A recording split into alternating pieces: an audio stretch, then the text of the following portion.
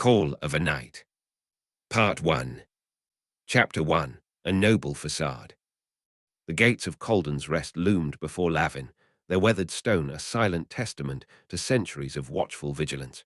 He adjusted the uncomfortably stiff collar of his embroidered doublet, a garment worth more than he'd once earned in 6 months of picking pockets, and assumed the slightly bored expression of Lord Darnel, minor noble of the eastern provinces. The disguise felt like a second skin now, familiar yet never quite comfortable, like a dagger balanced on his palm.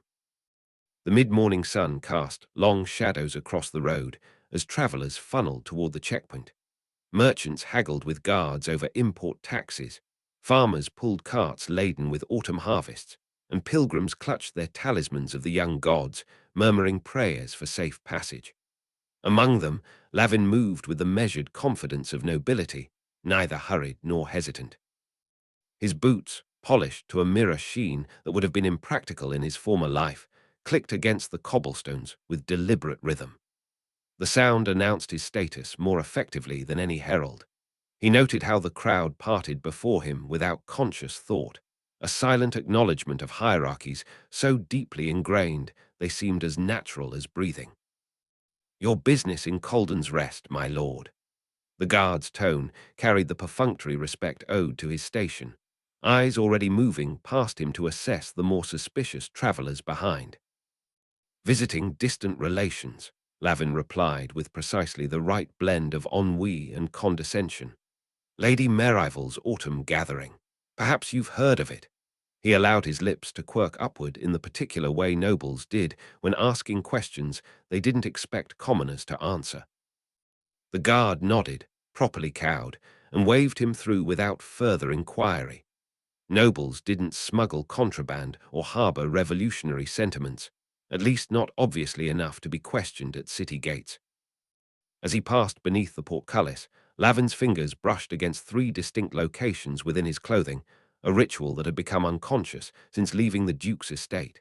First, the sealed letter tucked in an inner pocket against his ribs, its parchment crinkling softly beneath layers of expensive fabric.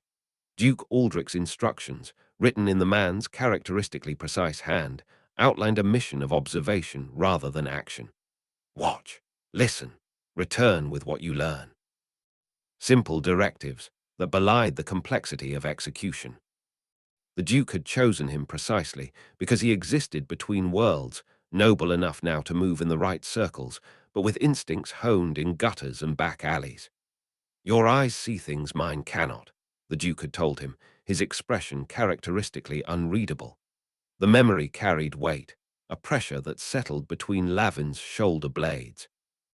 His fingers moved to the second item, a slender dagger sheathed vertically along his spine.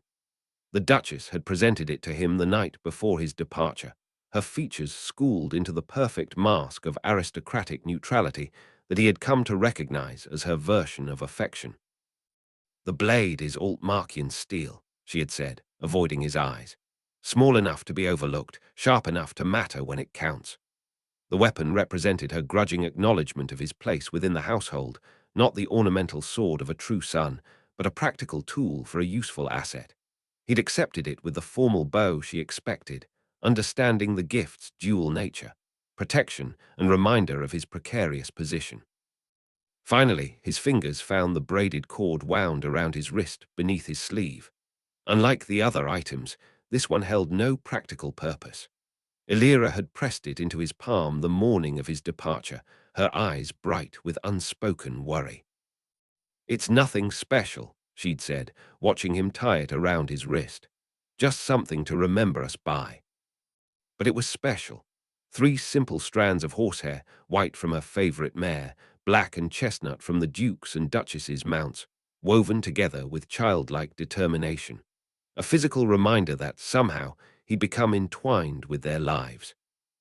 The market square opened before him, a heaving sea of commerce and conversation. Spiced wine steamed from copper pots, its cinnamon-sweet aroma mingling with the savoury scent of pork slowly turning on spits. Merchants shouted competing claims about their wares, silks finer than any in the capital, spices fresher than the competition, trinkets blessed by genuine priests of the young gods. Lavin navigated the crowd with the casual indifference expected of his station, even as his eyes methodically catalogued every detail. The cloth merchant at the corner favored his right leg, new injury or permanent condition. The city guard captain by the wine stand wore a sword with a capital-forged hilt, unusual for a provincial officer. 3 men near the baker's stall stood too still, watching rather than participating, informants or thieves. Old habits, impossible to break. In his years on the street, such observations had meant survival. Now they were tools in service to Duke Aldrich's interests. The irony wasn't lost on him. Skills learned stealing bread, now employed gathering intelligence for one of the kingdom's most powerful men. He paused at a jeweler's stall, feigning interest in a silver pendant while actually studying the reflection in a polished mirror behind the display. 2 men had followed his path through the market, maintaining a careful distance. Coincidence, perhaps.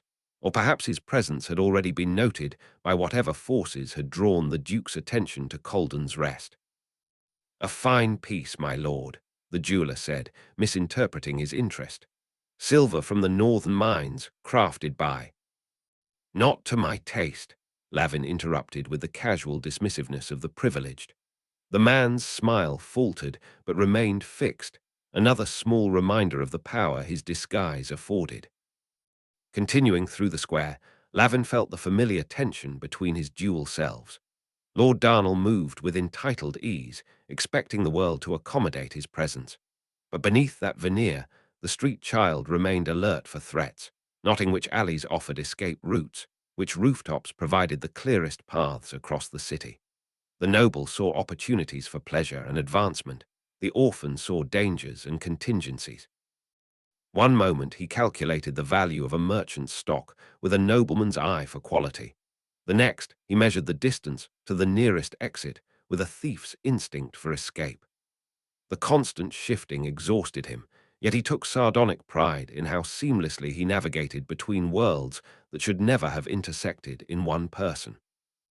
As he approached the district where he'd secured lodgings, Lavin allowed himself a fleeting smile.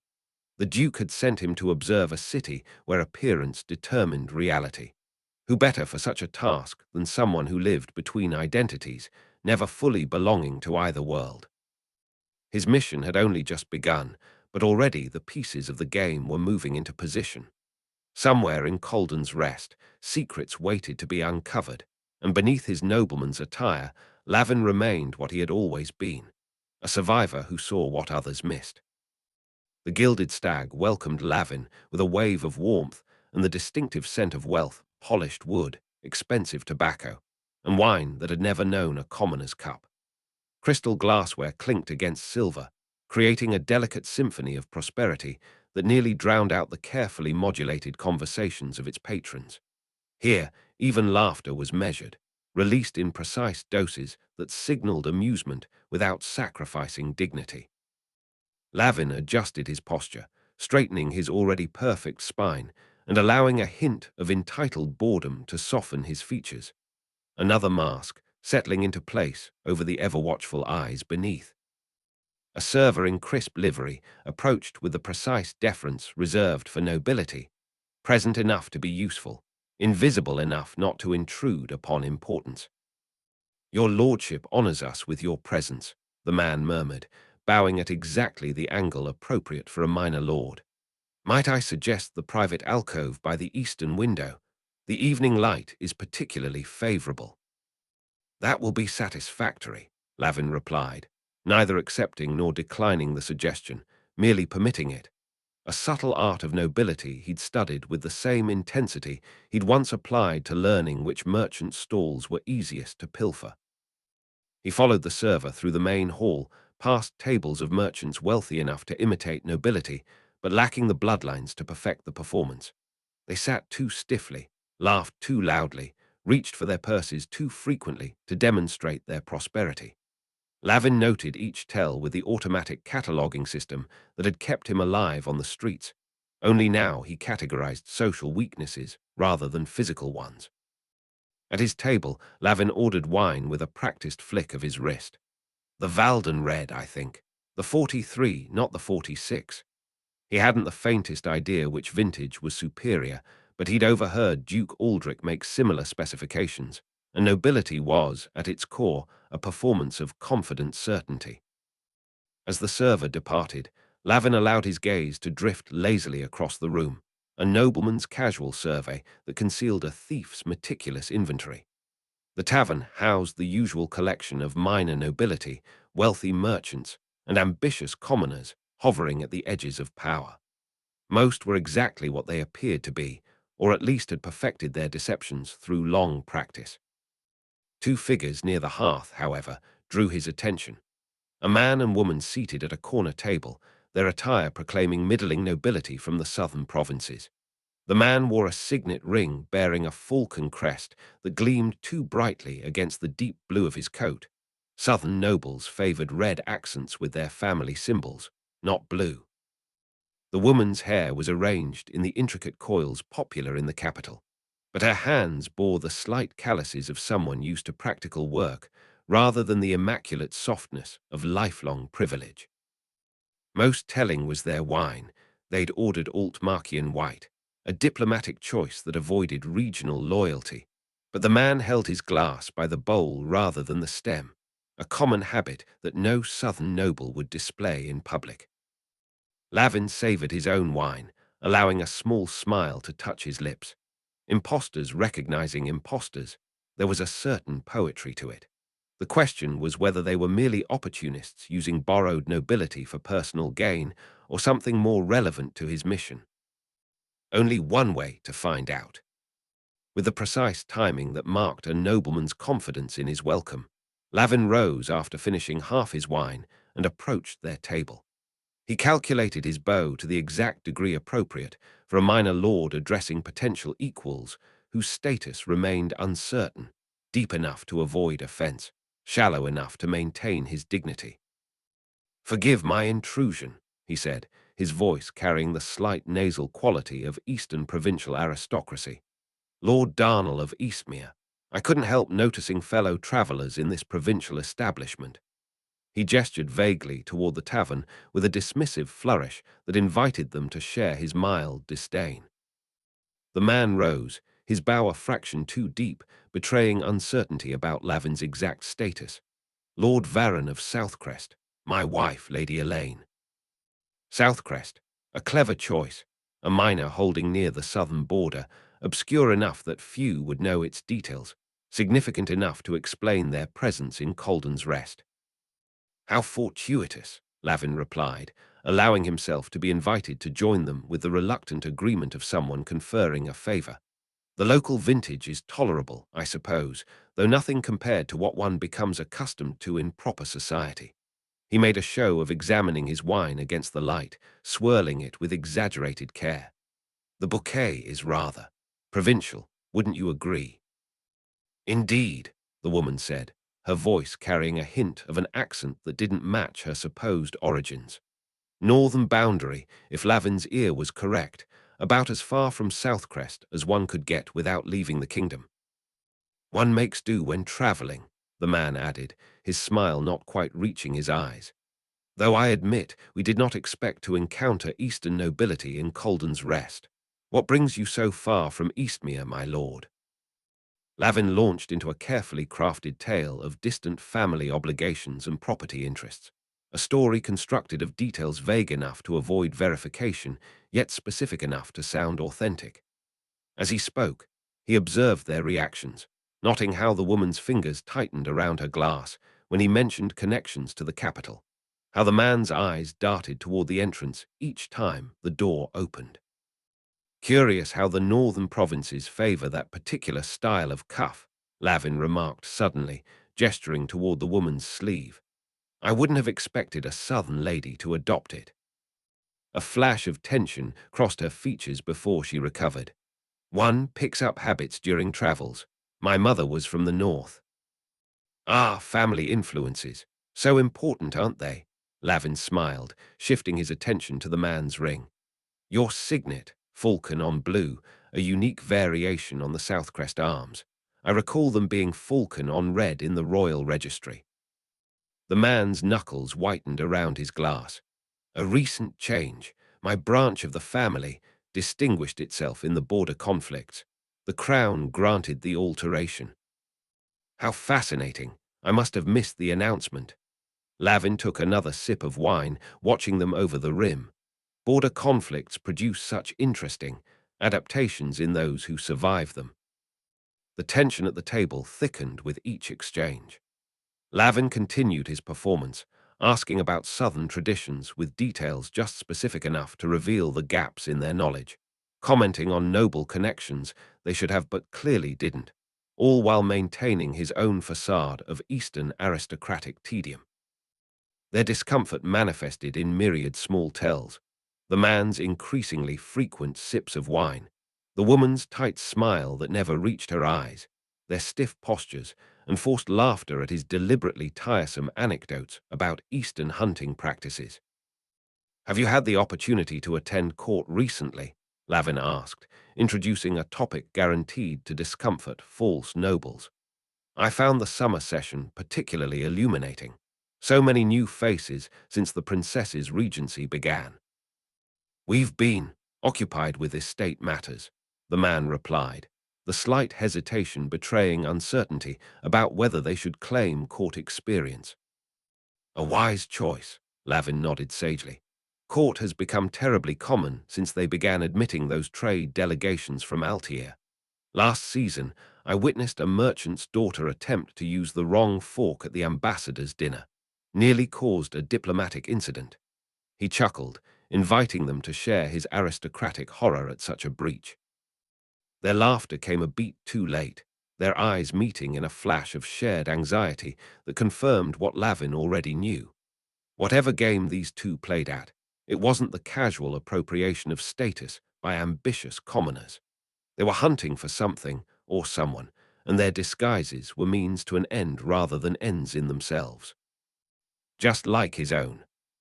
"Well," Lavin said finally, rising with the perfect blend of ennui and condescension, "I've monopolized enough of your evening. Perhaps we'll encounter each other at Lady Merrival's gathering tomorrow. I understand it's quite the event of the season in this charming little city."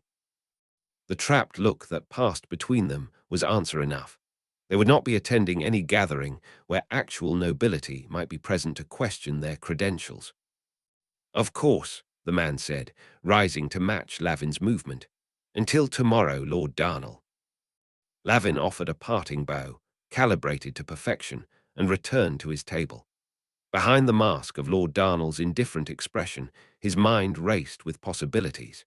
Two impostors with northern accents posing as southern nobility, nervous about court connections, watching the tavern door with the wariness of those expecting pursuit or meeting contacts. Coincidence, perhaps, or the first thread of the web Duke Aldrich had sent him to unravel. The inn's wooden stairs creaked beneath Lavin's weight, despite his practiced tread. He climbed with the deliberate pace of a tired nobleman, maintaining his disguise through posture and expression, even as his eyes swept each landing for potential threats. Lord Darnel would never expect danger in a respectable establishment, but the boy who had survived the capital's meanest streets never truly believed in safety. By the time he reached his door on the third floor, he had counted 4 exit routes, noted 3 fellow guests who carried concealed weapons, and identified the loose floorboard near the window that would signal if anyone had entered his room in his absence. His key turned in the lock with a satisfying click, but Lavin didn't immediately enter. Instead, he pushed the door open and paused, as if momentarily distracted by adjusting his gloves. His eyes catalogued the room's interior: the bed with its neatly arranged blankets, the wash basin on the side table, the small desk beneath the window where he'd left a ledger conspicuously open to columns of fictitious estate accounts. Nothing appeared disturbed, but appearances were rarely trustworthy, a lesson he'd learned long before Duke Aldrich had formalized his education. He entered with a nobleman's confidence and closed the door behind him, turning the key in the lock before sliding the small wooden bolt into place. Only then did he kneel to check the nearly invisible horsehair he'd stretched across the doorway at ankle height that morning. Undisturbed. Next, he examined the windowsill where a dusting of fine salt crystals remained in the pattern he'd left them, No entry there either. At least the local thieves respect a man's privacy, he muttered to the empty room, finally allowing his aristocratic posture to soften. He removed his outer garments with methodical care. First the embroidered jacket, then the stiff collar that had been quietly torturing him since dawn. Each item was folded precisely, maintaining the necessary creases and drape that would preserve the illusion of nobility tomorrow. The signet ring bearing Lord Darnel's fictional crest remained on his finger. It was too risky to remove such an essential element of his disguise, even in private. Stripped to his shirt sleeves and trousers, Lavin rolled his shoulders, feeling the knots of tension release. He maintained the inner discipline that Duke Aldrich had instilled in him, but his body remembered the freedom of the streets, the ability to run, climb, or fight without the restrictions of fine tailoring and social expectations. He moved to the window, pushing aside the heavy curtain just enough to observe without being observed. Night had transformed Calden's Rest, draping the city in shadows broken by islands of torchlight and lanterns. The streets that had swarmed with merchants and nobles hours before now belonged to a different population. Night guards with their swinging lanterns, tavern-goers stumbling home, and the occasional shadow that moved with too much purpose to be innocent. From his vantage point, the social hierarchies of daylight blurred, replaced by the more fundamental division between those who sought the light and those who used darkness as a tool. Not so different from the capital, he mused, though the scale was smaller, the patterns more predictable. In the distance, the governor's mansion glowed with the steady illumination of prosperity, while closer to the inn, a tavern spilled patchy light and raucous laughter into the street. Between these anchors of light, the city's true business continued in the shadows. His thoughts returned to the pair at the Gilded Stag, the false lord and lady of Southcrest. Their disguises had been competent but flawed, suggesting experience, but not the intimate knowledge of nobility that came from either birth or long service. Not street thieves playing at advancement. Their tension had been too focused, their attention too specific. Agents, then, but in whose service? The Duke had mentioned concerns about unusual movement of funds through Calden's Rest, whispers of meetings between those who should have been enemies, subtle shifts in trade patterns that suggested preparation rather than profit. Could the false nobles be connected to these anomalies, or were they merely opportunistic players in some smaller game? Lavin's fingers found the braided cord around his wrist, tracing its simple pattern. The Duchess would have advised caution and observation before action. Her lessons on patience had been delivered with the same exacting standards as her lessons on proper table etiquette. The Duke would expect analysis, connections drawn between seemingly unrelated facts. But it was Illyria's approach that often proved most insightful, looking for the human motivations behind political movements, the fears and desires that drove people to risk deception. The memory of her earnest face as she'd pressed the braided cord into his hand brought an unexpected tightness to his chest. For all his training in the Duke's household, for all the skills that helped him develop, he remained between worlds, neither the street urchin he'd been nor fully the nobleman they were shaping him to become. Only Illyria seemed to accept him exactly as he was, without expectation of transformation. With a small shake of his head, Lavin turned from the window and retrieved the Duke's letter from its hiding place sewn into the lining of his travelling case. The parchment crackled as he unfolded it, the Duke's precise handwriting laying out his mission in terms too vague for a casual reader to interpret, but clear enough for Lavin's trained understanding. Observe the movement of notable visitors to Calden's Rest. Identify any gathering of interests that cross normal boundaries of allegiance. Pay particular attention to those who appear to be what they are not. Simple instructions that encompassed countless possibilities. The Duke rarely explained the full context of his assignments, preferring Lavin to form unbiased observations. Only later would the pieces be assembled into a complete picture. Lavin read the letter once more, committing the specific phrases to memory before approaching the small hearth where embers still glowed. He touched the corner of the parchment to the coals, watching as flame consumed the Duke's words. When nothing remained but ash, he crushed the remnants and scattered them among the coals, erasing all evidence of his true purpose in Calden's rest. Next came the preparations that no noble would understand, but every street child would recognize as essential. Lavin retrieved a slender knife from his boot and placed it beneath his pillow. A coil of thin, strong rope went under the mattress, easily accessible should the window become his only exit. He checked the mechanisms of the small crossbow disguised as an ornate letter case, ensuring the spring remained taut and the miniature bolts, each tipped with a sleeping draught prepared by the Duke's alchemist, were secure in their compartment. Habits of survival, impossible to break. The Duke's training had added refinement to these instincts, teaching him to combine street craft with noble resources. The result was neither wholly one nor the other, but something unique, much like Lavin himself. Once satisfied with his preparations, he settled into the chair, positioned to view both door and window. The noble disguise might rest until morning, but vigilance remained his constant companion. He would not sleep deeply tonight, another habit from his former life. Instead, he would rest in measured intervals, alert to any change in the sounds of the inn or the patterns of movement in the street below. His fingers absently traced the braided cord at his wrist as he considered how the variables had already changed. The false nobles suggested complications the Duke might not have anticipated. If they were merely independent actors, they posed little threat to his mission. But if they represented larger interests, perhaps even the forces the Duke had sent him to investigate, then his task had become significantly more dangerous. Lavin's lips curved in a sardonic smile as he settled deeper into the chair. Danger had been his oldest companion long before the Duke had pulled him from the streets. The familiar weight of uncertainty was almost comforting compared to the stifling predictability of noble life. Tomorrow would bring new information, new complexities. For now, he would wait and watch, caught between identities, but ultimately belonging to neither, a perfect position from which to observe a world built on appearances that rarely matched reality. Chapter 2. Whispers in the Capital.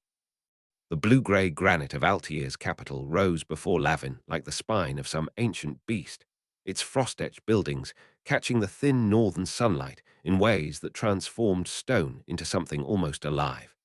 He adjusted the weight of Lord Darnel's persona around his shoulders, heavier than the fur-lined cloak he'd acquired for this northern excursion, and moved through the crowded streets with the measured confidence of nobility. 3 days of hard travel from Calden's rest had left him weary beneath his immaculate exterior, but weariness was a luxury afforded to real nobles, not to those who borrowed their identities. Duke's message had reached him just as he begun to unravel the threads of deception in Calden's rest. A simple note, delivered by a courier who had appeared and vanished like morning mist. Proceed to Altiear, Fountain Square at midday, 3 days hence. The matter exceeds our initial concerns. The terse instructions carried the weight of urgency that Duke Aldrich rarely displayed, compelling enough that Lavin had departed within the hour, leaving the mystery of the false nobles as an unfinished chapter. Now, surrounded by the distinct atmosphere of Altiear, Lavin catalogued differences with the automatic precision of someone whose survival had once depended on such observations. Where the southern kingdoms favored warm stone and open spaces, Altiear embraced the cold with buildings that huddled together like conspirators. Narrow streets twisted between structures that seemed to lean inward, creating permanent shadows even at midday. Citizens moved with a peculiar efficiency. No wasted motions, no lingering conversations in the biting air that carried the promise of early winter. What struck him most was the silence. Even in the crowded market district, voices remained low, as if the cold might shatter words that grew too loud. Street vendors announced their wares with restrained gestures rather than shouts, and the sound of footsteps was muffled by a thin layer of frost that never seemed to fully melt from the cobblestones. "Pardon me, my lord," a clerk murmured, bowing slightly as Lavin paused to consult a small map he'd drawn from memory during the journey. The man's deference was reflexive rather than genuine, another difference from the southern provinces, where respect was a commodity to be earned or purchased rather than a social reflex. The Fountain Square. Lavin inquired, infusing his voice with the precise blend of entitlement and condescension that Lord Darnel would employ when requesting directions. 3 streets ahead, then left at the administrative archives, my lord. The clerk gestured with a gloved hand before continuing on his way, already dismissing the interaction from his mind. Lavin followed the directions, noting how the buildings grew more imposing as he approached the city's center.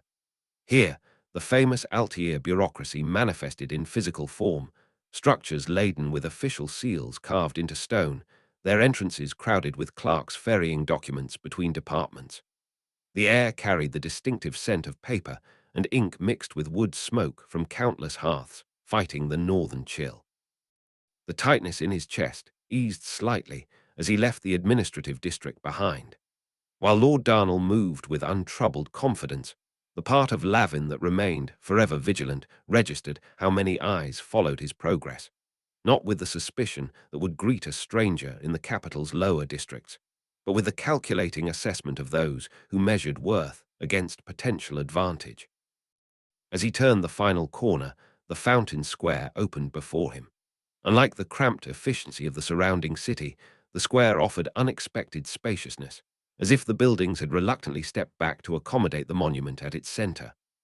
Water cascaded from elaborately carved stone figures, ancient kings and forgotten heroes, their features worn smooth by centuries of flowing water and winter ice. Despite the cold, a scattered collection of citizens occupied the square, clerks taking abbreviated breaks from their duties, merchants consulting ledgers on stone benches, and what Lavin recognized as the inevitable complement of watchers and listeners that populated any public space with strategic value. His eyes swept across the scene with practiced casualness, appearing to admire the architecture while actually identifying exit routes and potential threats. He spotted her immediately, though he'd never seen her before. She sat on the fountain's edge, a study in calculated visibility, positioned to be noticed without appearing to seek attention.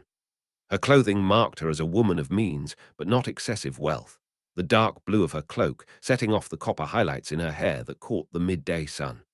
She was reading, her posture relaxed yet somehow alert, like a cat feigning sleep while tracking a mouse's movements. Lavin approached with measured steps, allowing his boots to sound clearly against the stone. The woman didn't look up until he was 3 paces away, a deliberate choice that told him she'd been aware of his approach since he entered the square.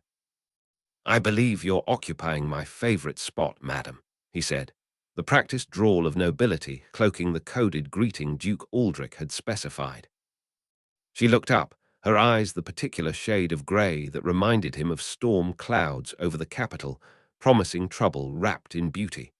"Forgiveness comes more easily than permission, my lord," she replied with the hint of a smile that never fully materialized, especially when the spot affords such an excellent view. The countersign delivered, Lavin allowed himself to relax fractionally. "Lord Darnel of Eastmere," he introduced himself with a short bow. "Might I impose upon your generosity and join you? The journey from the south has left me in dire need of rest." "How fortuitous that you should mention the south," she said, closing her book and shifting slightly to make room beside her. "I've been considering a journey in that direction myself. Mira Constance, at your service." He sat beside her, maintaining a proper distance that nonetheless allowed him to catch the subtle scent of her perfume, something with notes of cedar and clove rather than the floral fragrances favored in the south. "Lord Darnel, I presume. Your reputation for punctuality seems greatly exaggerated," she quipped with a subtle smirk that transformed her features from merely pretty to genuinely intriguing. Lavin responded with equal wit, adjusting his noble facade with exaggerated pomposity. "A lord is never late, my dear. Everyone else is simply early." He glanced around the square with practiced nonchalance. "Though I admit I expected a more private venue for our discussion." "Privacy draws attention," she murmured, reopening her book as if showing him a passage of interest. "Here, we're merely 2 strangers sharing a moment of conversation. Nothing remarkable enough to remember." Their fingers brushed as she turned a page, and though he attributed the sudden jolt to static from the dry air, The sensation lingered longer than it should have. Her eyes met his briefly, suggesting she'd felt it too. "The Duke sends his regards," Lavin said quietly. "I understand the situation has evolved beyond our initial assessment." Mira nodded almost imperceptibly. "The false nobles you encountered in Calden's Rest were merely symptoms. We've traced their connections to a network extending throughout the Five Kingdoms, with its heart here in Altiear." Her tone remained conversational, as if discussing literature rather than conspiracy. "You've developed quite a reputation, you know. The Duke's mysterious protégé who moves between worlds with remarkable ease." "Reputation is often more fiction than fact," he replied, watching her fingers trace along the edge of her book. Long, elegant fingers that nonetheless showed the subtle calluses of someone trained in less genteel arts than literature. "Is it fiction that you bested three of the capital's most accomplished swordsmen while disguised as a drunken merchant?" Her eyebrow arched with playful skepticism. "Or that you extracted information from the Westmark ambassador without him realizing he'd been questioned at all?" Lavin allowed a small smile to touch his lips. "The benefits of a diverse education, though I suspect your own schooling has been equally unconventional." "Let's just say I didn't learn everything in finishing school," she replied, her smile matching his own. "Do all of the Duke's agents maintain such perfect posture, or is that attention to detail unique to you?" "Perhaps I'm simply accustomed to standing tall in the presence of beauty," he countered, noting how her cheeks colored slightly despite her composed expression. A patrol of city guards entered the square, their blue uniforms stark against the grey stone. Mira's expression didn't change, but Lavin felt her tension in the subtle shift of her posture.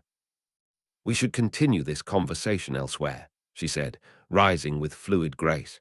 "I know a place where we might speak more freely about your journey south." Lavin stood, offering his arm with the formal courtesy of nobility. "Lead on, Miss Constance. I find myself increasingly curious about northern hospitality."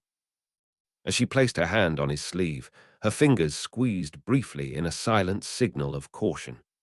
"I promise you'll find it both illuminating and dangerous, my lord, much like the company you're currently keeping."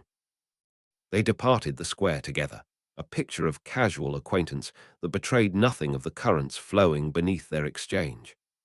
Lavin matched his stride to hers, reflecting that Duke Aldrich had, once again, neglected to mention certain details about his assignment, specifically that his contact would be as intriguing as she was lethal. The moment they turned from the main avenue, Mira transformed. The refined posture of a gentlewoman melted away, replaced by something feral and efficient that moved through the narrow alleyways with predatory grace. She led him through passages that seemed to materialize between buildings, navigating a city within the city that existed in perpetual shadow. Lavin followed, balancing Lord Darnel's dignified bearing with the necessity of keeping pace with a woman who clearly knew these hidden pathways as intimately as he had once known the capital's rooftops. "I'm impressed," he remarked as she deftly sidestepped a puddle of questionable origin. "Most guides at least pretend to consider their guests' comfort." Mira glanced back, amusement dancing in her storm-grey eyes. "Would you prefer I lead you through the administrative quarter? I'm certain your lordly attire would attract exactly the kind of attention we're trying to avoid." "You mistake me, Miss Constance. I merely meant to compliment your efficient disregard for pretense." Lavin stepped over a sleeping cat without breaking stride. "Do all of Duke Aldrich's agents move like cats, or is that skill unique to you?" "Perhaps you prefer I clatter about like a nobleman in his first pair of riding boots," she countered, pausing at an intersection of three narrow passages. Her eyes scanned the shadows before she selected the rightmost path. "The Duke mentioned you were different. He failed to mention you were observant." "The first rule of survival," Lavin replied, maintaining his aristocratic drawl despite their pace. "Notice everything, reveal nothing." "And the second rule?" "Always know where the exits are." He gestured toward a narrow gap between buildings they just passed. "That one leads to the Potter's district, if I'm not mistaken, based on the clay dust and the scent of kilns. Mira's eyebrow arched slightly. Perhaps you're not entirely useless after all, Lord Darnel. They emerged briefly into a small courtyard where washing lines created a cat's cradle overhead. Without hesitation, Mira approached a stack of crates beneath a low balcony and began to climb.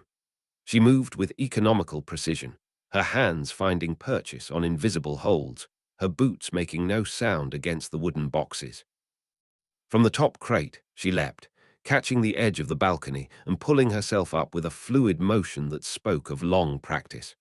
She turned, expectation clear in her posture as she looked down at Lavin.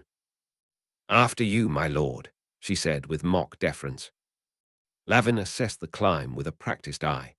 The noble facade slipped momentarily as he scaled the crates with the swift efficiency of someone who had once survived by escaping over rooftops. He caught the balcony edge and vaulted over with a grace that matched her own, landing beside her with barely a sound. "How disappointing," she murmured, close enough that he could feel her breath against his ear. "I was hopping to watch you struggle." "Sorry to deprive you of entertainment," he replied, noting how the proximity sent an unexpected warmth through his chest. "Though I'm certain my inevitable future failures will provide ample opportunity for mockery." Her lips quirked into a half-smile as she led him across the balcony and through an open window into an abandoned apartment. They traversed the empty rooms and exited through a door that opened onto another alleyway, this one slightly wider and relatively clean compared to their previous route. As they continued through the hidden arteries of Altiear, Lavin absorbed details that tourist and nobleman alike would never encounter. Behind the imposing bureaucratic facade, the city's poorer districts functioned with their own distinct rhythm. Children played complex games with rules known only to them, using discarded administrative seals as tokens. Laundry strung between buildings created a patchwork ceiling that filtered the weak northern sunlight into mottled patterns. The smell of unfamiliar spices, sharper and more pungent than southern cooking, wafted from communal kitchens.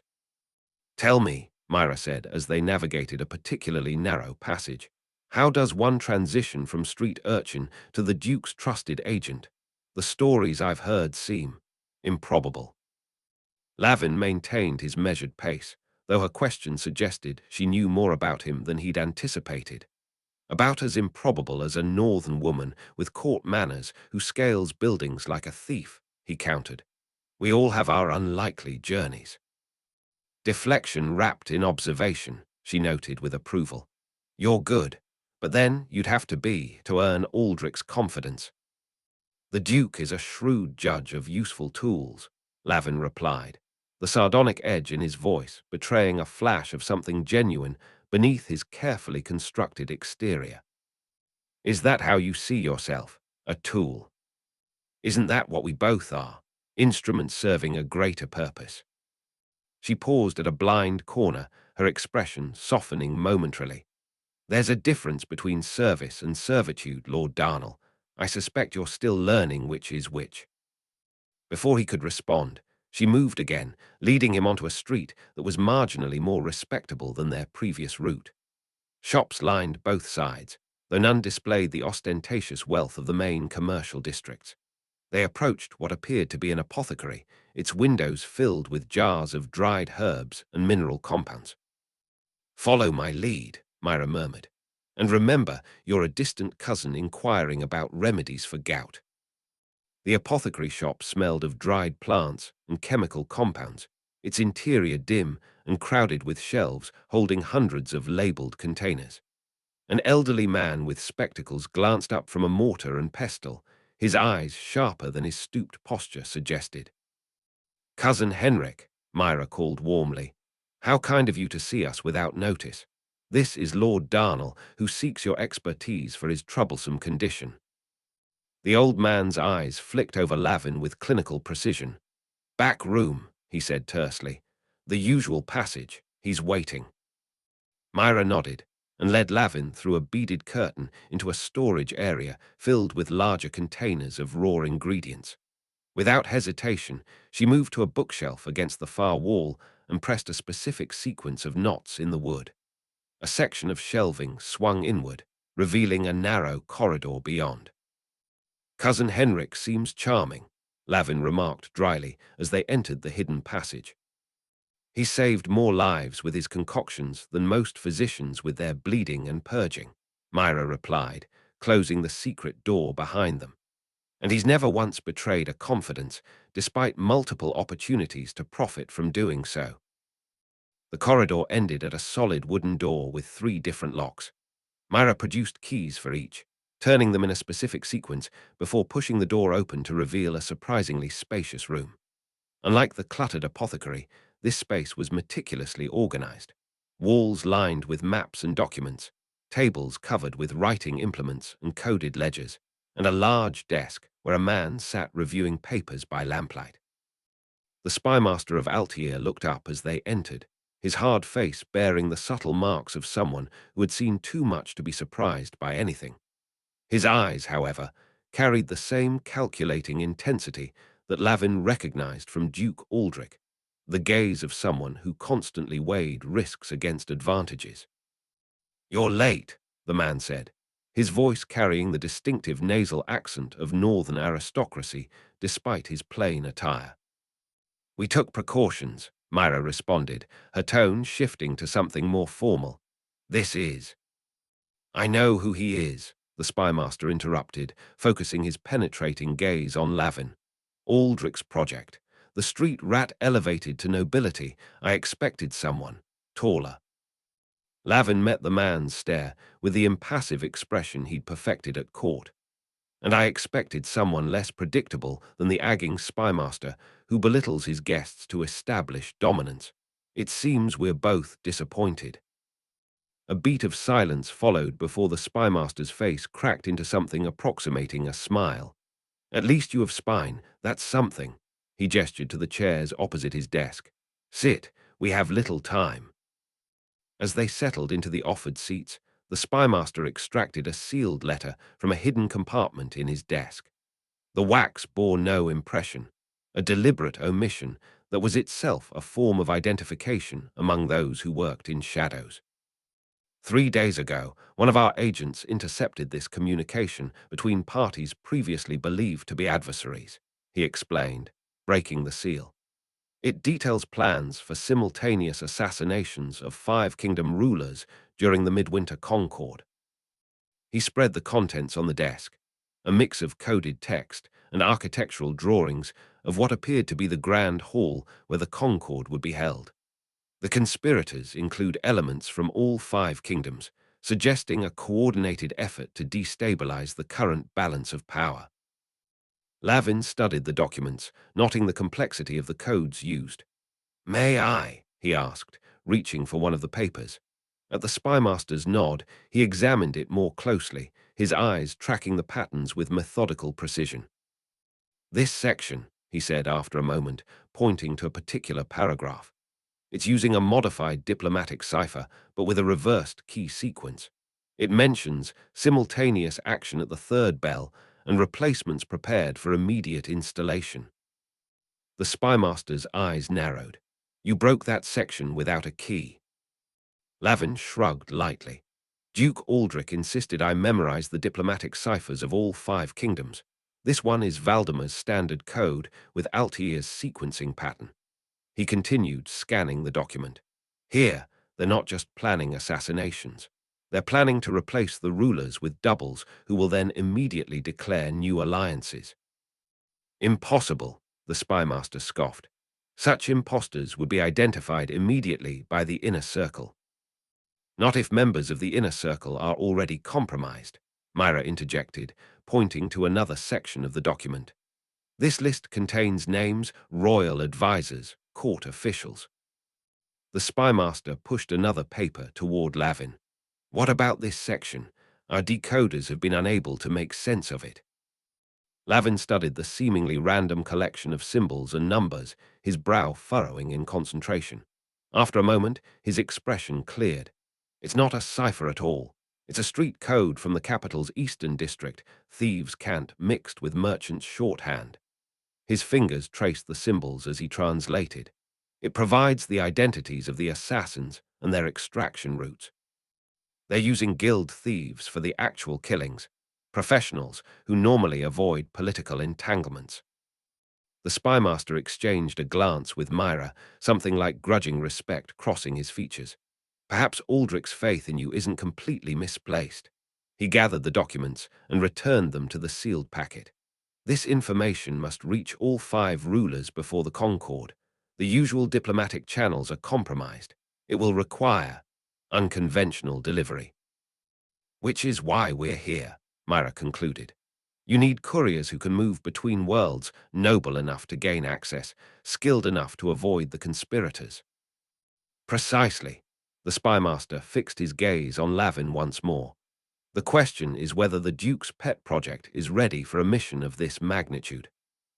Before Lavin could respond, the conversation was interrupted by a thunderous crash from the direction of the apothecary. The spymaster was on his feet before the echo of the crash had faded, his hand already retrieving a short sword from beneath his desk. "The back passage," he snapped, sweeping the documents into a leather case and tossing it to Mira. "Get these to Aldrich. I'll delay them." His tone left no room for debate, the lifelong soldier emerging from beneath the bureaucrat's disguise.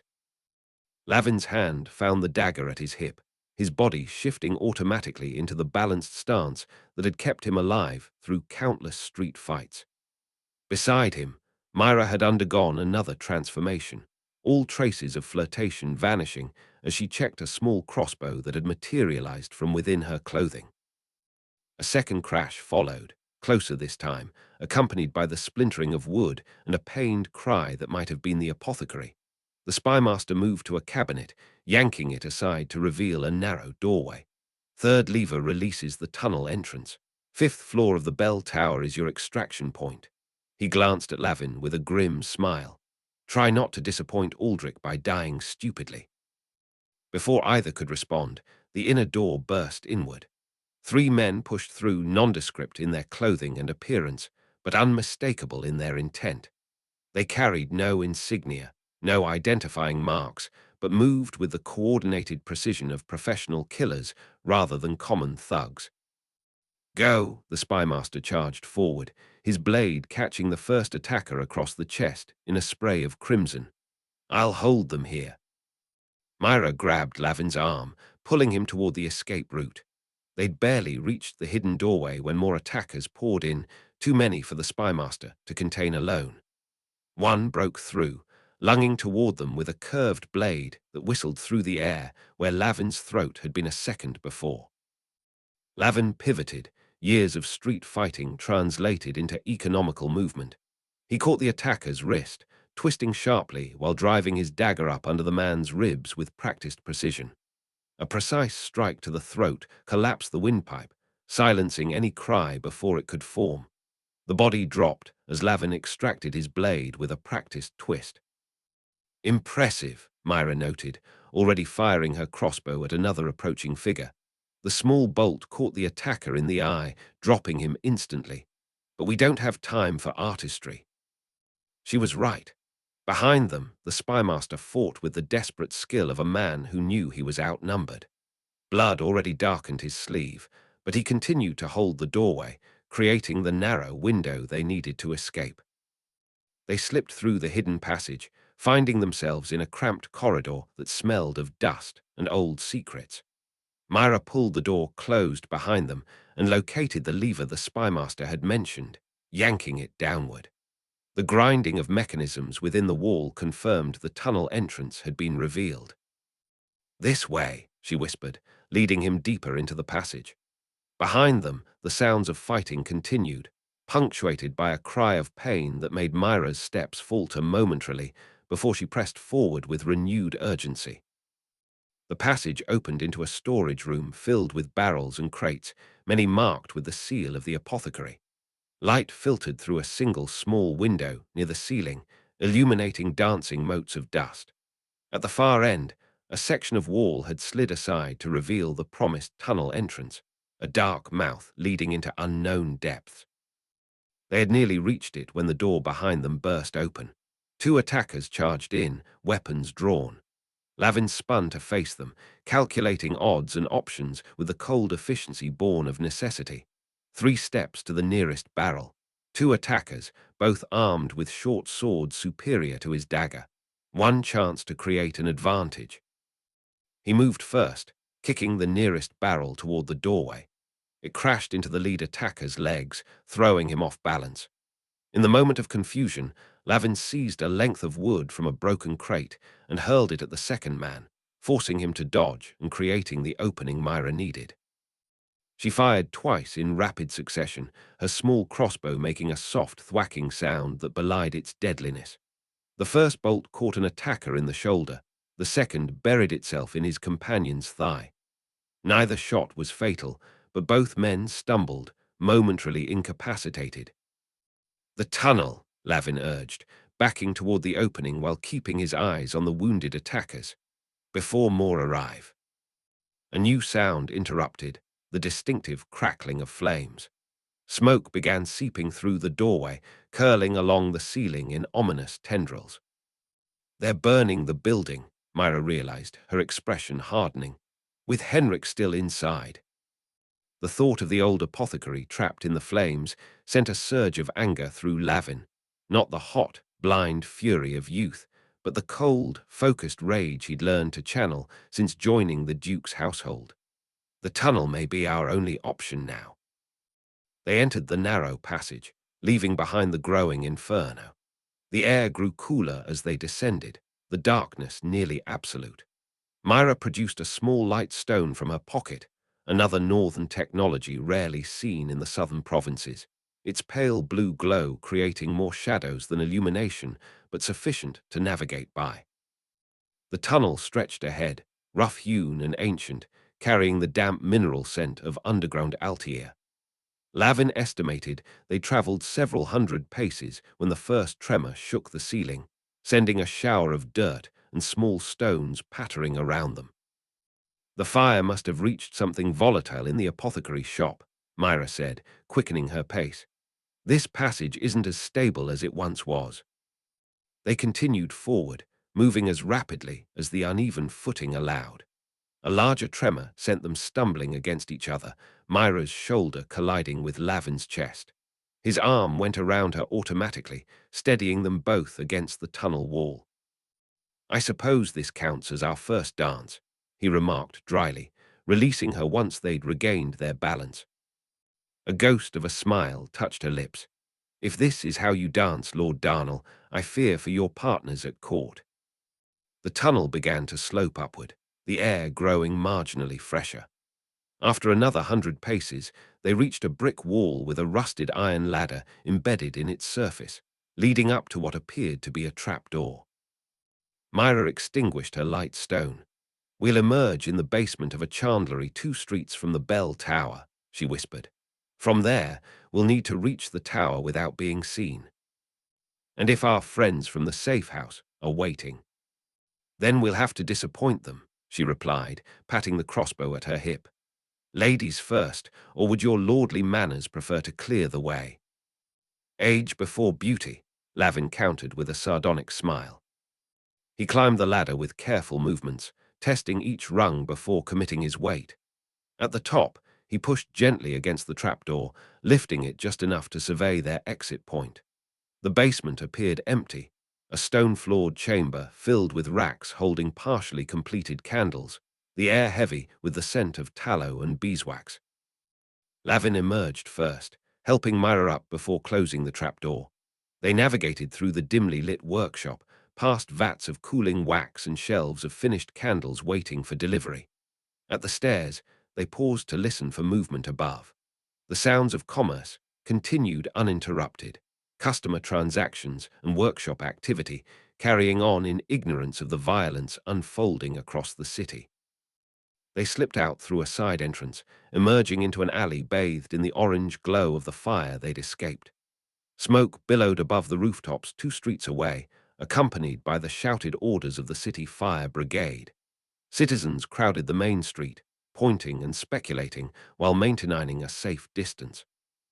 "This way," Mira murmured, leading them in the opposite direction from the gathering crowd. They kept to the shadows, moving with the purposeful anonymity of those with legitimate business elsewhere.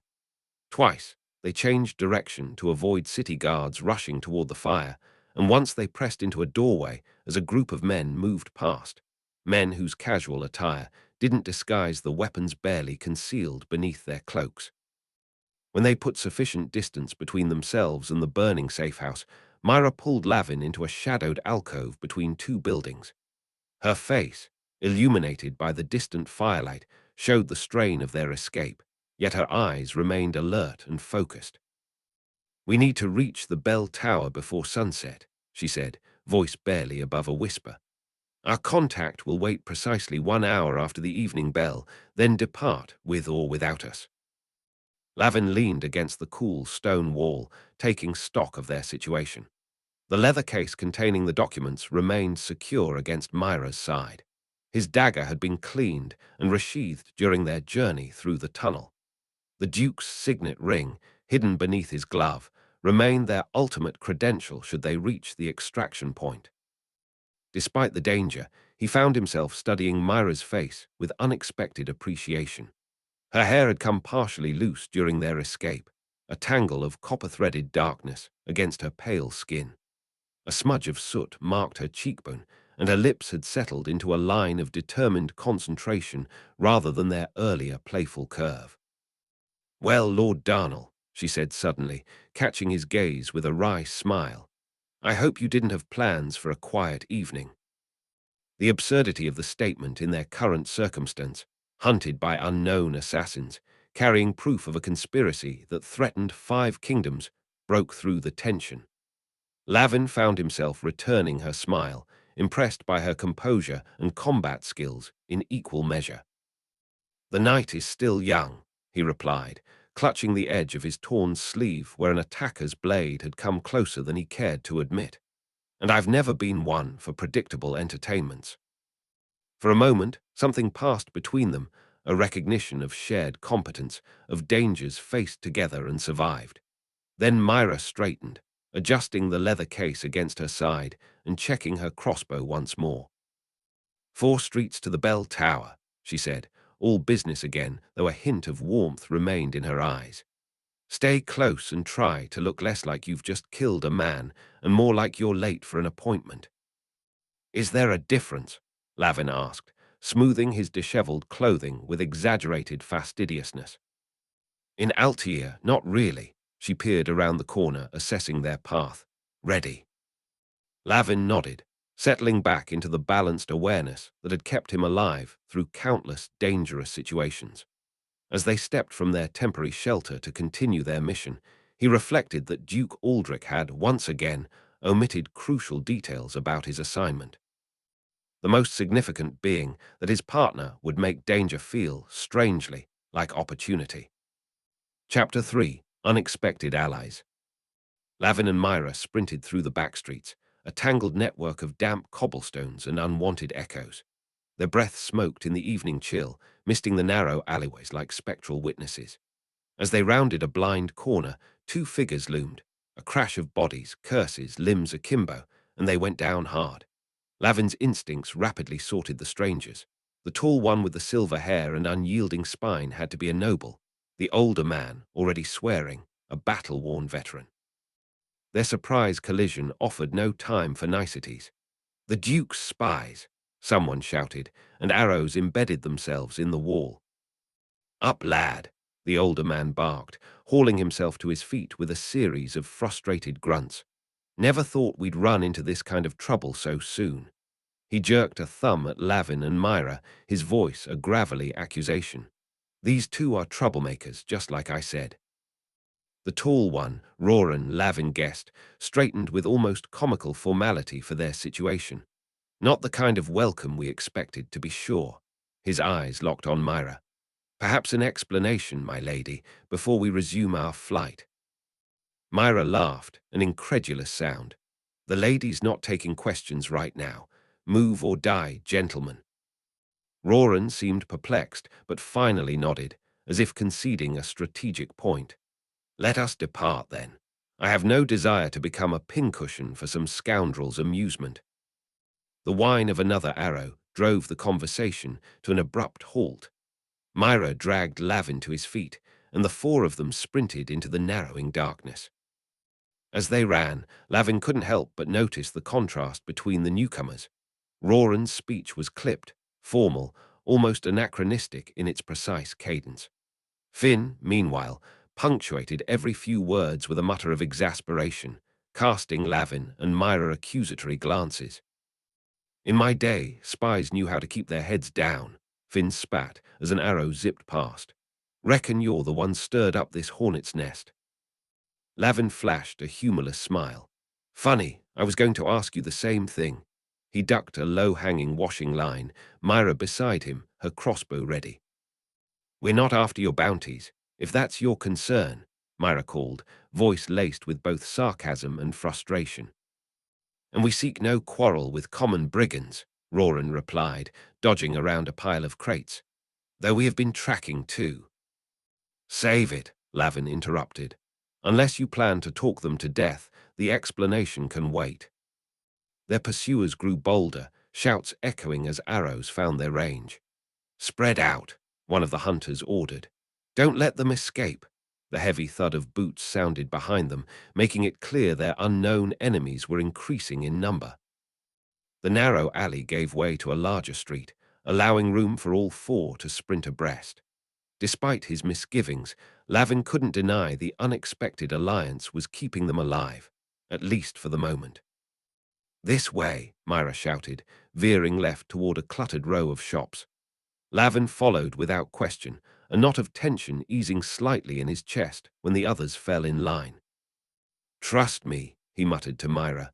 They're not bounty hunters, not after that last exchange. You're certain? Her voice was doubtful but accepting. Certain enough to die later if I'm wrong, Lavin replied. They dashed between a cooper's and a glassmaker's, the confusion of the side street buying them a momentary reprieve. Mira halted suddenly, pulling them into the shadows of an arched doorway. Hold here, she whispered, the command carrying equal parts authority and urgency. Let's see if they take the bait. Lavin's pulse thrummed in his ears as he, too, peered back the way they'd come.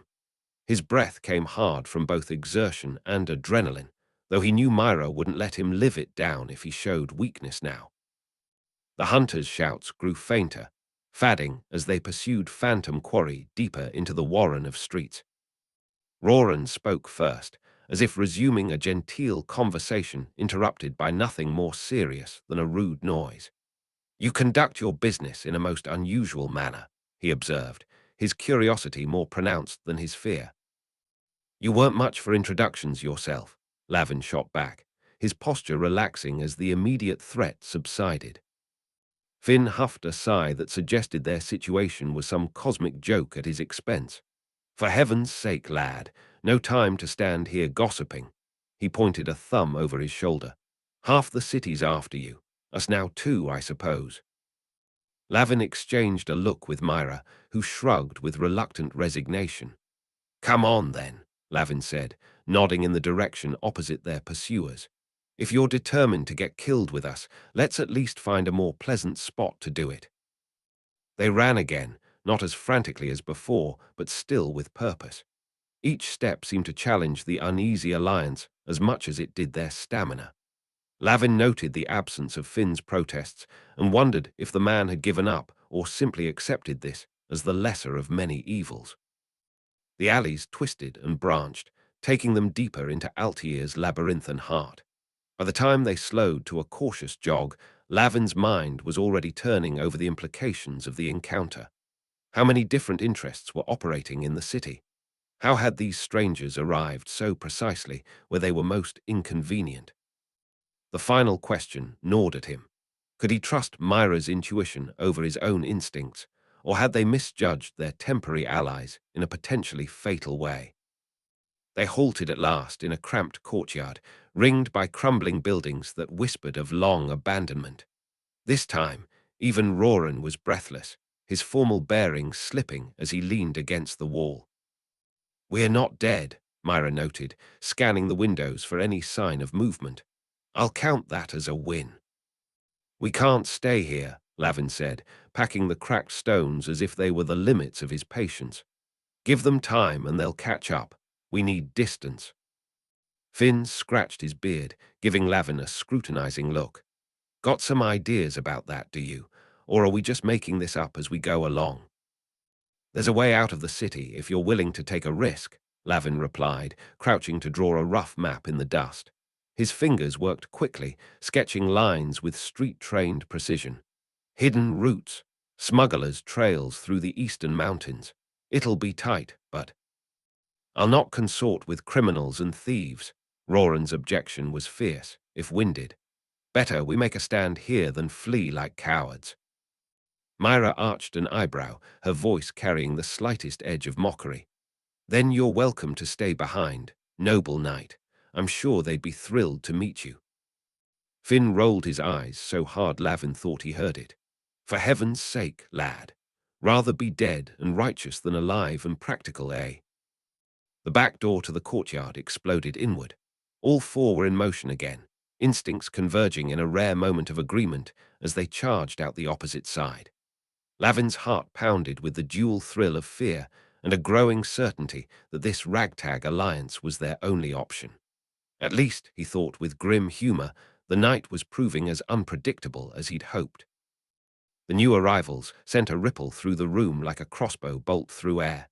Lavin absorbed the shift with old instincts, adjusting his plan as easily as an urchin filching sweets from an unwatched tray. Finn and Roran exchanged urgent words with Mira, all rough-hewn pragmatism meeting her elegant poise. He seized the moment. The eastern passes, Lavin interjected, packing to the window. We can lose them in the mountains. Roran's reply was a white-hot poker of moral certainty. I'll not consort with criminals. But Lavin was already scanning the street below. He knew what they'd find when the dust settled. Finn grunted with familiar resignation. For heaven's sake, lad, do you think our friends outside care if we're righteous or not? The old man's words left a sour residue, marking him as someone who'd long since tired of debating nobility versus necessity. His weary exasperation found its mark, but Roran refused to relent, his expression a marble statue of idealistic fervor. We've run this far, Lavin pressed, locking eyes with Mira. Why not a little farther? They could leave now, adapt as they went, the same way he'd survived every street brawl, every alley ambush. He felt Mira's silent agreement before she even spoke, a readiness to move that matched his own instinct for the narrowest escape. But Roran was as inflexible as an iron bar, refusing to bend even when the heat was on. This is madness, he insisted, more to himself than the others. Lavin turned back from the window. Madness is sticking around to find out who else shows up. The wooden beams of the chandlery seemed to groan in agreement. They all knew the sound of risk when it creaked above their heads. Finn's eyes flicked toward the street. Much as I'd love to argue the lad's right, they're coming, now or never. No time to debate, the decision made itself. The four of them slipped out the back like shadows melting in the dawn. They found themselves in a stable near the eastern gate, the place empty except for a few nervous horses and the biting scent of tallow still clinging to their clothes. The quiet was unnerving, a calm eye in the storm they barely outran. Lavin set to work gathering provisions, Mira mirroring his efficiency. The others followed suit, less fluid but no less determined. What exactly did you drag us into? Finn muttered, his grizzled features darkened by the lamplight. Enough to kill us all, Lavin replied without looking up, tying a bundle of oats to the nearest saddle. Unless we're faster than they are. Roran glared at him, righteousness simmering under the surface. I won't flee like a common thief. No one's asking you to be common, Lavin shot back, keeping his tone just shy of mocking. Flee all you like, just do it quickly. Mira's voice cut through the gathering tension. Save your breath, we'll need it where we're going. She tossed a coil of rope to Lavin, the brief exchange solidifying their unspoken alliance. And where's that? Finn demanded, cinching the straps on his horse with the precision of a soldier and the cynicism of someone who'd done it too many times for ungrateful charges. The mountains, Mira said, handing him a bundle of supplies. Lavin knows the way. Roran snorted, disbelief etched into every feature. You're putting our lives in his hands. Better than leaving them in theirs, she replied, jerking her head toward the distant sound of pursuit. Lavin felt the weight of their expectations, as heavy and ill-fitting as the noble's cloak he'd worn at court. The task ahead was a gamble, a wild throw of the dice. But then, wasn't it always? His fingers brushed the braided cord beneath his sleeve, the reminder of everything he stood to gain and lose if this went wrong. No one spoke as they mounted the horses, the silence charged with tension and the unspoken agreement to let Lavin lead. They slipped through the city's eastern gate under the fading cover of night, Lavin's forged documents smooth-talking their way past drowsy guards. His mind raced ahead, mapping the escape he promised and hoping this time his luck would hold. The empty plains opened before them as Altiear fell behind. Lavin didn't look back, not yet ready to see if the gamble had paid off. 4 shadows on horseback cut through the morning mist, outriders of the sun that hung behind the eastern peaks like a hunter's moon. Lavin led, navigating as much by gut instinct as memory. The others followed, each with their own hidden burden, doubt, curiosity, secrets not yet spoken.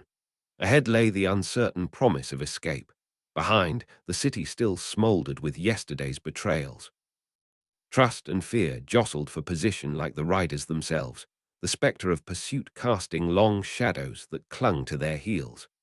Lavin touched the braided cord at his wrist, remembering the lightest ties often bind the hardest. Their flight from Altiear was nothing if not scenic. The rising sun stained the fields in bruised shades of purple and orange, painting an idyllic backdrop for what might easily turn into their last ride. Lavin maintained a lead, his mind 2 steps ahead and always returning to the braided cord beneath his sleeve. Roran and Finn rode in tense silence, suspicion evident in their glances at Lavin and Mira.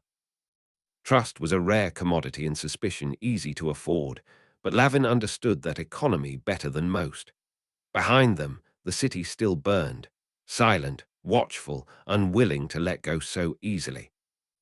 A narrow ravine loomed ahead, a stone-throated beast waiting to swallow them whole. Lavin angled them toward it, buying distance at the cost of visibility.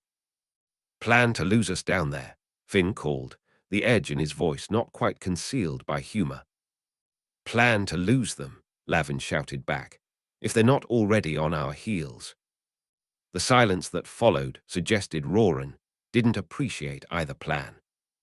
Lavin pulled up briefly, allowing the others to catch him before entering the rocky descent. They'd made it this far, but the hardest rides were always those that appeared most easy. Mira was the first to reach him, her eyes holding questions she didn't ask. She offered a tight-lipped nod, her tacit trust like an unexpected windfall. Roran's suspicion was more predictable. "These guild roots," he said, his words as stiff as his posture. "How do you know them?" "I asked directions," Lavin replied, politely. The sarcasm rolled off Roran like water off oiled leather. "Never figured you for a mountain guide," Finn added, skepticism threading his gruff tone. "Full of surprises," Lavin said. "Enough for all of us." He took the lead again, feeling their scrutiny heavy on his back, more taxing than any weapon. Lavin didn't have to look to know their uncertainty was painted across each face like fresh tar, sticking to everything they did. They entered the ravine with caution, winding through its twists like a long, silent serpent. Every echo could have been the sound of pursuit. Every shadow might conceal friends or enemies. The day grew warmer, and the crisp morning air turned into a dry, breathless heat that made every stride harder. Altiear was behind them, but Lavin felt the city's reach, as if it were just another rider in their group, keeping pace and waiting for its moment. Mira kept close, her presence a strange comfort. Finn and Roran lagged behind, the gap between them more than just physical. "How long before you trust me?" Lavin asked, his voice low and meant only for Mira. She matched his pace, keeping her eyes forward. "And you me?" Their words echoed off the rock walls, no answer forthcoming from either side. They rode hard through the midday heat, pushing the horses, but saving just enough strength for what might come. The land began to change, rocky trails giving way to the wide, flat stretches of scrubland that led to the eastern mountains. They'd need to hide their trail before crossing those peaks, or fight their way over them. Lavin scanned the horizon, his instincts playing the same old tricks on him. Every smudge of dust could have been riders in pursuit. Every stand of trees might hide fresh enemies. Or it might all be nothing, a phantom chase orchestrated by his own overcautious mind. He brought them to a halt, the horses stamping and blowing from the long run. Finn and Roran looked at him expectantly, suspicion giving way to fatigue. "We keep moving," Lavin said, reading the landscape as much as the men who flanked him. "They'll expect us to slow down, catch our breath." "Isn't that exactly what we're doing?" Finn asked, more curious than confrontational. "Briefly," Lavin replied, "long enough to keep them guessing." "Who exactly is them?" Roran's voice cut through, the same old doubts wrapped in a fresh coating of dust and sweat. "Whoever set the fire," Lavin said. "Whoever wants us dead, take your pick." The sun cast long shadows as it sank toward the horizon, each one a potential enemy. They started again, this time with Finn and Roran more willing to follow Lavin's lead. Necessity forged alliances that ideology couldn't break, at least for now. They covered more ground than Lavin dared hope, putting mile after mile between them and the smouldering city. Altiear shrank to a smudge on the horizon, its grasp just a memory. Dusk settled around them like a wary friend. Lavin took the opportunity to lead them toward the rocky outcrops that lined the base of the mountains, places where they might rest and see anyone coming before they were seen. Roran's disapproval had dulled with the day's ride, the righteousness washed away by the hard facts of survival. He looked ready to speak, but Finn shook his head, a silent reminder of the need to keep moving. Mira stayed close to Lavin, her silence and presence speaking louder than any words. She watched him like she was waiting for something, though whether it was betrayal or trust, Lavin couldn't decide. They camped without fire, huddled against the rocks like animals more concerned with escape than warmth. In the deep blue of night, as the others began to rest, Lavin looked at his makeshift band and wondered if they'd make it past the next day, past the next choice.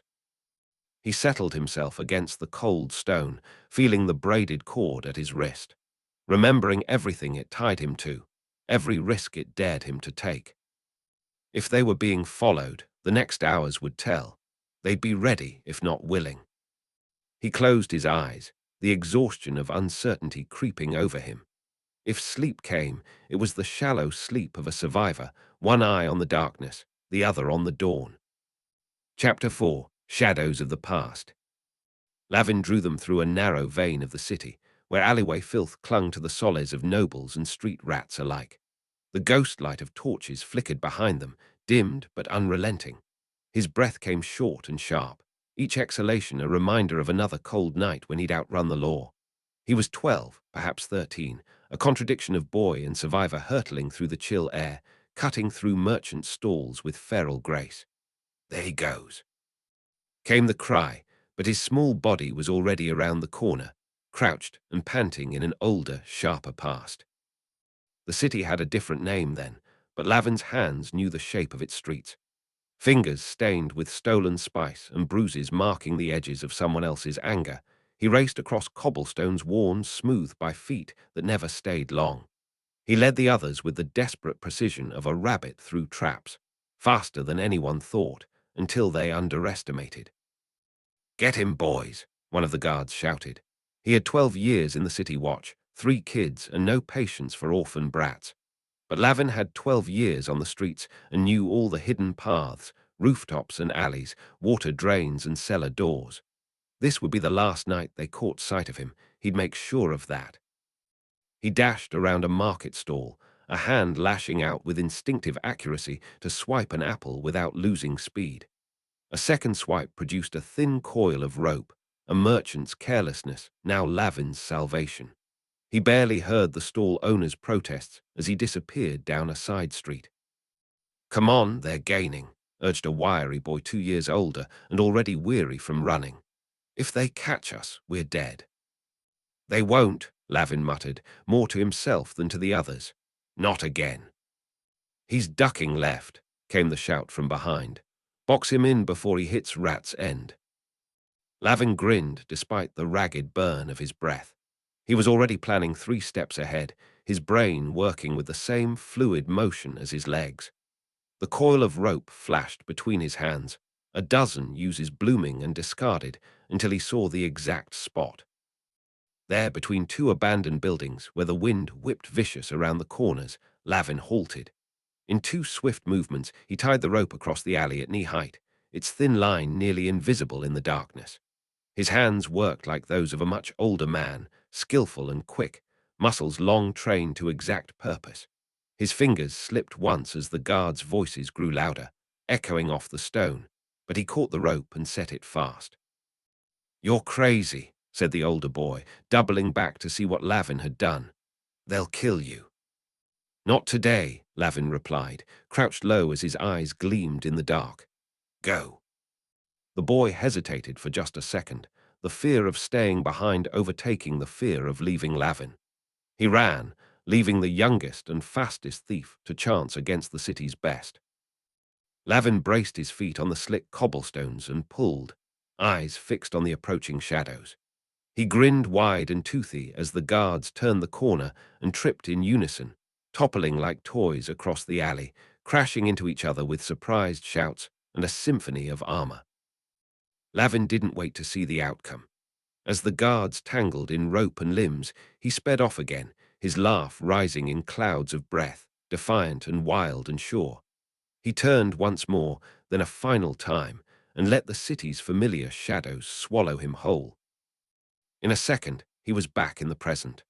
The memory of 12-year-old Lavin flickered and died as the older version found himself again leading a group pursued by enemies. Roran's disapproving stare burned into him, more accusing than the arrow still embedded in his shoulder guard. "This is madness," Roran declared, his idealism cutting like a knife. "There are proper ways to leave a city that don't involve skulking through filth like common criminals." Lavin's lungs ached with the heat of remembered exertion. "There are proper ways to get caught too," he shot back, not breaking stride. Roran's expression hardened. "I did not pledge my life to act like a rat in the gutters, fleeing from shadows and abandoning comrades to die." His voice carried the righteous fervor of a man who'd never faced more than 3 attackers at once, and those in formal duels. "You put the mission above lives, above honor, above—" "Survival," Lavin interjected, a sardonic twist to his lips. "Wouldn't want that, would we?" Roran's glare could have melted Altiear's frost. "What will it take to make you see reason?" "Your kind's favorite question," Lavin said, his sarcasm punctuated by short breaths. "Right after, wouldn't you rather starve than steal?" Roran's anger slipped into confusion, the rigid morality of his upbringing unable to fathom Lavin's casual disregard for noble sensibilities. "This is not a jest," he insisted. "Your reckless disregard for—" "Life," Lavin snapped. "Funny, I think I'm doing a fair job of keeping it, thanks." Their running argument collided with the tension of Lavin's childhood, worlds apart but achingly similar. He felt the strain of 2 selves pulling against each other, the noble's disdain and the orphan's scorn meeting in a flash of recognition and anger. "This is not my way," Roran said again, though his voice carried a shade less certainty. "That's the point," Lavin replied, dismissive and sharp. "And why you're still breathing to complain about it." The 2 of them ran on, urgency beating down any possibility of resolution. Lavin sensed the growing gap between them as a physical thing, more threatening than any pursuer. But for now, the fear of arrows in their backs closed that gap as effectively as ropes tripping guards, forcing them to maintain the uneasy alliance of the hunted. Finn's sigh was a familiar declaration, its weary arc as practiced as any proclamation of faith. "For heaven's sake," he muttered, dismissing both Lavin's argument and Roran's. "Save your breath for running and your strength for fighting. You'll need both before the night is out." The scolding was seasoned by age and battles both recent and distant. Lavin felt its weight settle over them, bringing silence where defiance had been. Their feet drummed against the cobblestones as they ran. The tension between idealism and survival lessened by the unrelenting need to keep breathing. Mira glanced back, her eyes meeting Lavin's with an understanding that required no words. She knew what it meant to flee with your life in a stranger's hands, to bet against certainty and win just enough to try again. Lavin held her gaze for a moment, finding an unexpected kinship there before turning his attention to the broken streets ahead. His noble disguise flapped uselessly as they sprinted, the torn edges of fabric a reminder that no mask could last forever. Lavin caught himself relishing the feel of motion unrestricted by pretense or etiquette, though he knew that instinct had a price. In the thin air of Altiear, the limits of his double life cut deep. Roran's armored steps sounded behind him, the weight of tradition and steel dragging against the practical need to escape. Lavin pushed ahead, setting a pace that dared the others to keep up or be left behind. He vaulted a low barrier with a fluid motion that spoke of countless escapes, pausing only to confirm the others had made it. Mira followed close, her movements matching his own in a dance of practiced efficiency. Roran hesitated at the barrier, uncertainty halting him mid-stride. He scanned the path, as if searching for a less compromising option, then clambered over with awkward determination. "For heaven's sake, lad," Finn muttered as he passed, not breaking stride. "It's not that complicated." The old veteran scaled the barrier with surprising ease for someone so weathered, reminding Roran that the trick lay in committing to the leap. They pressed on, the shouts of pursuit nearer with each breath. Lavin felt the urgency rise in his chest, not fear, but the familiar burn of survival demanding he acknowledge it. They couldn't outrun the entire city. He knew that with more certainty than the others, but they could outlast the will of their pursuers, given time and enough distance. Finn drew close, his eyes flicking toward the flicker of torches and the silhouettes gaining on them. He dug into the pouch at his waist, retrieving a small, round object that Lavin immediately recognized. "Save some glory for later," the old soldier advised, tossing the smoke pot into the path behind them. "It's not so grand a life that you have to lose it right away." The pot struck the ground and erupted in a thick cloud of choking black. The shouts of pursuit faltered, replaced by surprised coughs and curses. The delay wouldn't last long, but it was enough. Lavin pushed forward, getting them toward the outer wall and the promise of escape. His mind raced ahead, plotting the fastest route, the smallest chance, the narrowest margin by which they'd make it. His body followed with equal certainty, keeping the others in sight, but refusing to slow, to hesitate, to let fear or pride be his undoing. They reached the wall just as the smoke began to clear. Mira was beside him, breath coming in rapid bursts, but determination never wavering. Roran trailed, a mix of shame and resolve on his features as he forced himself to the limits of endurance. "Straight ahead," Lavin called, pointing to a broken section where the stone had crumbled and been imperfectly patched. "Hope you're not too noble to jump." Finn barked a short laugh. "This lot, not a chance." They sprinted for the gap, the promise of freedom cutting through the cold night air. Lavin felt the excitement build, that same wild, defiant hope he'd carried with him on the streets so long ago. He leapt for the breach, hands catching the uneven stone as he pulled himself up and over. The fall on the other side jarred his knees but couldn't slow him, couldn't stop him from laughing breathlessly and wildly in triumph. He turned to help Mira, but she was already there, her own leap as sure and reckless as his own. Finn and Roran came next, the older man steady and determined, the younger awkward but resolved. Lavin waited for the beat of pursuing steps, but heard none. Just the sound of their own hearts pounding, their own feet hitting the ground with the strength that came from outrunning not just enemies, but the expectations of a world that would have had them be something else. "We did it," Mira said, disbelief giving way to exhilaration. "Of course we did," Lavin replied, though his own breathless relief belied the confidence of his words. They continued their flight across open ground, the distant shouts still audible but losing volume. Lavin kept them moving, the certainty of survival once more eclipsing the doubts of every last person who said it couldn't be done. The last stretch of open ground offered itself with cruel indifference, a frozen expanse daring Lavin to see it through. His breath seared his chest, and the weight of the document case doubled as exhaustion met fear. He held the others to his pace with a determination that refused to consider any other outcome. The city wall loomed above them, as menacing and uncompromising as the guards' shouts echoing in the distance. At the final moment, his instincts found the forgotten gate, old memories and fresh desperation conspiring to turn it from last hope to first escape. He was through first, slipping between the rusted bars and the crumbling foundation. He felt the others behind him, each heartbeat a promise that they might make it after all. Lavin held the narrow passage, unwilling to abandon it or them until they were clear. They emerged into the winter night, four breathless fugitives claiming the world outside the walls. Lavin led them to the shadows of a fallen structure, a shell of a building long past its purpose. They crouched there, stealing a moment to feel alive. Mira leaned against the stone, the relief on her face matched by the heat of exertion still clinging to her skin. Finn dropped beside her, old joints protesting as he caught his breath with the satisfaction of a man who expected less of it by now.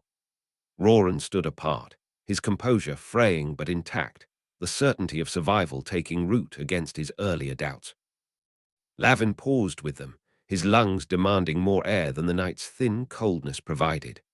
The cut on his cheek throbbed, an insistent reminder of what had almost been, what still might be if they weren't smart enough, fast enough, or, his favorite, lucky enough.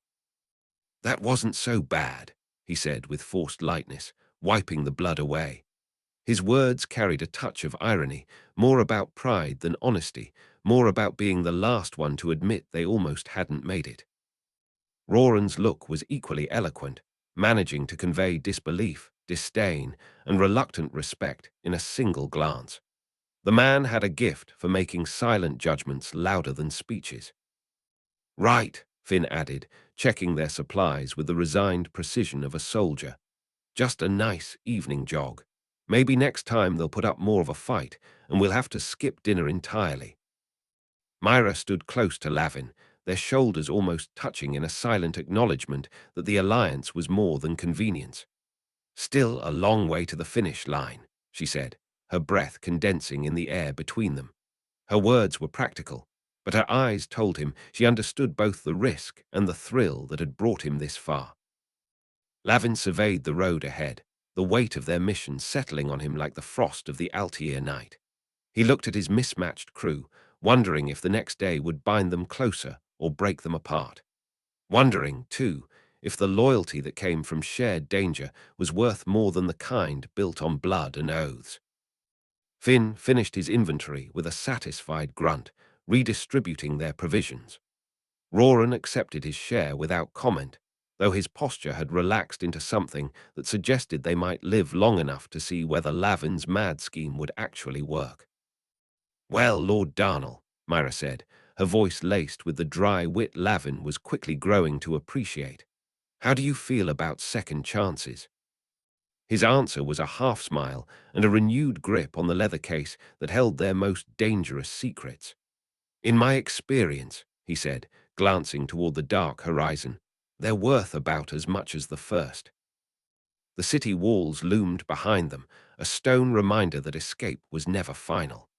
Ahead lay the open plains, the uncertainty of mountains, the possibility of both enemies and allies waiting beyond the dawn. As they set out again, the weight of the world seemed to shift around them, a promise of difficulty they couldn't yet name. But together they carried it, four silhouettes against the night, conspirators and comrades united by the simple fact that they had made it this far. Lavin thought briefly of Altiear, of the promise of belonging. He touched the cord at his wrist and knew it was a promise meant to be tested, to be stretched to the limits and back. The day, the week, the year, it all remained uncertain. The only thing that didn't was the urge to keep going. If that was noble or foolhardy, He'd have to let someone else decide. Chapter 5. The Mountain's Embrace. The mountain path narrowed to little more than a goat track, loose scree shifting treacherously beneath their boots as they climbed. Lavin led the way, choosing each step with the meticulous care of someone who'd learned early that mistakes rarely offered second chances. The wind cut through his stolen coat, a fine woolen garment that some village elder would miss sorely this winter, carrying ice and recrimination in equal measure. He felt the group's exhaustion like a physical weight dragging at his shoulders, heavier than the pack of requisitioned supplies strapped to his back. Behind him, the others followed in strained silence. Mira moved with the economical grace of someone accustomed to difficult terrain, her eyes constantly scanning the horizon for signs of pursuit. Finn's breathing had grown more labored in the thin mountain air, though the old soldier would sooner collapse than admit weakness. Roran brought up the rear, his silver-tinted hair catching what little light penetrated the heavy cloud cover, his rigid posture a walking proclamation of disapproval. "Mind the edge," Lavin called over his shoulder as the path curved around an outcropping of frost-shattered rock. "Unless anyone fancies a quicker way down." The sardonic comment hung in the air, unanswered except by the moaning wind that seemed determined to push them off the mountainside. Lavin's fingers had gone numb hours ago, but he felt a warmth in his chest, an uncomfortable heat that he recognized as guilt. Not for the theft. Survival had long since crushed such luxurious sentiments, but for the strain his leadership had placed on their fragile alliance. His gaze traced the path ahead, looking for shelter that might ease their journey, but the mountains offered only stone indifference to their plight. The village they'd passed through before dawn had been asleep, its meager defenses focused outward toward the wilderness rather than inward toward its own storehouses. Lavin had moved through its silent streets with the practiced stealth of his former life, relieving various homes of supplies essential for their continued flight. They needed food, medicine, warmer clothing, needs that trumped the abstract morality Roran clutched so desperately. "We should stop." Roran's voice cut through the wind, sharp with more than just the cold. "This discussion cannot wait any longer." Lavin paused, turning to face the others. Fascinating idea, exposed on a mountainside with pursuit likely just hours behind. Perfect time for a chat. "Is there ever a convenient moment to discuss theft?" Roran stepped forward, violet eyes hardened by conviction.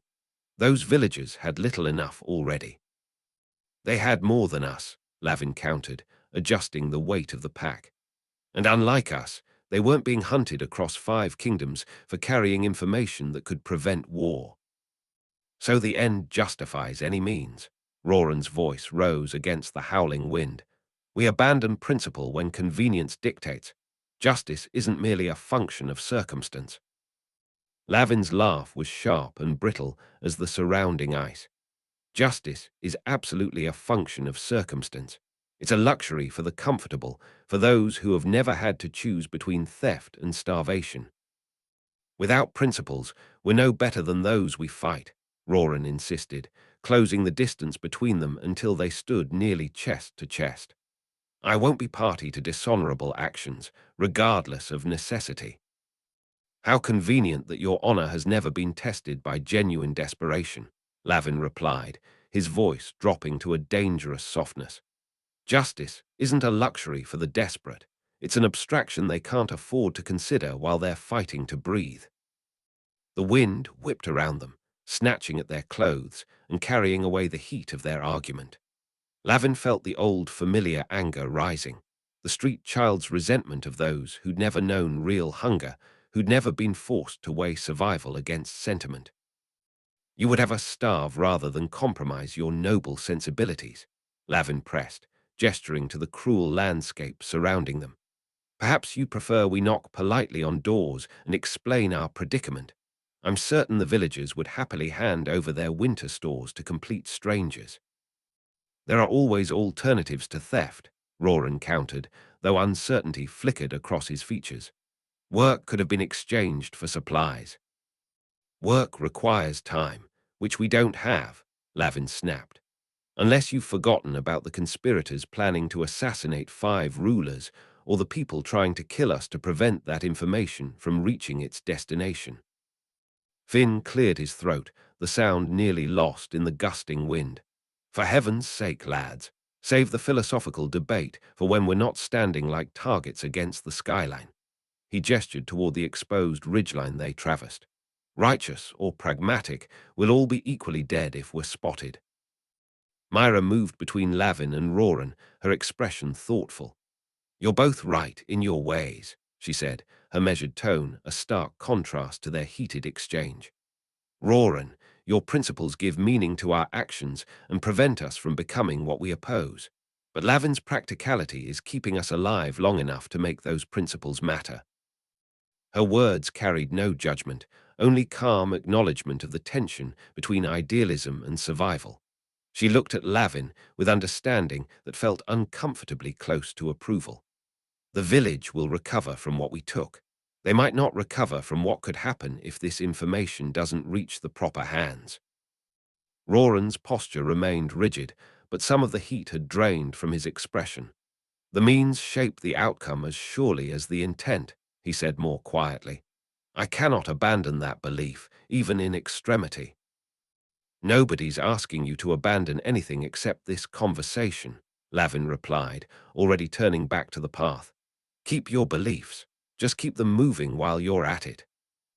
The confrontation ended unresolved, hanging between them like the mist that clung to the valleys below.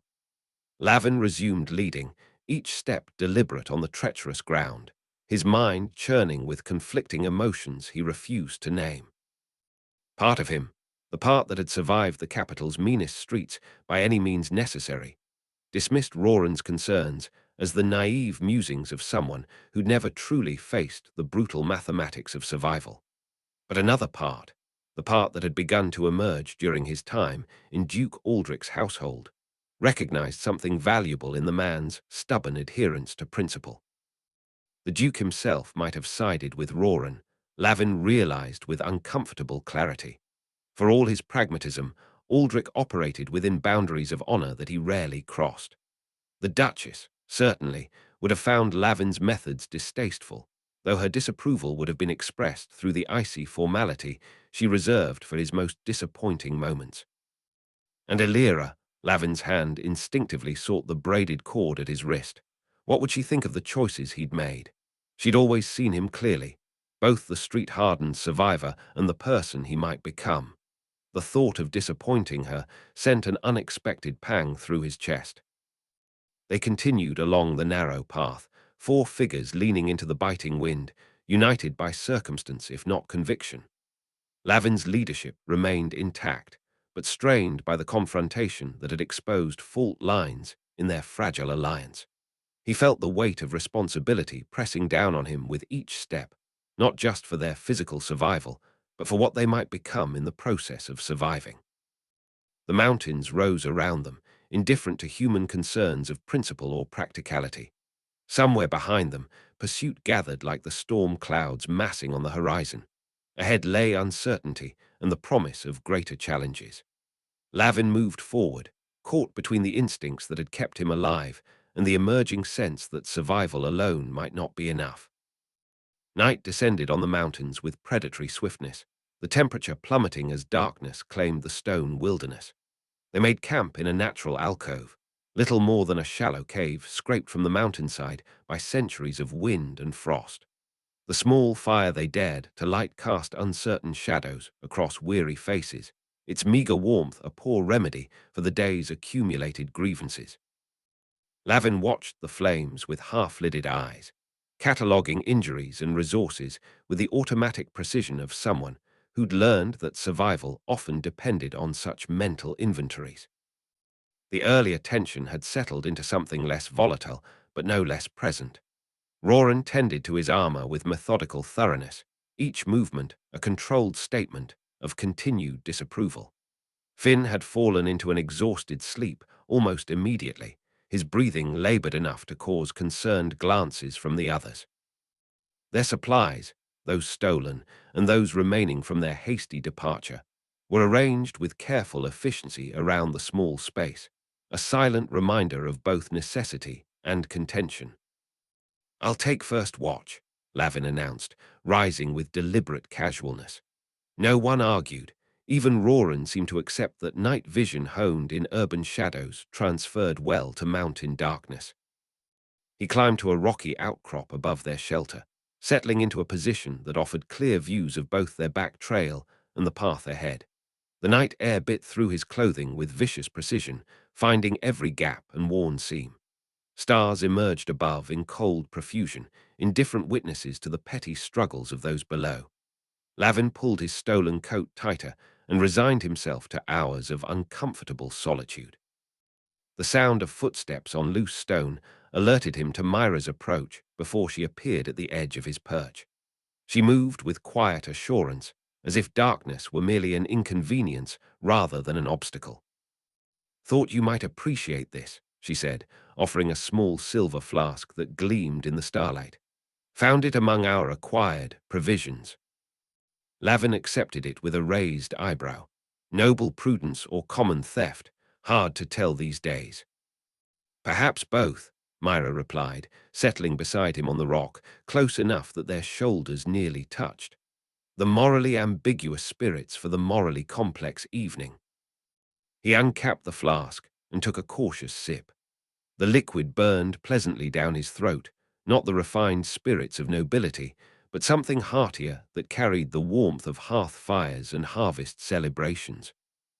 "Did I miss Roran composing an ode to my moral failings?"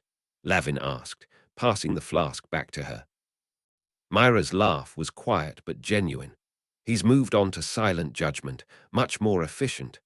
She took a drink and continued, "He's not entirely wrong, you know, just operating from a different reality than yours. The reality where principles fill empty stomachs. The reality where principles give meaning to survival." She turned slightly to face him, her features half illuminated by distant starlight.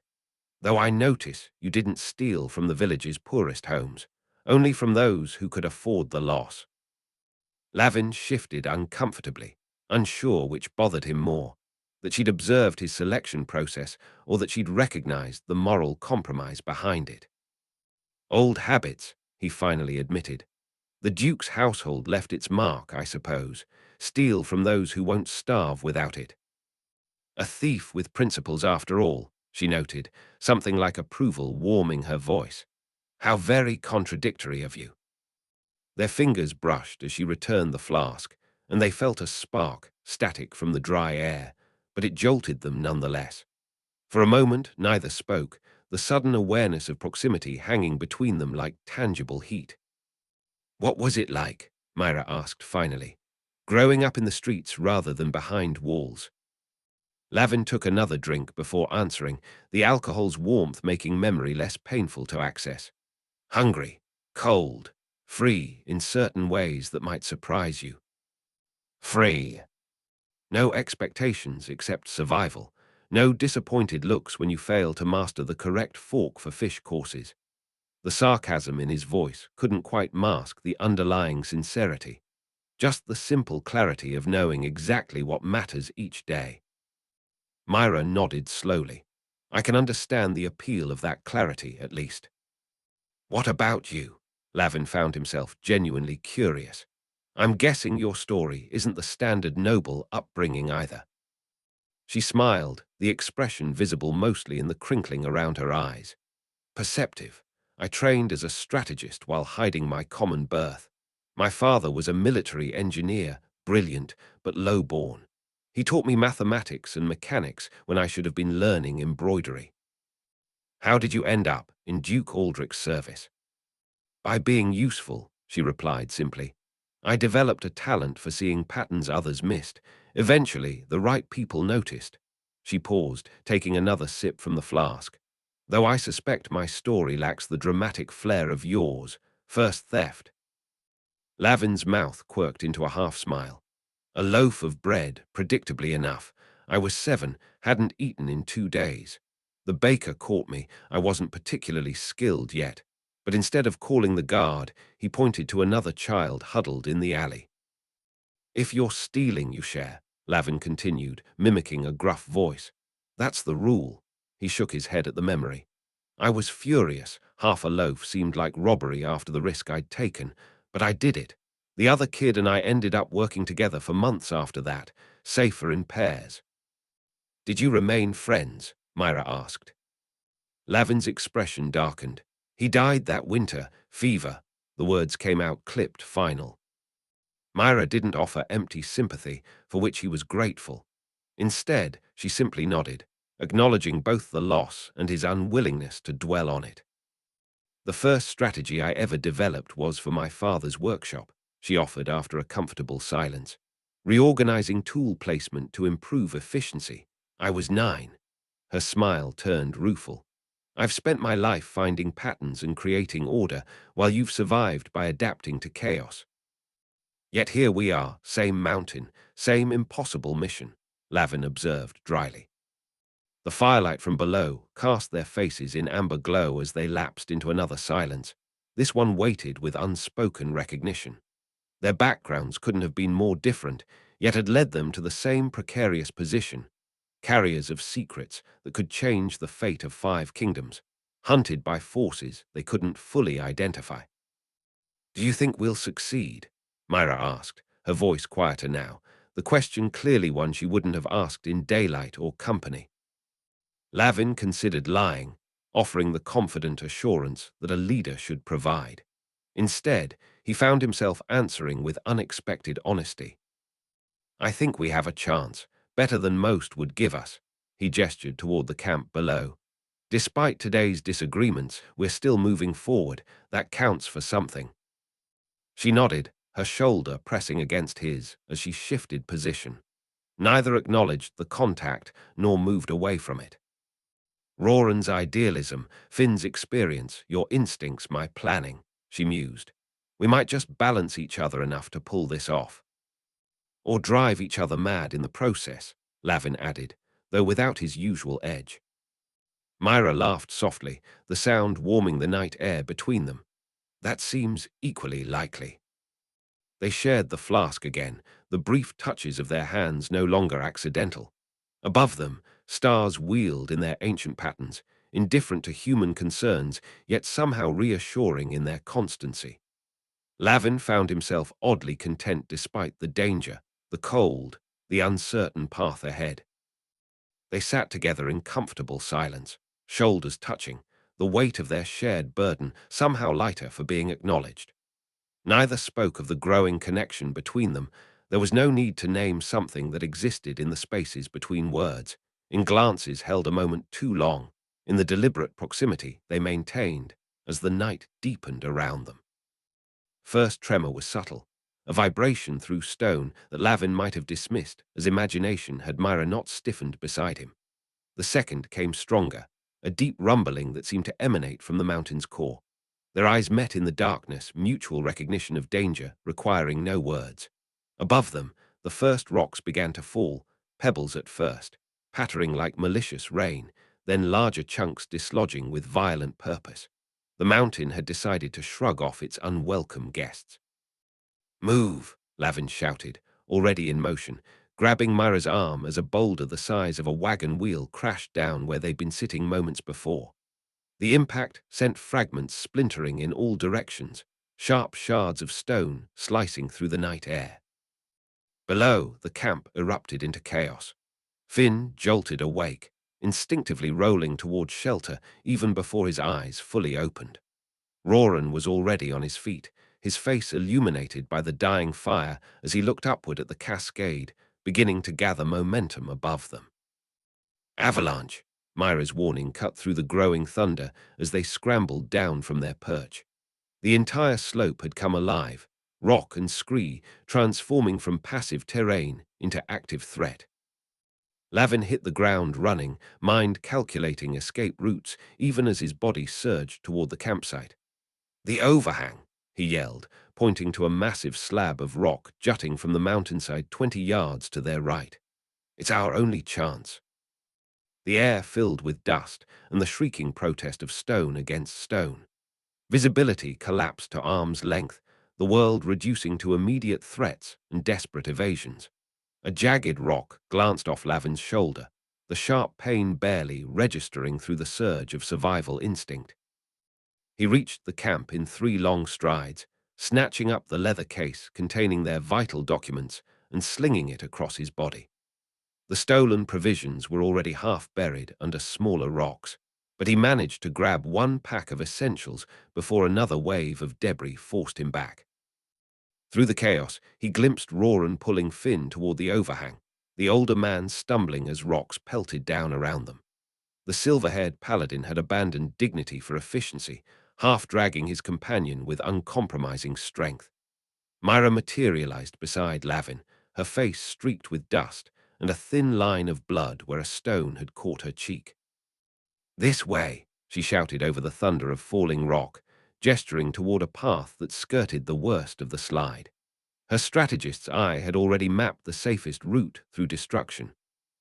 Together they charged through the maelstrom, ducking and weaving as gravity unleashed its arsenal around them.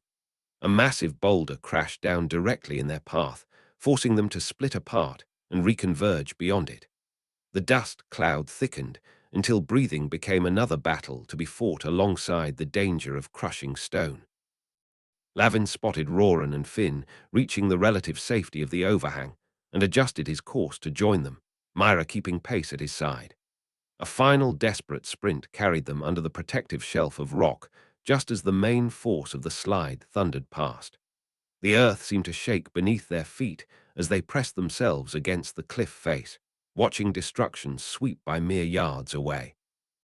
For what felt like hours, but could only have been minutes, the rock slide continued, gradually diminishing from roaring cataclysm to scattered tumbling stones. Dust hung in the air like malevolent fog, coating their lungs and transforming familiar faces into ghostly masks. Finally, silence returned, not the companionable quiet of their earlier conversation, but the stunned emptiness that follows catastrophe. "Everyone alive," Lavin managed between coughs, mentally tallying their group through the gloom.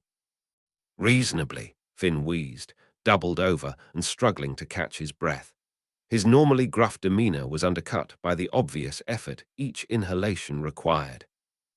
"I'm unharmed," Roran reported, though the stiff way he held his left arm suggested otherwise. Mira was already assessing the damage beyond their shelter. "The campsite's gone," she stated flatly, "most of our supplies with it." As the dust began to settle, they emerged cautiously from the overhang to survey what remained of their temporary haven. The alcove where they'd sheltered was now half filled with debris, their carefully arranged camp transformed into a jumbled ruin of rock and dirt. The fire had been extinguished, plunging them into darkness broken only by shafts of moonlight penetrating the thinning dust cloud. Lavin took stock of their situation with the methodical thoroughness of someone accustomed to disaster. The document case remained secure across his body. The pack he'd grabbed contained some food, a water skin, and basic medical supplies. His stolen coat was torn but functional, and aside from the throbbing in his shoulder and various minor cuts, he was intact. The others had fared similarly, battered but not broken. Roran nursed what appeared to be a sprained wrist, but insisted it was nothing of consequence. Mira had acquired a collection of cuts and bruises, but moved with her usual fluid efficiency as she recovered what little could be salvaged from their buried supplies. Finn concerned Lavin most. The old soldier's breathing remained labored long after the others had recovered, his face ashen in the dim light. "Your instincts served us well," Roran said quietly, coming to stand beside Lavin. The admission clearly cost him something, but the near-death experience seemed to have temporarily bridged the chasm of their earlier disagreement. "I might have hesitated. That hesitation would have been costly." Lavin acknowledged the concession with a nod, recognizing it as the closest thing to approval he was likely to receive from the principled paladin. "We were fortunate. The overhang could have collapsed as easily as protected us." "Fortune, perhaps," Roran replied, "or something more deliberate." Before Lavin could respond to this hint of divine intervention, Finn's coughing fit drew their attention. The old soldier had slumped against a boulder, his weathered face contorted with effort as he fought to draw proper breath. "For heaven's sake," he gasped when he noticed their concern. Nothing to gawk at. Old battle wound, that's all. Lung never healed right after a spear caught me at Redmark Ridge. Mira appeared at his side with the water skin. Battle wound or not, you're no good to us dead, she stated matter-of-factly, though her careful assistance belied the brusqueness of her words. Finn accepted the water with a grudging nod. Been dealing with it for 20 years, not about to let it finish me off on some god's forsaken mountain. Lavin watched as Roran joined them, offering a poultice from a pouch at his belt. Violet root and mountain sage, he explained. It eases breathing in the high passes. The tableau struck Lavin with unexpected force. The righteous paladin, the pragmatic strategist, and the cynical veteran united in concern for one another despite their fundamental differences. For a moment, they were neither noble nor common, neither principled nor practical, but simply people bound by shared danger and tentative trust. The moment shattered as Mira suddenly straightened, her attention caught by something in the distance. "Lavin," she called, voice taut with renewed urgency. "Look south." He joined her at the edge of their position, following her gaze to the moonlit landscape below. Against the pale stone of the lower slopes, dust clouds rose in the unmistakable pattern of fast-moving riders, too many and too purposeful to be innocent travelers. "They've found our trail," Mira murmured, her shoulder pressing against his as they stood side by side. "I count at least 8, possibly more." Lavin's mind raced through their options with the automatic calculation of someone long accustomed to evaluating escape routes. Ahead of them, the path split, one route continuing along the relatively open slope before descending gradually toward the eastern plains, the other cutting through a narrow pass between towering peaks. "We have a choice to make," he said, turning back to the others. "The main path is longer but safer. The pass is treacherous, barely wide enough for a single rider in places, with high walls that could trap us if they catch up."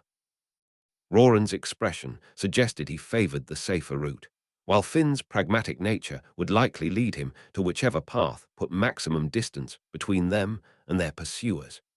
Lavin found himself genuinely weighing their unspoken opinions, a far cry from the unilateral decisions of his street days.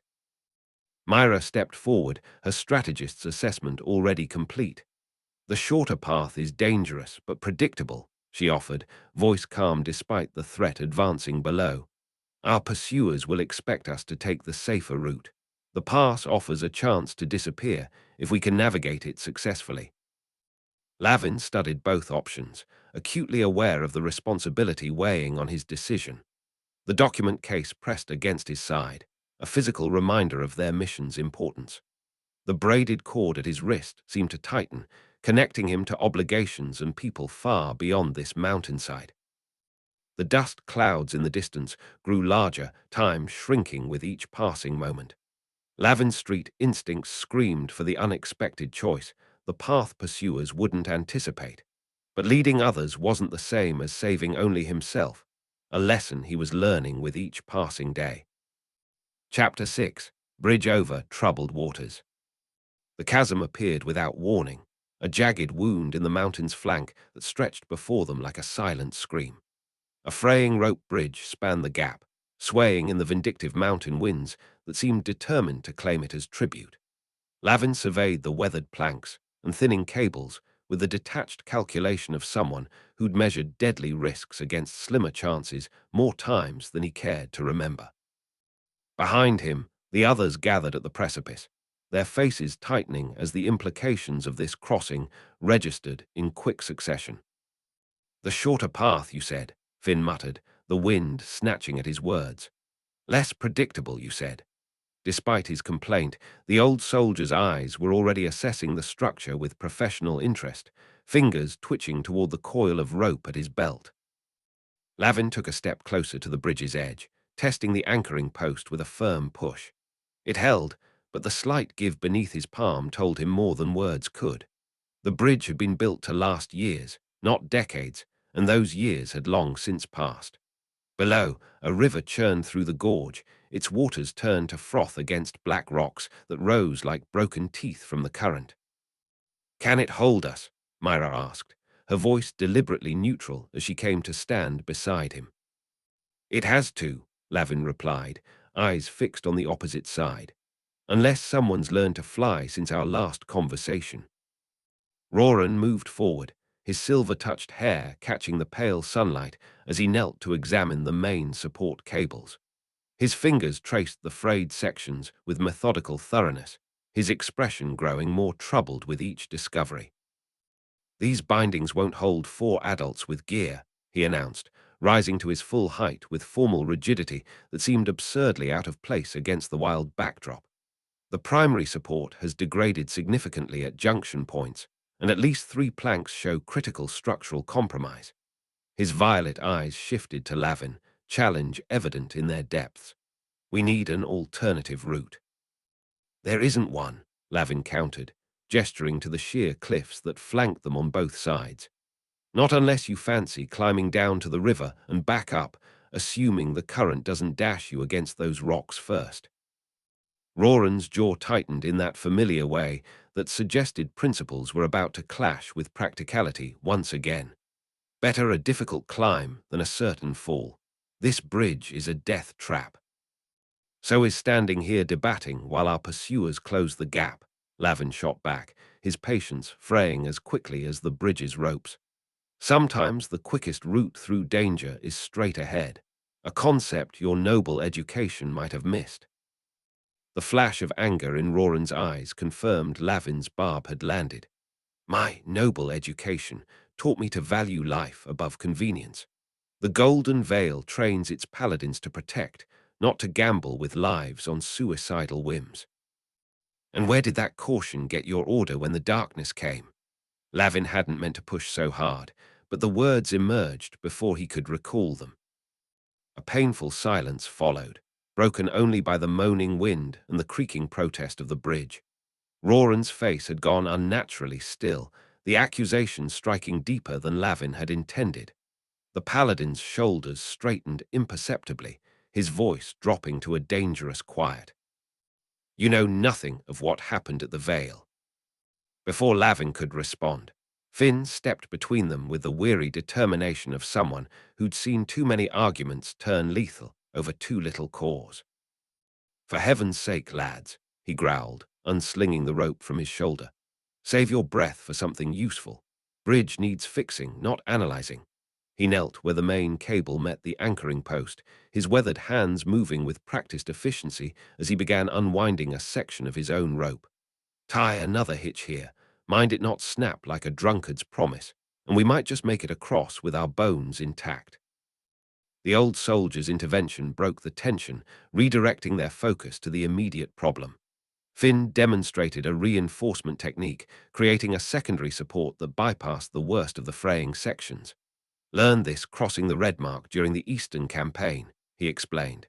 "Bridge was shot to hell, but we got 300 men across before dawn.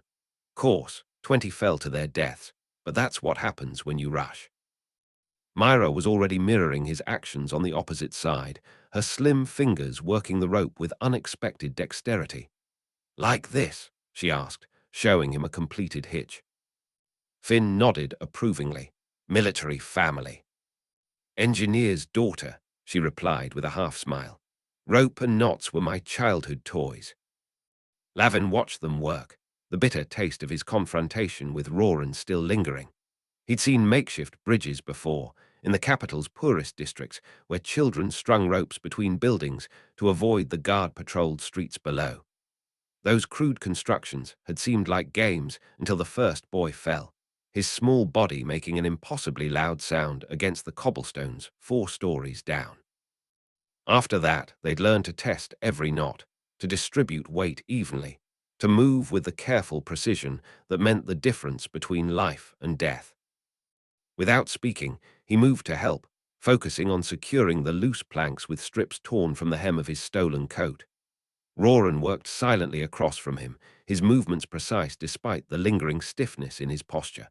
They avoided eye contact, the argument suspended but not resolved, each focused on the task at hand with stubborn intensity. "The principle is redistribution," Finn explained as they worked, his gruff voice oddly comforting in its matter-of-factness. Bridge wants to twist in the wind. We make it share the burden across more points.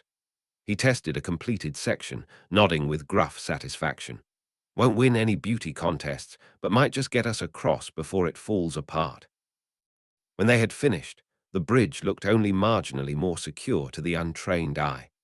The network of secondary supports and reinforced joints would likely hold against moderate strain, but Lavin harbored no illusions about its fundamental fragility. This was a calculated risk rather than a solution, another compromise in a journey built on them. We'll need to go one at a time, Mira said, stepping back to survey their work. Minimize weight on the structure at any given point. Roran nodded, his expression still closed, but his voice returned to its usual formal cadence. The order of crossing should be carefully considered. Those with the most experience in similar situations should go first to validate the repairs. The statement held an implicit challenge that Lavin recognized immediately. Roran was offering to test their handiwork with his own life, a gesture both noble and subtly accusatory, suggesting that Lavin might not be willing to take the same risk he advocated for others. Agreed, Lavin replied evenly, surprising himself with the admission. Your armor makes you the heaviest. If the bridge holds you, it should manage the rest of us. A flicker of surprise crossed Roran's features before his expression settled back into careful neutrality. He nodded once, a gesture that acknowledged the practical sense of the decision without conceding the larger disagreement between them. As they made final preparations, checking their packs and securing loose items that might catch the wind, Lavin found himself studying the chasm with renewed wariness. The wind had strengthened, sending shudders through the bridge's length that made the reinforced sections groan in protest. Below, the river continued its relentless journey, indifferent to their dilemma. Some obstacles could be argued away or circumvented, he reflected. Others demanded to be faced head-on, regardless of the risks. As Roran moved into position at the bridge's edge, Lavin wondered which category their pursuers would fall into, and whether the choices made here would matter at all if they couldn't maintain their lead. Roran stepped onto the bridge with ritual precision, testing each plank before committing his weight. The structure swayed beneath him, complaining with creaks that could have been mistaken for words in another language, a dialect of wind and wood that spoke of fragility and time. Lavin watched, holding his breath despite himself, as the armored man made his way across with the deliberate pace of someone who understood that haste invited disaster. His silver-touched hair caught the sunlight, making him seem briefly ethereal, a figure suspended between earth and sky with nothing but fraying rope and determination keeping him from the void. The bridge twisted slightly in a sudden gust, causing Roran to pause mid-step. His hand gripped the side cable with practiced calm as he waited for the oscillation to subside. Then he continued, each movement a study in controlled confidence. When he finally reached the opposite side, Lavin released a breath he hadn't realized he was holding. Your turn, he said to Finn, who had been watching the crossing with narrowed eyes. The old soldier nodded, adjusting his pack with a grunt. In my day, we'd have had a proper bridge, or a proper war to justify crossing this death trap. Despite his complaints, he moved to the edge with the efficient readiness of a man who had faced worse.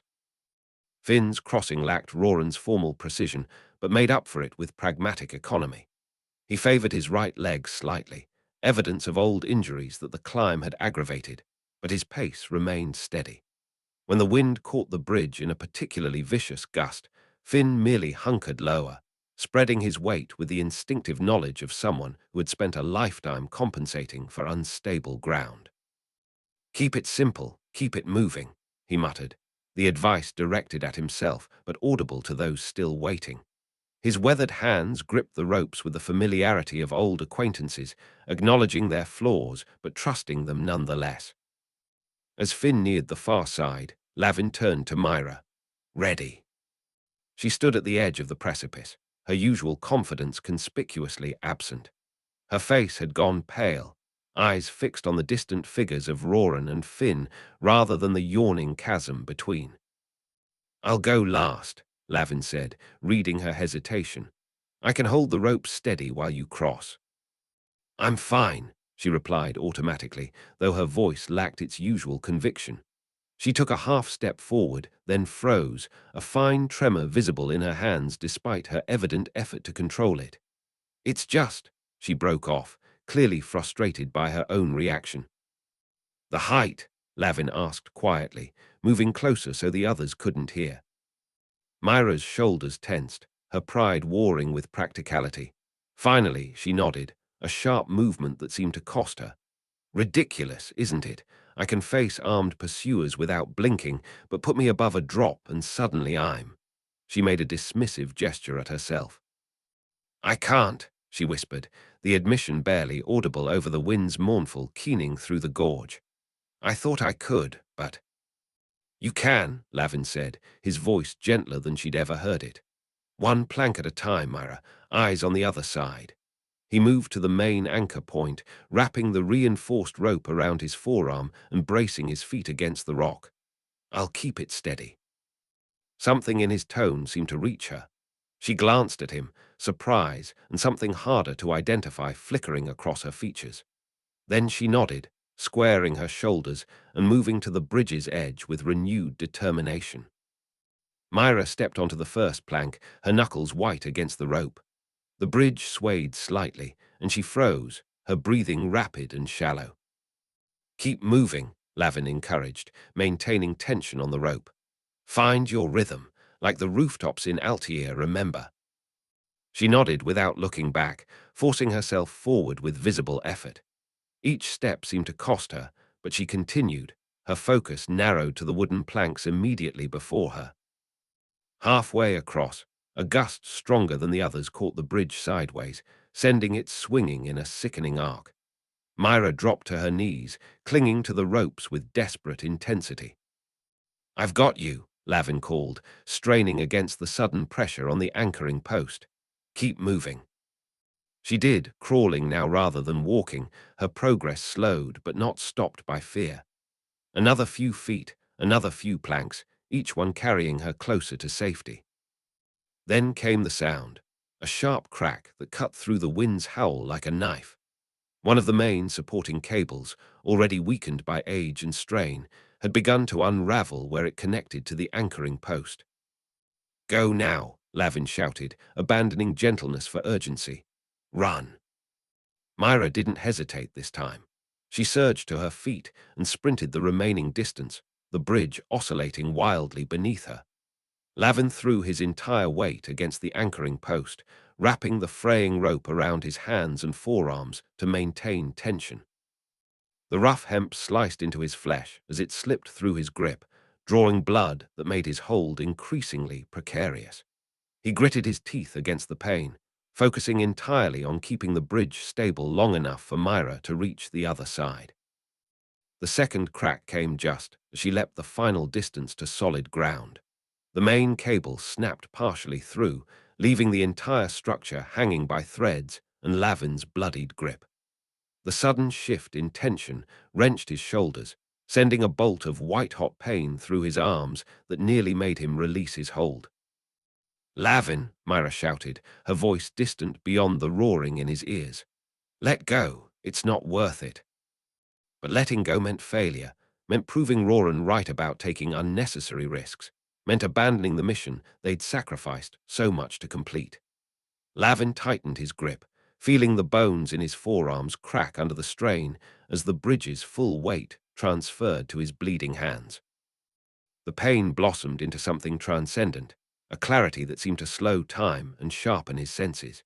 In that suspended moment, Lavin felt a different kind of awareness stirring, that strange intuition that some called luck and others whispered was something more. The whispers, that indefinable sense that had kept him alive in situations where others perished, that had caught Duke Aldrich's attention in the first place. He reached for it with desperate intent, trying to channel the fragmentary power that he'd never fully understood. A faint blue glow emanated from his fingertips, spreading along the rope where his blood had stained it. For a heartbeat, it seemed to be working, the fraying strands momentarily stabilizing, the pressure on his shattered arms slightly lessening. Then the final strand gave way with a sound like fate itself snapping, and the blue light dissipated like morning mist. The rope tore through his ruined hands, flaying skin from bone in a last vindictive caress. Lavin felt a moment of weightlessness, his body suddenly free from the earth's embrace. The fall seemed to last forever, wind rushing past his ears as the chasm's walls blurred around him. He caught glimpses of Mira's face at the edge, her mouth forming a word he couldn't hear. Perhaps his name, perhaps a denial, perhaps nothing at all. The churning water rose to meet him with indifferent fury, white foam against black rock. Lavin had time for one last coherent thought, not fear or regret, but mild surprise that this was how it would end, before the impact drove consciousness from his body. The river claimed him, his form disappearing beneath the violent surface, dragged into the darkness beyond. Silence fell over the chasm like a shroud, broken only by the distant roar of water that had swallowed Lavin whole. The three remaining figures stood frozen at the precipice, each captured in their own tableau of shock. Roran had dropped to his knees, his dignified posture abandoned as he stared at the spot where Lavin had vanished, as if sheer will might make him reappear. Finn stood with the rigid stillness of a man who had seen death too many times to be surprised by its arrival, yet his weathered face had hardened into something beyond its usual gruffness. And Mira looked like someone had torn away a vital piece of her, leaving a ragged edge that nothing would ever fit against quite right again.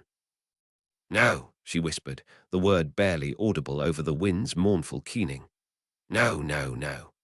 Her denial built in volume until it became a ragged scream that echoed across the gorge, returning to them as hollow mockery. Mira dropped to her knees at the edge, scanning the churning waters with frantic intensity. "There," she cried, pointing to a dark shape being tossed against the rocks below. "I saw something. He could still be." "He's gone, lass." Finn's voice was gentle but firm, each word heavy with the weight of experience. "No one survives that fall, not into those waters." "You don't know that," she insisted, already gathering the remaining coil of rope from her pack. "He could have caught a ledge, could be downstream, could be." "Mira," Roran's voice cracked on her name. His face had gone ashen, the righteous certainty that usually animated his features replaced by something vulnerable and raw. "I saw him hit the water. No one could," he broke off, unable to complete the thought. The silver-haired paladin stared at his own hands as if they were foreign objects, his voice dropping to something close to a whisper. "I should have insisted we find another way. I knew the bridge was unsafe. I should have." His words trailed into silence, the unfinished sentence hanging between them like the ghost of the bridge that had failed. Finn moved to Mira's side, placing a weathered hand on her shoulder. His touch was surprisingly gentle for hands that had known so much violence. "The river takes what it wants," he said softly. "I've seen it before. Good men, strong men. Better to honor what they died for than die yourself chasing ghosts." Mira shrugged off his hand, anger flashing through her grief. "We have to try. We can't just leave him down there." "He's not down there anymore," Finn replied, gesturing downstream where the river disappeared around a bend. "That current would have carried him miles by now, and there's still the small matter of those who'd happily see us join him." He glanced back the way they'd come, where their pursuers would eventually appear. Roran rose slowly, his movements leaden as if his armor had suddenly doubled in weight. His violet eyes, usually so bright with conviction, had dulled to the flat color of twilight shadows. "Lavin died ensuring our crossing," he said, each word carefully measured, as if speaking required immense effort. "His sacrifice must have meaning." "Sacrifice?" Mira's laugh held no humor, only brittle desperation. "He fell saving me because I was too weak, too afraid to cross alone. That's not sacrifice, that's waste." She turned back to the chasm, her hair whipping in the wind as she scanned the waters once more. The fading daylight cast long shadows across the gorge, transforming the white foam into ghostly fingers that reached up from the darkness below. "We need to find him," she insisted, though her voice had lost some of its earlier certainty. "We need to continue," Roran countered, something of his former resolve returning. The documents must reach their destination. 5 kingdoms depend on it. The mention of their mission hung in the air between them, a weight as tangible as the leather case that had been strapped to Lavin's body when he fell. That case and its contents now lay somewhere in the water below, or perhaps were already being carried toward the distant plains, as lost to them as Lavin himself. He would want us to move forward, Finn said quietly. Lad was practical above all else. Would tell us we're fools for standing here debating while trouble closes in behind. Mira's shoulders slumped, the fight draining from her as reality began to settle with crushing finality. Her hands, which had been busily preparing rope for a descent, now fell limp at her sides. Without the documents. I have them, Roran said, reaching into his pack to produce the leather case, its surface still dry and unmarked. Lavin gave them to me before the crossing, said if anything happened. He trailed off, the unfinished thought more damning than any completed sentence could have been. The revelation hung between them. Lavin had anticipated the possibility of his own death, had prepared for it with the cold pragmatism that had so often clashed with Roran's idealism. Yet in this final act, he had entrusted the mission's success to the man who had challenged him at every turn. He knew, Mira said softly, realization dawning in her eyes. He knew the bridge might not hold all of us. Finn nodded slowly. Must have, probably why he insisted on going last. The light continued to fade as they stood in silence, each lost in private reflection. The first stars appeared above, cold and distant in the darkening sky, indifferent witnesses to the small human drama unfolding beneath them. We should make camp, Finn finally said, his practical nature reasserting itself. Can't travel these mountains in darkness, and we all need rest before tomorrow's journey. How do we continue without him? Mira asked, the question directed at no one in particular. He knew the way, he was leading us. We have the maps he drew, Roran replied, producing a folded parchment from within his armor. And we have his purpose, if not his presence. He hesitated, then added with uncharacteristic gentleness, I disagreed with his methods, not his commitment. He would expect us to finish what he began. The darkness deepened around them as they gathered what remained of their supplies. Each movement seemed to require enormous effort, as if grief had transformed the air itself into something viscous and resistant. They made camp a short distance from the chasm's edge, the small fire they dared to light casting long shadows that seemed to reach toward the void that had claimed their guide. Roran sat slightly apart, the leather case resting on his knees as he stared into the flames. His formal posture had returned, but something had changed in the set of his shoulders. A new weight had been added to the burdens he already carried. Finn tended the fire with mechanical efficiency, his weathered hands moving through the routine with the practiced ease of someone who found comfort in familiar tasks. Occasionally, his gaze would drift to the empty space where Lavin should have been, a flicker of something like regret crossing his features before being smoothed away. As night claimed the mountains completely, they prepared to sleep, organizing watches with subdued voices. Mira volunteered for the first, positioning herself where she could see both the camp and the chasm beyond. When the others had settled into uneasy rest, she moved to the edge once more, her eyes straining against the darkness below. The river continued its journey, visible now only as a ribbon of silver where moonlight caught its turbulent surface. Somewhere far below and beyond, Lavin might be, but logic told her Finn was right. No one survived such a fall, such a current, not even someone as stubborn and resourceful as Lavin. Yet as she turned to resume her watch, something held her at the precipice, not hope precisely, but the stubborn refusal to accept what seemed inevitable. Her eyes remained fixed on the distant water, reflecting both moonlight and a sorrow too fresh to acknowledge, too deep to surrender to just yet. Chapter 7. Between Two Worlds. Cold. That was all there was at first. A bone-deep, rushing cold that filled every corner of his awareness.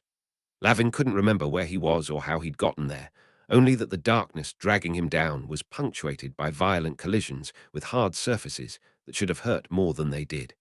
His lungs burned for air that wouldn't come, his broken arms trailing uselessly through water that carried him like a rag doll, indifferent to whether he lived or died. Then came pressure, strong fingers digging into his sodden clothing, hauling his limp form against the river's insistent pull. The cold remained, but now it competed with a strange warmth where those fingers gripped him.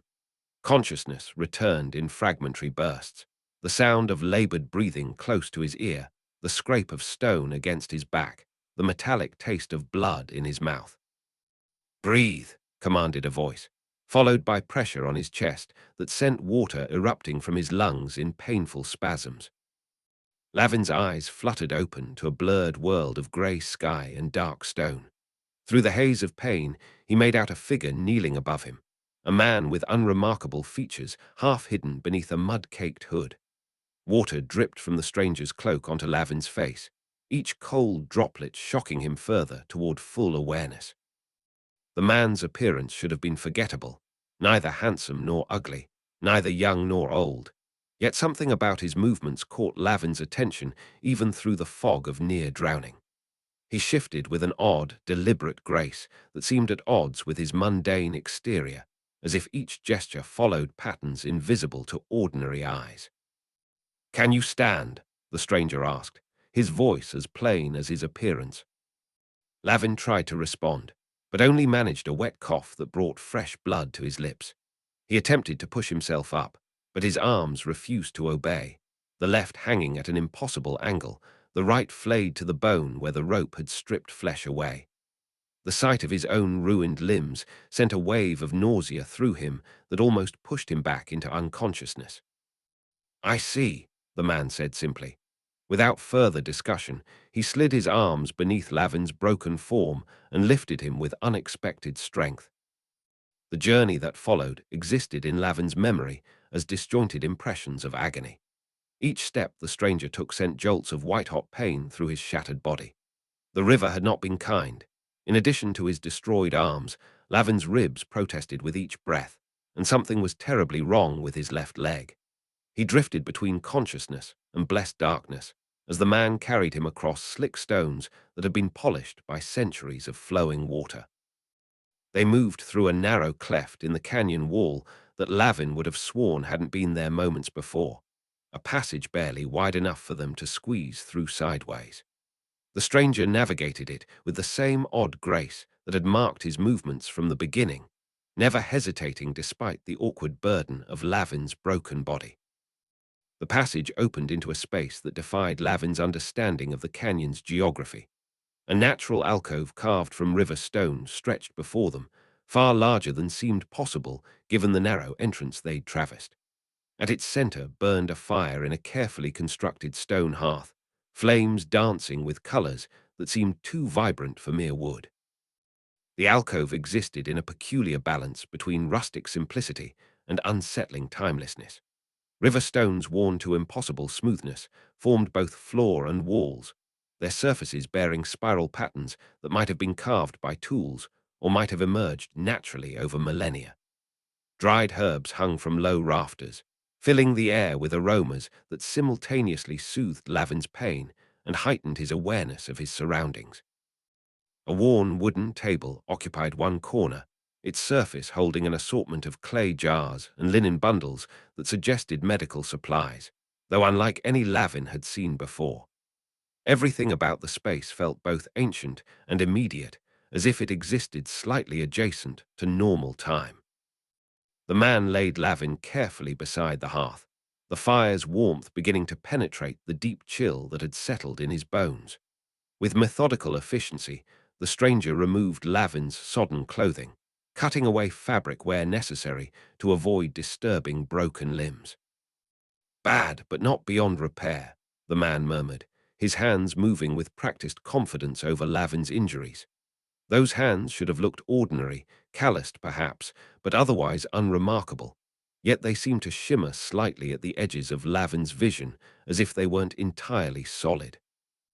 The stranger worked in near silence, his focus absolute as he assessed each injury. He applied poultices from his store of jars to the worst of Lavin's wounds, the substances burning initially before spreading blessed numbness through devastated tissue. When he reached the mangled arms, he paused, studying the damage with eyes that seemed to see more than flesh and bone. "The river is not often so careless with what it claims," he said, more to himself than to Lavin. Something interfered. Lavin fought to remain conscious, to ask the questions accumulating in his mind, but his body betrayed him. The combination of trauma, cold, and whatever herbs the stranger had applied was dragging him inexorably toward darkness. He managed to form a single word: "Why?" The man looked at him directly then, and for an instant Lavin glimpsed something ancient and unfathomable behind those ordinary eyes, a depth that couldn't possibly exist in a human face. "Not your time yet," the stranger said simply, his voice carrying the same peculiar quality as his movements, ordinary on the surface, but suggesting hidden currents beneath. He turned away to retrieve something from the table, and in that moment of broken eye contact, the last of Lavin's strength deserted him. Darkness rose up like the river's current, pulling him down into depths where pain and questions could not follow. The fire's warmth receded, the alcove's strange geometry faded, and Lavin surrendered to unconsciousness with the stranger's words echoing in his mind. "Not your time yet." As awareness fled, Lavin thought he glimpsed the stranger's silhouette against the fire, shifting in that same strange, patterned way. But now the shape seemed taller, broader, less human somehow. Then even that image was gone, leaving only darkness and the distant sensation of hands continuing their work on his broken body. Darkness swallowed him, not the rushing black of river water, but something deeper and more complete. Lavin floated in a void where time stretched and compressed without pattern or meaning. Then, without warning, the darkness fractured into vivid color and sensation, not the present, but the past rendered in perfect, painful detail. He was suddenly small again, his body compact with childhood but hollowed by hunger, standing in the shadow of a baker's stall in the capital's lower market. 7 years old and 3 days without a proper meal. His stomach had passed beyond growling to a hollow ache that made his thoughts sluggish and his limbs tremble. The baker's back was turned, busy with a wealthy customer whose silk-lined cloak probably cost more than everything Lavin had stolen in his short life. The fresh loaves sat in neat rows, steam still rising from their crusts, the yeasty aroma making his mouth flood with saliva that tasted like desperation. His fingers, so much smaller than the broken ones belonging to his unconscious self, twitched with anticipation. Not yet, not yet. The trick wasn't just taking what you needed. It was choosing the perfect moment when attention wavered and opportunity crystallized. The wealthy customer fumbled with his coin purse, dropping several pieces that rang against the cobblestones. The baker stooped to help, greedy for the nobility's favor. "Now." Lavin moved with the fluid certainty of a creature who understood his role in the world's hierarchy. Neither hesitation nor hurry, just the economical efficiency of need meeting opportunity. His small hand closed around the end loaf, still hot enough to sting his palm through the threadbare fabric of his sleeve. The weight of it surprised him, as it always did. How could something so necessary be so substantial? In one smooth motion, he tucked it inside his shirt and stepped back into the shadow of a tanner's cart.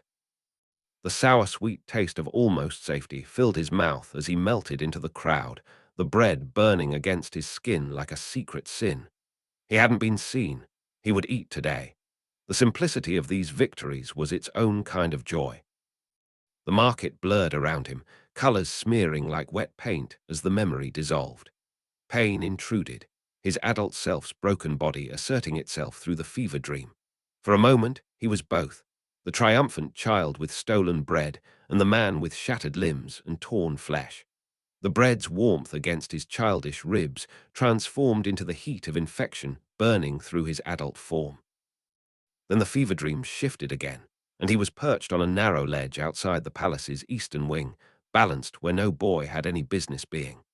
10 years old now, his body wiry with the peculiar strength of street children who climb more than they walk.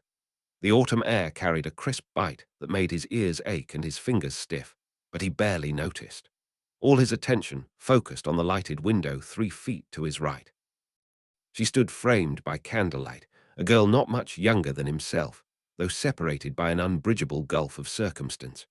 Her hair caught the golden light, each strand seeming to capture and amplify the flame's glow. Unlike the hard-faced girls from the lower city, her features remained soft with childhood and security, unmarked by the constant vigilance hunger required. Altiear, though he didn't know her name then, wouldn't learn it until years later, when the Duke's inexplicable interest brought him into their world. In that moment, she was simply a creature from another reality, one where children were cherished rather than tolerated, where bellies were always full and hands remained clean of both dirt and sin. She moved to the window, gazing out with an expression of such gentle melancholy that Lavin found himself holding his breath. Did children who had everything still feel sadness? The concept seemed impossible, yet the evidence stood before him, sighing against glass that separated their worlds as effectively as the palace walls. For an instant he thought she saw him, her eyes widening slightly, her small hand rising as if in greeting. He froze, caught between the instinct to flee and an inexplicable desire to be recognized. Then a voice called from within the room, and she turned away, the moment lost like so many possibilities in Lavin's young life. The memory rippled, distorting with the heat of present fever. The stone ledge beneath him crumbled, not into the fatal drop of reality, but into another fragment of his past, this one more recent, yet somehow less distinct, as if his mind struggled to form clear images beyond childhood. Duke Aldrich stood before him in the private study, where their lessons often took place. Lavin's adolescent self slouched in the chair, affecting the disinterest that had protected him on the streets while hiding his desperate absorption of every word. The Duke's stern face revealed little, as always, but his eyes held the penetrating assessment that seemed to strip away pretense. A man's worth isn't measured by his birth, but by the choices he makes when no one is watching, the Duke said, his voice carrying the weight of conviction rather than the hollow resonance of rehearsed wisdom. His hand rested briefly on Lavin's shoulder, a touch so unexpected that even in memory, Lavin felt his body stiffen with surprise. Those born to privilege make choices with consequences they rarely feel, Aldrich continued, moving to the window that overlooked the training yard. Those born without must live with consequences regardless of whether the choice was truly theirs. He turned back, fixing Lavin with that unsettling gaze. You have known the latter. Now you must learn the former. The lesson continued, but the fever scrambled the words, leaving only impressions. The weight of the Duke's hand on his shoulder, the scent of leather-bound books and steel polish that always clung to the man, the uncomfortable realization that Aldrich saw him, truly saw him, in ways no one had bothered to before. Throughout each shifting memory, one constant remained, the braided cord around his wrist. In the market, it didn't exist yet. On the ledge, it was still years in his future. In the Duke's study, it was new, the fibers still stiff against his skin. Yet in the fever dream, it remained present across all times, a physical anchor to his identity that transcended the disjointed narratives of his past. His fingers, child's, adolescent's, man's, continually returned to it, tracing the intricate pattern that Altiear had woven specifically for him. Not a gift for a servant or a charity for an orphan, but a token for a person she valued.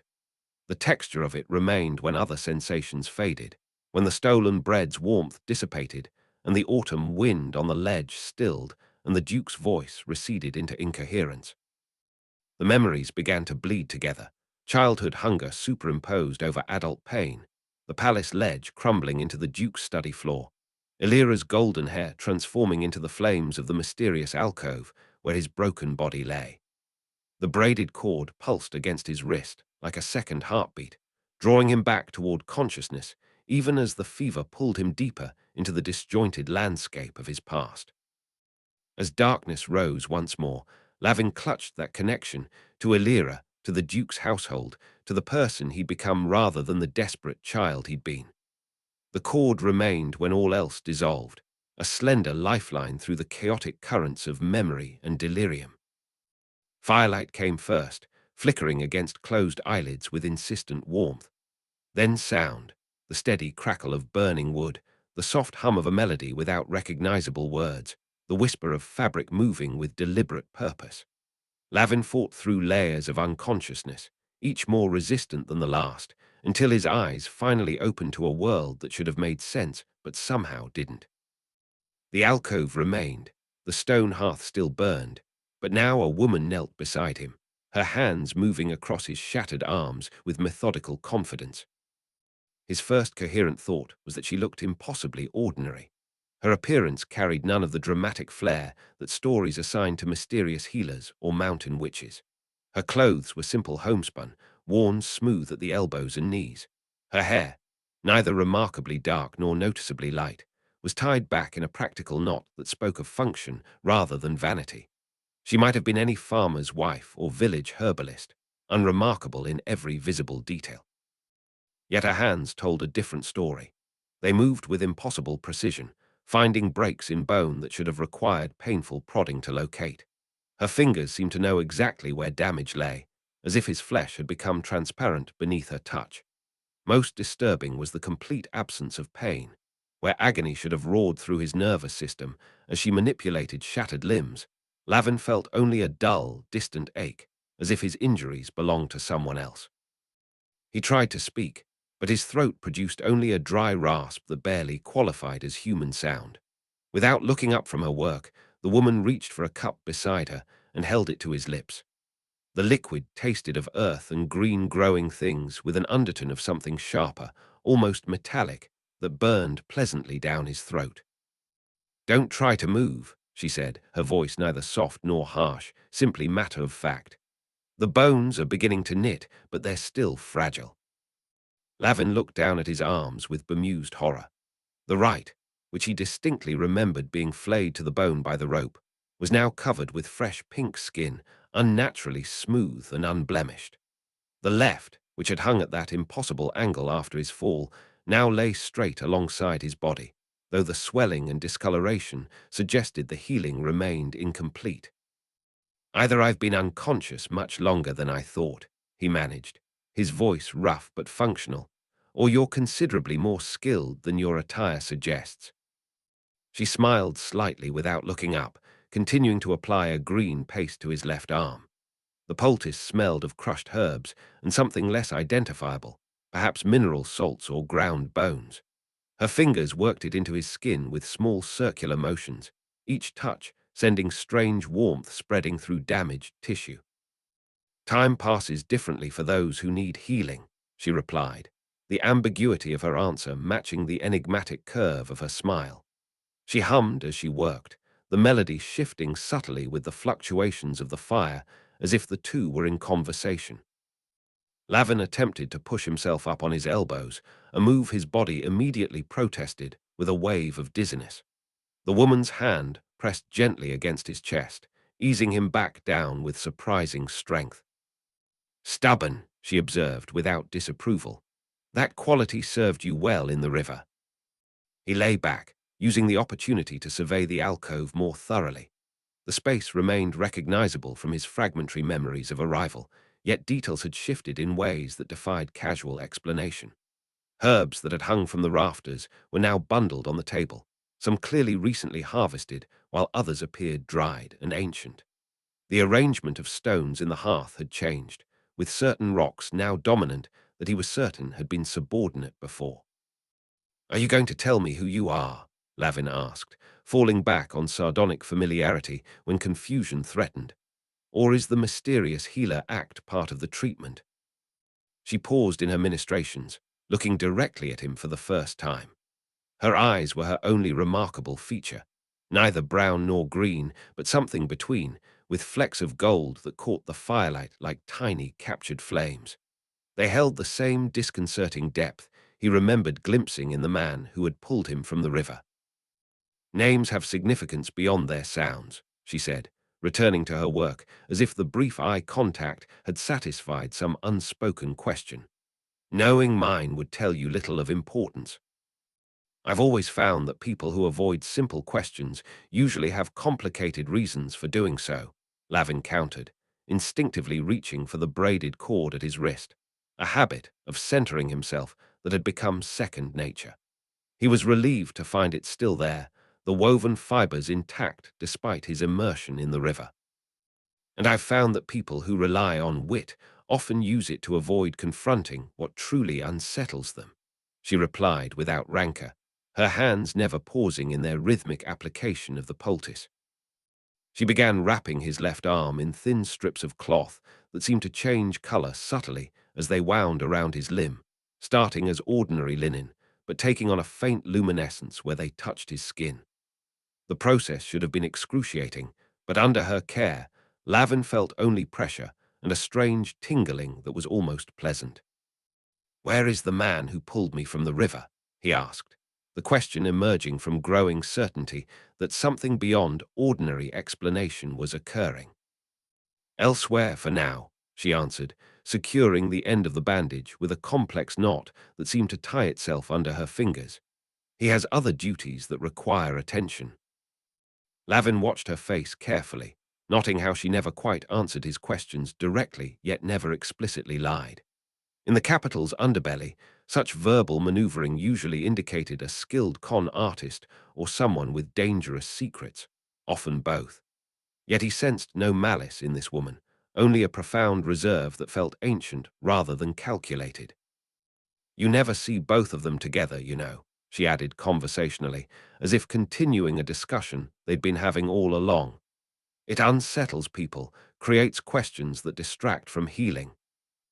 "Both of who?" Lavin asked, though a strange certainty was forming in his mind.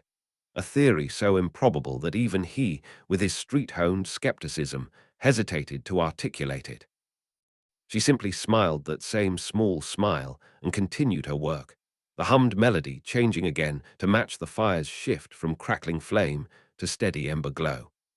Outside the alcove, Lavin could hear the distant rush of the river that had nearly claimed him, its voice somehow both menacing and soothing in the enclosed space. The fire cast long shadows across the curved walls, shadows that seemed to move independently of their sources. Lavin found his attention drawn to the play of light and dark, following patterns that almost formed recognizable shapes before dissolving back into random movement. Each time he blinked, the alcove seemed slightly different upon reopening his eyes. Items rearranged, shadows shifted, the quality of light subtly altered. "Rest now," the woman said, her work apparently complete for the moment. "The body knows how to heal itself, given the right encouragement. Sleep will speed the process." Lavin wanted to resist, to demand clearer answers, but a profound weariness swept through him with the same irresistible force as the river's current. His eyelids grew heavy, his thoughts sluggish. The last thing he saw before slipping back into darkness was the woman's ordinary face, transformed by firelight into something timeless and knowing. A face that had witnessed the rise and fall of mountains, the birth and death of stars. As consciousness faded, he realized he'd never seen his two caretakers together, though he didn't yet understand what that might mean. The scent of herbs pulled Lavin back to consciousness, sharper and more defined than before. This time, waking felt less like struggling through layers of darkness and more like simply opening a door. He found himself propped against smooth stones, his body arranged in a sitting position that should have been agonizing given his injuries, but somehow wasn't. The woman sat cross-legged before the hearth, her hands working a clay pot that hung from an iron hook above the flames. Steam rose from its contents, carrying aromas that seemed to shift with each breath, pine and earth, then honey and stone, then something else entirely that had no name in Lavin's experience. "You're awake," she observed without turning, her attention remaining on the pot. "Properly this time." Lavin flexed his fingers experimentally, surprised to find the right hand responding almost normally while the left followed with hesitant reluctance. The skin of his right arm still looked unnaturally pink and smooth, like a child's rather than a man's, but the left had progressed from angry purple to a milder blue-green discoloration. "Your definition of properly might differ from mine," he replied, testing his voice and finding it stronger than before. "I feel as though I've been trampled by every horse in Duke Aldrich's stables, then reassembled by an apprentice with more enthusiasm than skill." That earned him a small smile as she removed the pot from its hook with bare hands that should have been scalded by the heated clay, but showed no reaction to it. An improvement from dead, which was the alternative the river had planned for you. She poured steaming liquid into 2 rough-hewn cups, the tea a deep greenish-brown that seemed to absorb rather than reflect the firelight.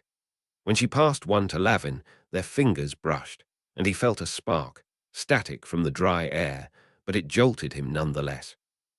The cup's heat penetrated his still sensitive palms, but instead of pain, it spread a gentle warmth that traveled up his arms and into his chest. He sniffed the contents cautiously. The aroma was pungent, somewhere between fertile soil after rain and freshly crushed leaves, with an undercurrent of something mineral and ancient. "It won't poison you," she said, sipping from her own cup, "though it might challenge your understanding of what tea should taste like." Lavin took a tentative sip and nearly choked. The flavor was intensely earthy, carrying notes of roots grown in darkness and plants that had never seen the sun. Yet beneath the initial shock lay a complex sweetness that bloomed across his tongue, followed by a clarity that swept through his mind like a cold mountain stream, washing away the lingering fog of pain and fever. "Interesting definition of tea," he managed after recovering. "In most circles, this would qualify as either medicine or punishment. Boundaries between healing, nourishment, and discipline are more fluid than most realize," she replied, her matter-of-fact tone belying the strangeness of her words. "Your body is remembering how to be whole. The process requires support." Lavin took another sip, finding the second less jarring than the first. The liquid seemed to carry direct sustenance to parts of him that had been damaged, a sensation both unsettling and oddly comforting. "How long until I can travel?" he asked, practical concerns surfacing as his mind cleared. "My companions believe me dead. There's information I carry that must reach." "The 5 kingdoms," she finished for him. "Yes, I know of your mission. As for traveling," she studied him with those disconcerting eyes. "The body heals at its own pace, but time moves differently here. What feels like days may be merely hours beyond these walls." "You speak in riddles," Lavin observed, his tone sliding into the sardonic deflection that had protected him through countless uncomfortable situations. "Is that part of the healing process, or simply a personal preference?" She set her cup aside, regarding him with the patient expression of someone who had heard every possible variation of skepticism and found none of them particularly original. "The river carries all to the sea," she said, her hands returning to their work of grinding herbs in a small stone mortar, "but some must swim against the current." "Ah, parables now. Even better than riddles for avoiding direct answers." "Direct answers to indirect questions rarely satisfy," she countered, unperturbed by his sarcasm.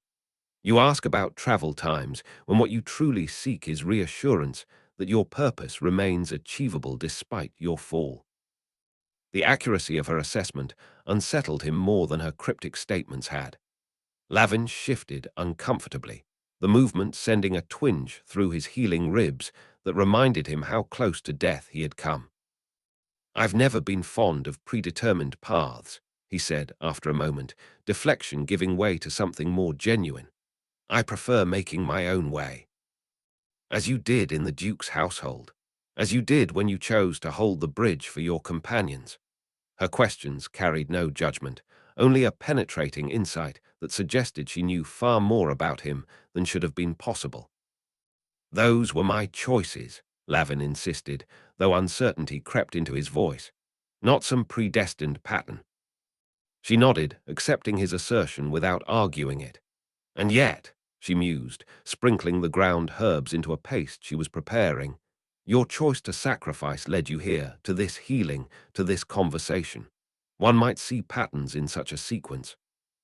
"Coincidence and consequence aren't the same as destiny," Lavin countered, warming to the debate despite himself. The tea had cleared his head remarkably, making this philosophical discussion feel almost normal despite the surreal circumstances. "Even those who forge their own paths follow patterns they cannot see," she said, moving to kneel beside him with her freshly made paste. The most fiercely independent traveler still follows the contours of the land, obeys the constraints of weather and season, responds to stimuli that shape their supposedly free choices. As she spoke, her hands resumed their work on his left arm, spreading the paste with the same methodical precision that characterized all her movements. The contradiction between her mundane appearance and extraordinary abilities remained jarring, like finding a priceless gem hidden in a beggar's pocket. "You're suggesting free will is an illusion?" Lavin asked, watching her ordinary fingers produce extraordinary healing with each pass over his damaged flesh. "I'm suggesting it's more complicated than either complete freedom or absolute destiny," she replied. "Like a river finding its way to the sea, constrained by landscape, yet constantly carving new channels, following the path of least resistance, yet reshaping the very earth that guides it." Lavin felt the paste sink into his skin, carrying sensations of renewal deep into tissue and bone. The process should have been painful, but under her hands it felt merely intense, a pressure that built and released in rhythmic waves. "And which am I in this tortured metaphor?" he asked, his voice softer than he intended. "The river or the landscape?" She looked up from her work, meeting his eyes directly. In the firelight, her face transformed momentarily from plain to profound, as if some greater presence looked through her unremarkable features. "Both, of course," she said simply, "as are we all." They lapsed into silence as she continued her ministrations. Outside the alcove, night had deepened, the darkness pressing against the entrance like a living thing. The fire burned lower, shifting from vibrant flame to steady embers that cast long shadows across the curved walls. These shadows seemed to move with subtle purpose, forming patterns that almost resolved into meaning before dissolving back into randomness. Lavin found himself torn between skepticism and a growing sense that he was experiencing something beyond his understanding. His street-hardened pragmatism resisted the implications of this encounter, yet he could not deny the evidence of his healing body, the impossible knowledge this woman possessed, the strange timelessness of the alcove. "You don't trust what you cannot explain," she observed, correctly reading his thoughts again. A valuable trait for survival, but a limitation when confronting the wider world. "I've found that unexplained phenomena usually have very mundane explanations once you look closely enough," Lavin replied, though without his usual conviction. "And when they don't?" she asked, applying a final layer of bandages to his left arm with those methodical, too skilled fingers. "When looking closely reveals depths rather than simplicity?" Lavin had no ready answer. The firelight dimmed further, the shadows lengthening across his face as night claimed even this sheltered space. The woman's form became increasingly indistinct in the growing darkness, though her hands remained clearly visible, as if they existed slightly apart from the dimming of the world around them. "Rest again," she said, her voice seeming to come from multiple directions at once. "Tomorrow will bring new challenges, new choices. The path grows clearer, but no less difficult." As weariness claimed him once more, not the desperate unconsciousness of severe injury, but the healing sleep of recovery. Lavin couldn't help wondering which parts of this strange encounter would make sense in the light of day, and which would remain as unexplainable as the woman herself. The fever came without warning, a molten tide that surged through Lavin's blood and set his newly healed skin ablaze. One moment he was drifting in dreamless sleep, the next he was burning from within, his body a furnace consuming itself. He thrashed against unseen restraints, his throat too parched to form screams that built behind cracked lips. The alcove's stone walls breathed around him, expanding and contracting with his ragged breaths, while the firelight fractured into dazzling patterns that bore impossible meanings. Reality thinned like worn fabric, and through the resultant tears, Lavin began to see things that couldn't, shouldn't, exist. Altiear appeared first, not as memory, but as terrible premonition. She stood encased in a cage of ice, its translucent walls gleaming with cold blue light that leached the color from her skin. Her hair, usually golden as summer wheat, hung dull and lifeless around her face. Her small hands pressed against the frozen barrier, leaving impressions that steamed briefly before refreezing. Though no sound penetrated the ice, Lavin could see her lips forming his name, over and over, a desperate invocation that reached him as clearly as if she'd whispered directly into his ear. Beyond her prison, darkness gathered, not the passive absence of light, but something active and hungry that pressed against the ice with palpable malice. Tendrils of shadow probed for weaknesses, leaving black streaks wherever they touched. Illyra's eyes widened as she noticed them, her silent calls growing more frantic as the darkness began to seep through hairline cracks in her protective cage. Lavin struggled to reach her, but his limbs refused to obey, weighted with the leaden impotence of nightmare. He could only watch as the shadows thickened around her sanctuary, as her face grew paler and her movements more desperate. The ice began to fracture, audible cracks splitting the silence with reports like breaking bones. Illyra, the name tore from his throat, the first sound he'd managed since the fever took hold. Reality reasserted itself momentarily. The stone alcove, the dimming fire, the cool touch of a hand against his burning forehead. The woman's face hovered above him, her ordinary features drawn with concern that seemed both immediate and somehow ancient. "The visions come," she murmured, her voice strangely doubled, as if another spoke the same words just out of sync. "They always do when the body burns to heal the spirit." Before Lavin could respond, the fever dragged him under again, the alcove dissolving around him like salt in water. This time he found himself in a forest clearing, the ground carpeted with fallen leaves that shone silver in the moonlight. In the center lay Mira, her body unnaturally still against the dark earth. Blood pooled beneath her, black in the colorless light, spreading in patterns that resembled the runes etched into ancient standing stones. Her eyes remained open, fixed on something just beyond Lavin's vision. One hand stretched toward the darkness between two gnarled trees, fingers splayed, as if reaching for salvation or warning against approach. He couldn't tell which. The moonlight caught the copper in her hair, transforming each strand into fine wire that seemed to conduct some ethereal energy into the ground beneath her. "Not yet," she whispered, though her lips didn't move. "They don't understand what's coming. You have to tell them." Lavin tried to move toward her, to ask who needed telling, what warning he should carry. But the clearing receded from him like tide from shore, Mira's prone form growing smaller until she was merely a dark smudge against silver ground, then nothing at all. Between these visions, in the narrow spaces where fever loosened its grip enough for fragments of reality to intrude, Lavin became aware of voices, his caretakers speaking to each other though he never saw them together. Their words drifted through his consciousness like leaves on a stream, sometimes clear, sometimes half-submerged. The pattern shifts around this one. It always does when they resist the current. The choice must remain his.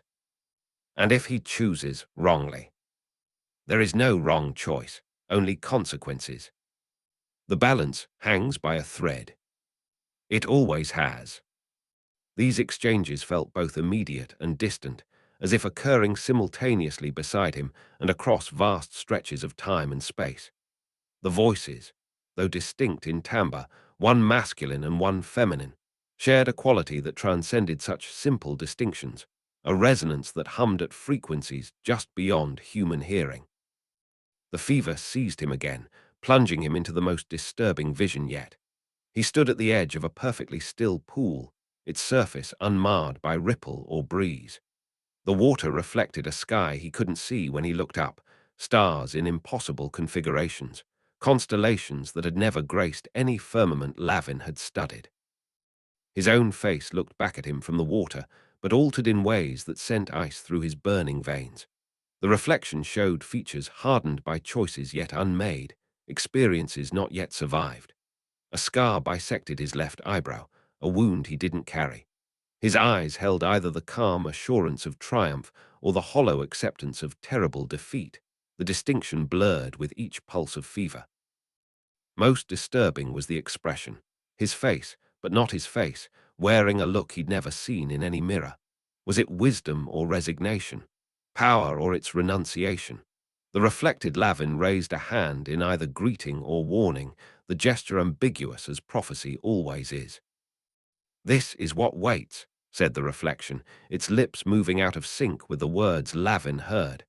"This is what comes if you continue down the river's course." "And if I don't?" Lavin asked, his voice echoing strangely across the still water. The reflection smiled, a grim, knowing expression that belonged on a much older face. "Then someone else wears these features, makes these choices. The pattern remains, only the thread changes."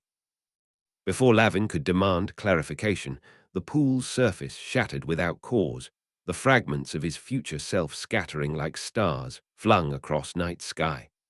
The shock of it hurled him back into his fevered body with brutal force. His physical form rebelled against the visions, against the knowledge they threatened to impart. He alternated between burning heat that made his very bones feel like molten metal and bone-deep chill that transformed sweat to ice crystals on his skin. Each transition racked him with violent tremors that seemed capable of shaking his newly healed limbs apart.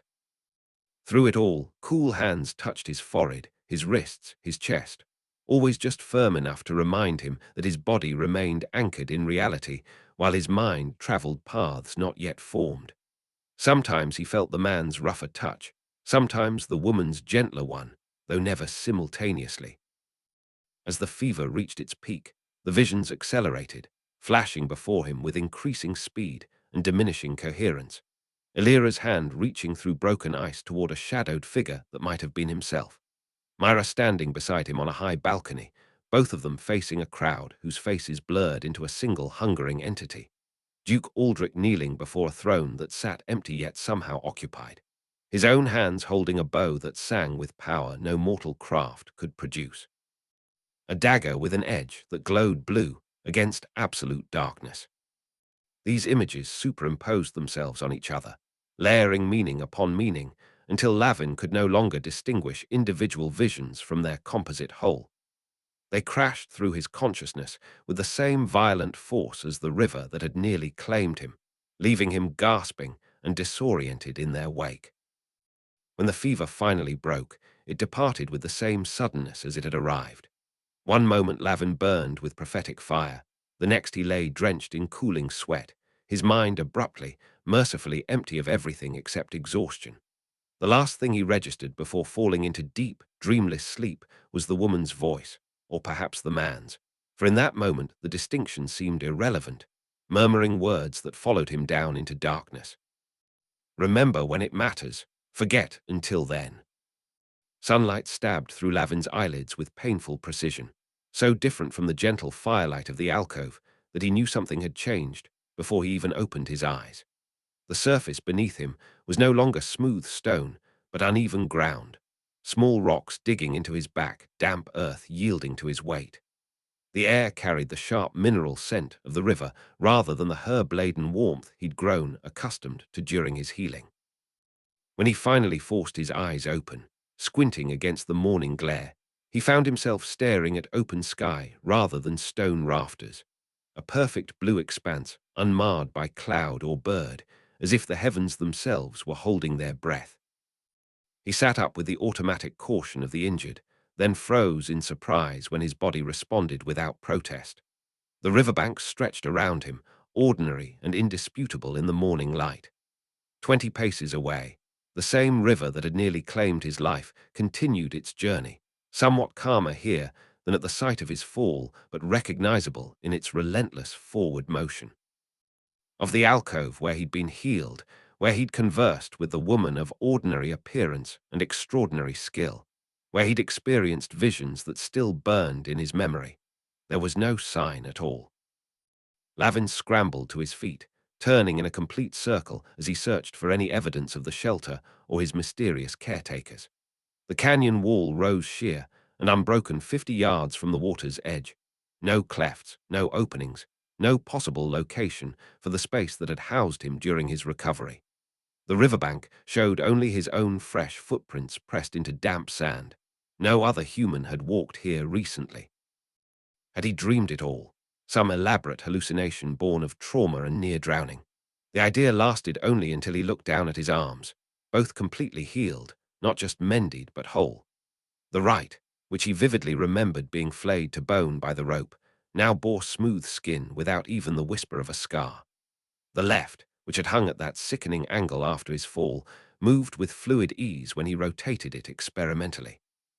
He pushed up his sleeve, examining the unblemished flesh with growing wonder. No healing took place this quickly, this completely, certainly not from injuries as severe as his had been. Something caught the light beside his foot, a metallic gleam that drew his eye to an object half buried in the sand. Kneeling, Lavin carefully brushed away the grit to reveal a dagger unlike any he'd ever seen. Its handle was wrapped in leather that fit his grip as if crafted specifically for his hand, the balance perfect when he lifted it experimentally. But it was the blade that held his attention, slender and double-edged, forged of some metal that wasn't quite steel, with a faint blue luminescence that seemed to emanate from within rather than merely reflecting the morning light. When he touched the edge with his thumb to test its sharpness, his finger passed through the apparent boundary of the metal without resistance, continuing perhaps a quarter-inch beyond where the blade appeared to end. He snatched his hand back, expecting blood, but his skin remained unbroken. The dagger's edge existed somehow beyond its visible form, cutting at a level more fundamental than mere physical matter.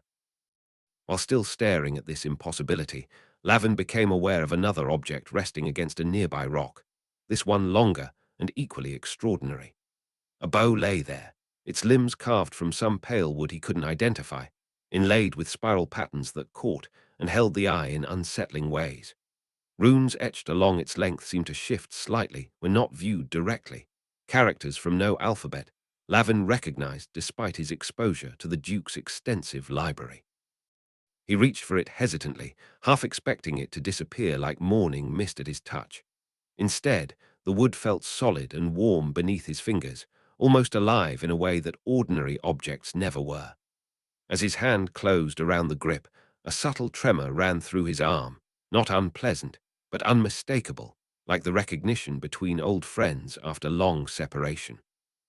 Something waited within the bow, a potential that hummed just below the threshold of hearing, power dormant, but prepared to wake at need.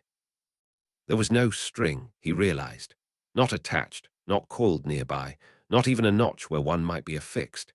Yet somehow he knew with bone-deep certainty that when the moment came, the bow would not fail him for lack of such a mundane component. Lavin stood with both weapons in hand, feeling their strange resonance with each other and more disturbing with himself. They belonged to him now, that much was clear, gifts or payment or tools for some purpose he didn't yet understand. The dagger he slid into his boot, its unusual edge somehow passing through the leather sheath without damaging it. The bow he held a moment longer before slinging it across his back, where it settled as if it had always been there. Testing his healed body more thoroughly, Lavin stretched, twisted, even executed a brief series of combat movements the Duke's weapons master had drilled into him. Everything worked, not just adequately but perfectly, with a fluidity and strength he'd never possessed before. His ribs, which had been cracked if not broken in the fall, supported his movements without complaint. His leg, which had been damaged severely enough to prevent walking, now carried his weight with easy confidence. Even his stamina seemed enhanced, his breathing steady despite exertions that should have left him gasping after such injuries. Whatever healing had taken place in that vanished alcove, it had done more than simply repair damage. It had returned him to a condition better than before his fall. He found his cloak draped over a nearby boulder, the fabric cleaned, and mended where the river's violence had torn it.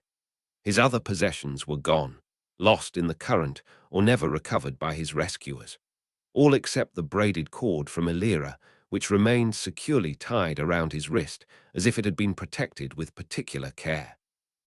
Lavin's fingers found the familiar texture, tracing the intricate pattern Altiear had woven specifically for him. The touch centered him, as it always did, a physical reminder of connection to a world that suddenly seemed stranger and more complex than he'd ever imagined. Whatever he'd experienced, whatever changes had been worked upon him, this at least remained constant. He turned to face the river, studying the implacable current that had nearly taken his life. According to every natural law, every reasonable expectation, he should be dead. Another victim claimed by stone and water, his body carried downstream to eventually wash up as unrecognizable remains. Instead, he stood whole and healed, armed with weapons that defied explanation, filled with visions of possibilities that stretched ahead like branching streams from the river's main course. Perfect timing for a cosmic pep talk, he muttered, his sardonic tone a deliberate attempt to ground himself in familiar personality when everything else had shifted. Nearly die, get mysterious healing, receive magical weapons, save the world. Very original. Yet beneath the sarcasm lay genuine awe, and though he would have been reluctant to admit it, fear. Not of what had happened to him, but of what it might signify, what might be expected of him in return for this second chance at life. The woman's cryptic statements about destiny and choice echoed in his memory, along with fragments of his fever visions. Altiear trapped in ice, Mira bleeding in moonlight, his own face transformed by decisions not yet made. He exhaled slowly, releasing tension he hadn't realized he'd been carrying. Whatever cosmic game he'd been drawn into, standing alone on a riverbank wouldn't resolve it. His companions believed him dead. The vital information they carried still needed to reach its destination. 5 kingdoms still hung in the balance of their success or failure. One step at a time, then. Find his companions. Complete the mission. Figure out the meaning of divine intervention and prophetic visions later, preferably over a very strong drink in a very secure location. With a final glance at the river, silent acknowledgement of both its attempt to claim him and its role in his transformation, Lavin turned toward the path that would lead him back to the mountains where he had fallen. The bow settled against his shoulders, the dagger nestled against his ankle, and determination burned in his chest with a clear, steady flame that felt both familiar and entirely new. Whatever had changed within him, whatever purpose the mysterious caretakers had prepared him for, one thing remained constant. He would find his own way forward, as he always had. The path might be guided by forces beyond his understanding, but the steps would be his alone to take. Chapter 8. Echoes of the Past. Dawn broke across the forest in thin ribbons of gold and pink, filtering through the canopy to touch Lavin's face with gentle insistence. He opened his eyes to find himself beside a small campfire, embers glowing with sullen determination against the morning chill. The transition from riverbank to this sheltered clearing remained a blank space in his memory, another question mark in a growing collection of impossibilities that had begun with his fall from the bridge. Lavin sat up, instinctively bracing for pain that never came. His last clear memory was standing by the river, newly healed but exposed, planning his route back to his companions. How he'd found this sheltered hollow, gathered wood, or struck fire remained as blank as a nobleman's promises to the poor. He flexed his fingers experimentally, turning his hands over to examine where rope had once stripped flesh to bone. Nothing, not even the faintest scar, marred the skin of his right arm. The left, which had hung at that sickening angle after his fall, now moved with fluid grace through its full range of motion. He traced the smooth skin with disbelieving fingers, feeling the solid reality of healed bones beneath. This was no battlefield patch job that would ache with every storm. This was perfection, as if the injuries had never existed at all. Convenient, he muttered, the sardonic word carrying equal parts gratitude and suspicion. His street instincts had always interpreted unexpected gifts as preludes to steeper payments. What price would these mysterious benefactors eventually extract? The divine weapons lay beside him on a bed of leaves, arranged with deliberate care rather than casual placement. The dagger caught the dawn light and held it, the metal gleaming with an inner luminescence that ordinary steel could never possess. Lavin lifted it carefully, testing its balance across his palm. The weight distributed itself with impossible perfection, as if the blade had been forged specifically for his hand and no other.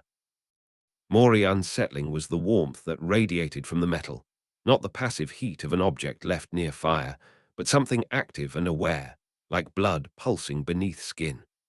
When his fingers closed around the hilt, the sensation intensified, a gentle current that traveled up his arm and settled in his chest with comfortable familiarity.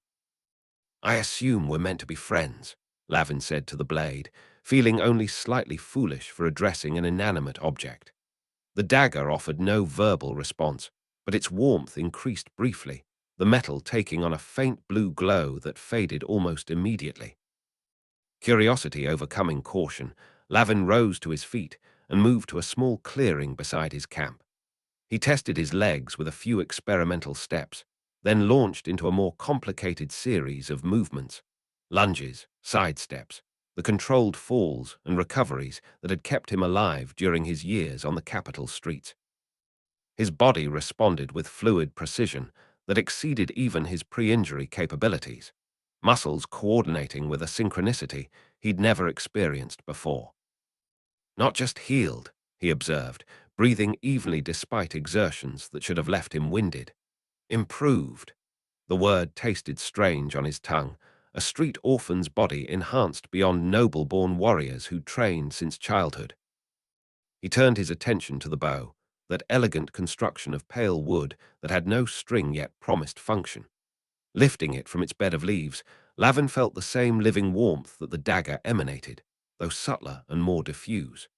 The spiral patterns inlaid along its length seemed to shift slightly under his gaze, never quite resolving into recognizable shapes, but suggesting meanings just beyond comprehension. Standing at the edge of the small clearing, Lavin raised the bow as if to draw it, curious whether the missing string would magically appear. Nothing happened. No mystical manifestation, no sudden appearance of arcane energies. The bow remained beautiful, but apparently incomplete in his hands. Some assembly required, he muttered, lowering the weapon with a twinge of disappointment.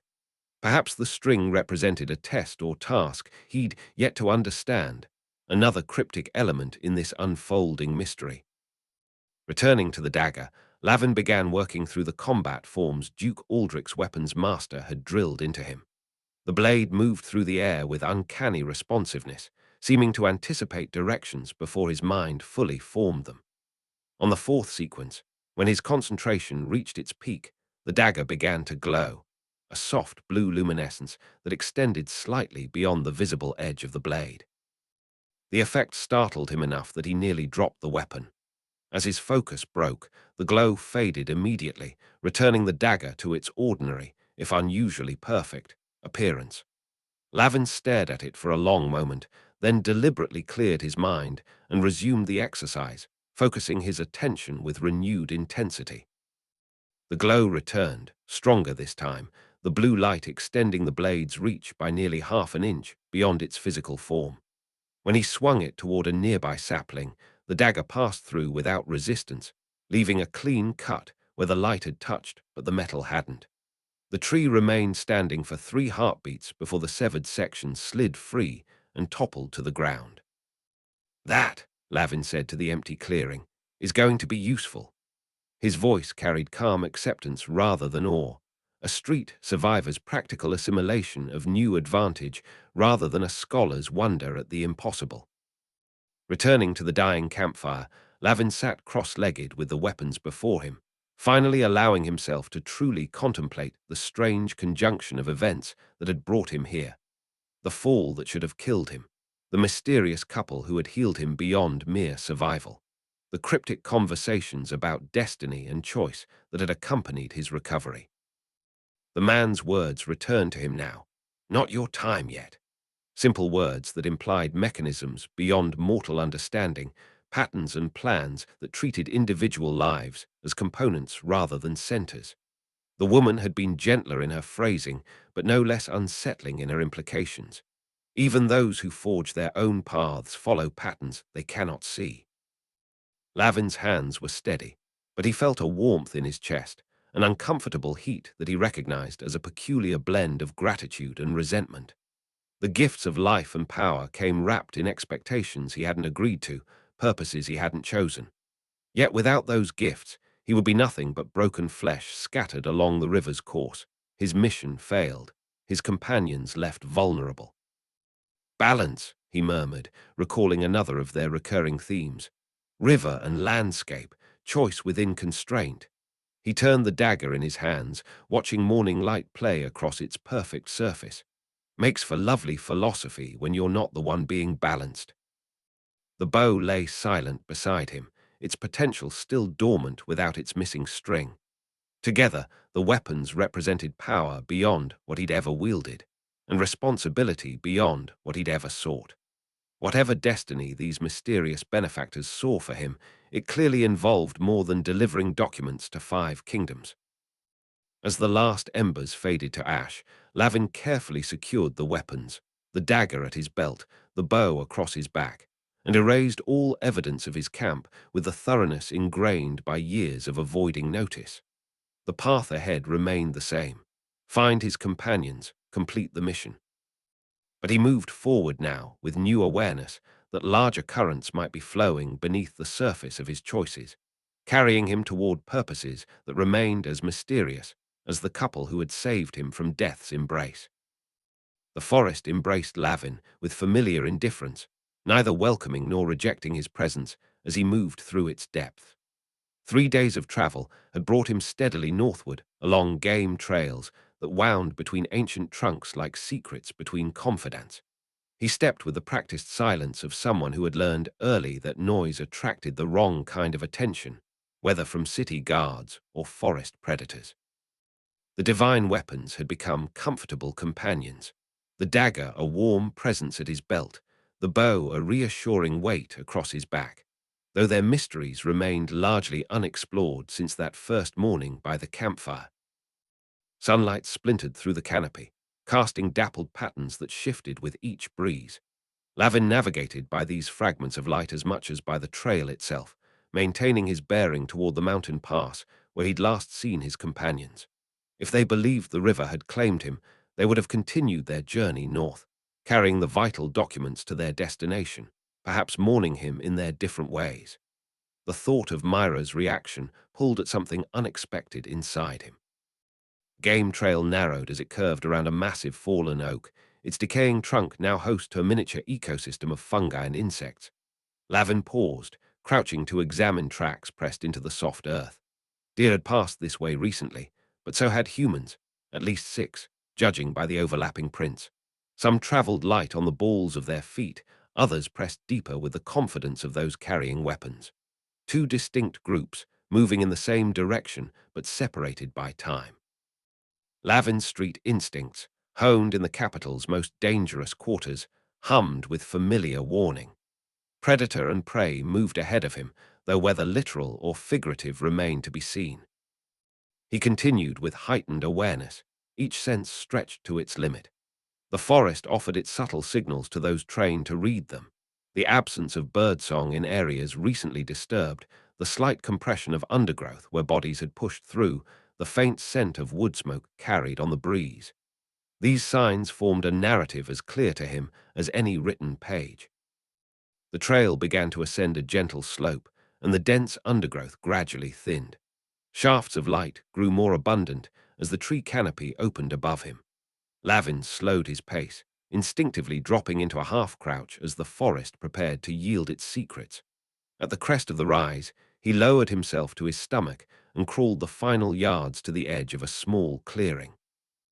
Below him, nestled in a natural depression, huddled a group of perhaps 20 people, mostly women and children with a few elderly men among them.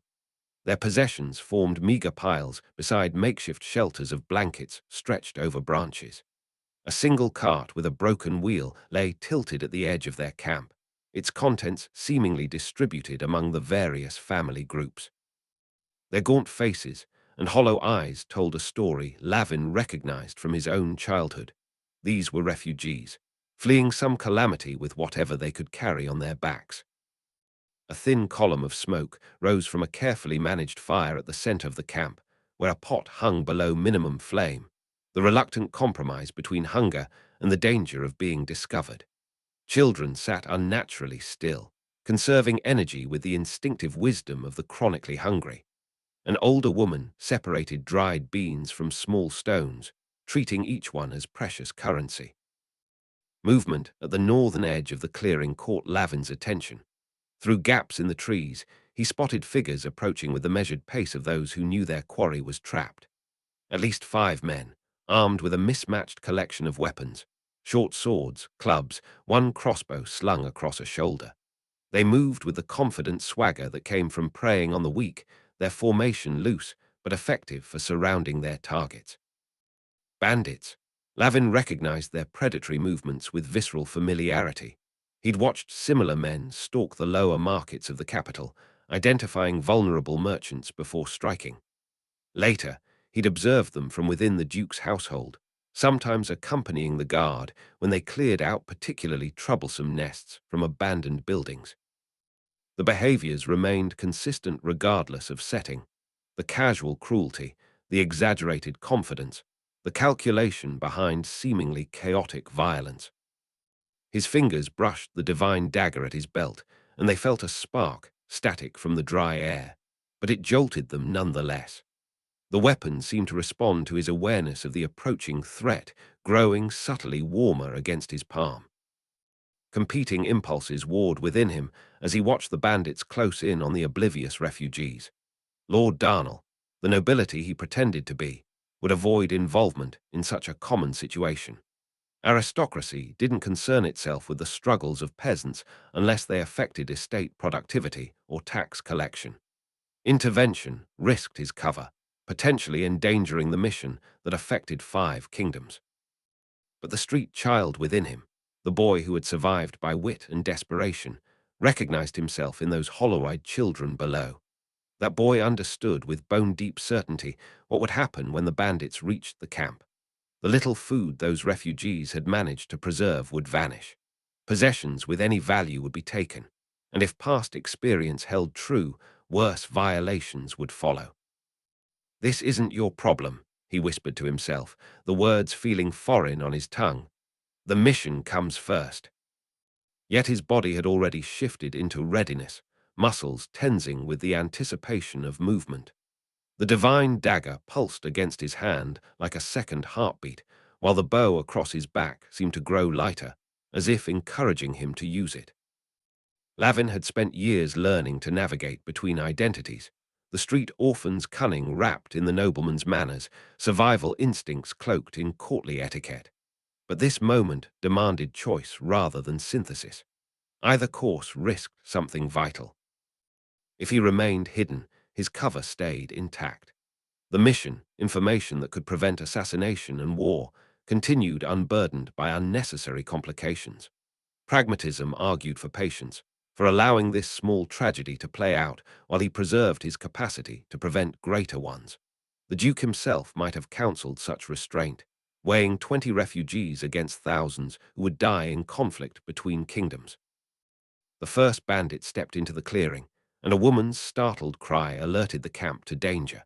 The refugees scrambled to gather children and possessions, but there was nowhere to flee as more bandits emerged from the trees in a loose semicircle. Their leader, a heavy-shouldered man with a patchwork leather vest, strode forward with the arrogant confidence of someone who expected no meaningful resistance. "Well now," he called, voice pitched to carry across the clearing. "Looks like we found ourselves some travelers in need of protection." The word dripped with mockery as his companions laughed appreciatively. A boy of perhaps 12 stepped forward, placing himself between the bandits and a younger child. "We have nothing worth taking," he declared, voice cracking mid-sentence. "Please let us pass in peace." The leader's response was casual brutality, a backhanded blow that sent the boy sprawling to the ground, blood spilling from a split lip. "That's where you're wrong, lad," he said, crouching to grip the boy's chin roughly. "Everything has value to someone who knows how to use it." Lavin's fingers tightened around the dagger's hilt. Its warmth surged through his palm and up his arm, the metal beginning to emit the faintest blue glow. The choice crystallized before him with sudden clarity, not between mission and morality, but between the man he pretended to be and the man he might become. Lavin rose from his hiding place with the fluid grace of a predator claiming territory. He stepped into the clearing with measured strides, balancing 2 opposing personas with practiced ease. The confident bearing of nobility in his straight shoulders and lifted chin, the dangerous awareness of a street fighter in his light steps and ready hands. The dagger at his belt hummed with anticipation, its warmth spreading through his body like liquid courage. He'd made his choice. Now came the performance that would either save these refugees or doom them all to worse fates. "I believe," he announced, voice pitched to carry with aristocratic boredom, "that you're interfering with my project." All heads turned toward him, bandits frozen in surprise, refugees wide-eyed with confusion and fragile hope. The leader straightened from where he'd been tormenting the boy, his expression shifting from cruel amusement to cautious assessment. "These people," Lavin continued, gesturing casually toward the refugees as he strolled closer, "fall under my protection for the moment. A tedious obligation to the crown, escorting displaced subjects to the northern provinces." The lie flowed smoothly, wrapped in the entitlement only true nobility could project. "You're disrupting an official undertaking." The bandit leader's eyes narrowed, measuring Lavin's fine clothes against his solitary status. "Don't see no royal seal," he countered, hand resting on his sword hilt. "No guards neither, just a pretty boy playing at importance." Lavin sighed with exaggerated patience. Common minds, common observations. He stopped a dozen paces from the bandits, posture deliberately open, as if unconcerned by their weapons. "I'll make this remarkably simple. Leave now, keep your teeth in your head, and I won't bother reporting this little attempt at rebellion." The bandits exchanged glances, then burst into laughter that echoed through the clearing. Two of them began spreading out to flank him while their leader stepped forward, drawing a notched but serviceable short sword. "Hear that, boys? Lord Fancy threatens us with paperwork." He spat on the ground between them. "How about this instead? Hand over whatever coin keeps those clothes so clean, and maybe we'll let you crawl back to whatever manor house you escaped from." Lavin's expression remained pleasantly detached, though his awareness had expanded to track every bandit's position with street-honed precision. "A counter-proposal," he offered, voice dropping to something more authentic. "The boy's blood is the last you spill today." The leader sneered and nodded to his nearest companion, a wiry man holding a wickedly curved knife. "Show his lordship what we think of proposals." The knife-wielder lunged with the confidence of someone accustomed to frightened compliance. What he encountered instead was empty air as Lavin sidestepped, with fluid economy, one hand catching the outstretched wrist while the other delivered a precise strike to the elbow joint. The crack of breaking bone coincided with the knife falling from nerveless fingers directly into Lavin's waiting hand. The entire movement had taken less than 2 heartbeats. "First lesson in negotiation," Lavin said, as if conducting a tutorial for particularly slow students. "Ensure your position of strength is actual, not merely perceived." The divine dagger remained at his belt, but as the confiscated knife spun in his fingers with practiced familiarity, Lavin felt the warmth of his own weapon intensifying. A faint blue glow emanated from beneath his tunic, where the dagger rested against his hip, as if responding to his engaged combat instincts. The remaining bandits attacked simultaneously, abandoning caution for overwhelming force. A bearded man with a club charged from the left, while 2 swordsmen advanced from the front. The crossbowman hung back, struggling to load his weapon with shaking hands. Lavin met their assault with a fighting style no formal academy had ever taught. The disciplined techniques from Duke Aldrich's training yard blended seamlessly with the brutal pragmatism of capital street fights. He ducked beneath a sword swing that would have removed his head, coming up inside the attacker's guard to drive the captured knife into the man's shoulder. Not a killing blow, but precision damage that rendered the sword arm useless. The club wielder found his weapon abruptly tangled in Lavin's cloak, the momentum of his own swing pulling him off balance. Lavin's knee connected with the man's midsection, driving air from his lungs in an explosive gasp. As the bandit doubled over, Lavin's elbow descended between his shoulder blades, sending him sprawling face first into the dirt. When the final swordsman closed distance, Lavin finally drew the divine dagger. The weapon emerged from its sheath trailing blue luminescence, its edge gleaming with otherworldly sharpness. The bandit's confident advance faltered at the sight, his eyes widening with primitive recognition of something beyond his understanding. Lavin didn't give him time to reconsider. He moved inside the longer weapon's reach, the divine dagger deflecting the sword with a precision that felt guided by forces beyond mere skill. The blade sliced through the bandit's belt and scabbard with no more resistance than if passing through morning mist, sending sword and sheath tumbling to the ground in separate pieces. Before the man could process this impossibility, the dagger's hilt connected with his temple in a precise strike that collapsed him into unconsciousness. The leader, witnessing his band dismantled in seconds, abandoned bravado for survival. He backed away, sword extended defensively. "What kind of nobleman fights like that?" he demanded, voice pitched higher than before. Lavin advanced with measured steps, the divine dagger now glowing openly in his hand. "The complicated kind," he replied, the words carrying more truth than his supposed identity warranted. "Last chance to leave with your dignity, if not your pride." Something in Lavin's expression, perhaps the street child's cold calculation showing through the nobleman's composure, convinced the bandit that further resistance invited consequences beyond mere defeat. He turned and fled, followed by the crossbowman who had never managed to loose a single bolt. The remaining bandits, though still conscious, dragged their wounded companions into the forest with remarkable haste. As the last of them disappeared among the trees, Lavin exhaled slowly, centering himself as the dagger's glow faded to normal metal. The refugees remained frozen in place, their expressions a mixture of awe and residual fear, now directed at their unlikely savior. The boy who had stood up to the bandits was the first to approach, his split lip already swelling but his eyes bright with admiration. "You fought like nothing I've ever seen, my lord." Lavin sheathed the dagger, uncomfortable with the naked gratitude in the child's face. "Not a lord," he corrected, then caught himself. "Not important. Are any of you badly hurt?" His question broke the spell of stunned silence. The refugees surged forward, voices overlapping with thanks and blessings. An elderly woman with hair like a tangle of white vines and lips set in a perpetually crooked line of stern assessment stepped through the crowd. She carried a small wooden box with tarnished metal hinges. "This belonged to my grandmother's grandmother," she announced, pressing the box toward him with gnarled hands. "It's the only thing of value we have left. Please take it as thanks for saving us."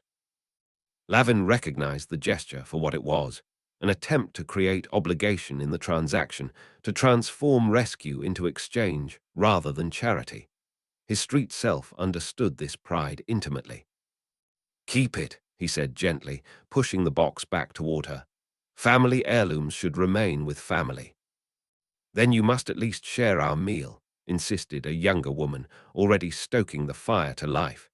"It's little enough to offer." Lavin accepted this compromise, recognizing that refusing all gratitude would wound their dignity more than their already meager supplies. He spent the next hours helping strengthen their camp's defenses, showing them how to arrange brush in patterns that would warn of approach, and sharing what provisions he could spare.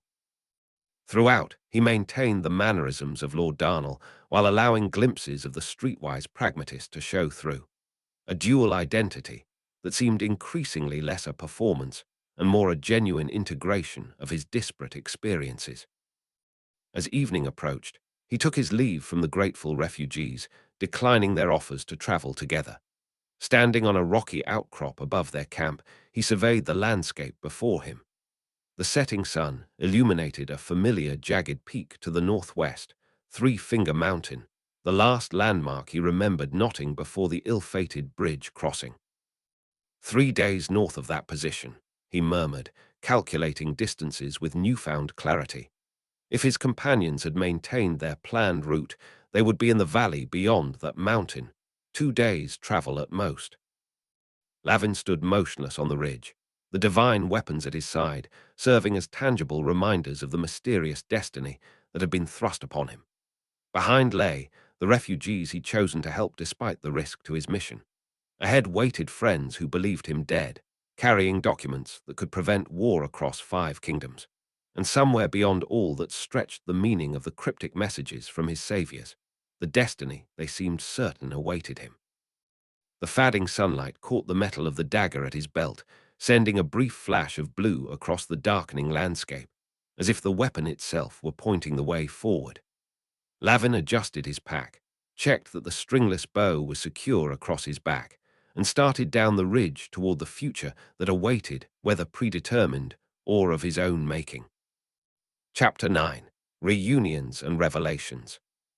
The mountain path spat Lavin out like an afterthought, his boots skidding on loose gravel as he emerged from between two weathered stone faces. Below him, nestled on a rocky ridge that overlooked the valley, sat a small camp, 3 figures huddled around the remnants of a morning fire, unaware that their dead had risen. Lavin paused, lungs burning from the climb, and watched them for a moment, these people who believed him claimed by river and stone. The weight of his survival hung heavy on his shoulders, as substantial as the mysterious bow strapped across his back. He took a single step forward, and a small cascade of pebbles announced his presence before words could. The sound drew Mira's attention first, her head snapping up with the instinctive wariness of prey-sensing predator. Lavin watched as her expression transformed through stages of alert caution to disbelief, then to something so nakedly vulnerable it made his throat tighten. Lavin! His name emerged from her lips as a question first, barely audible across the distance between them.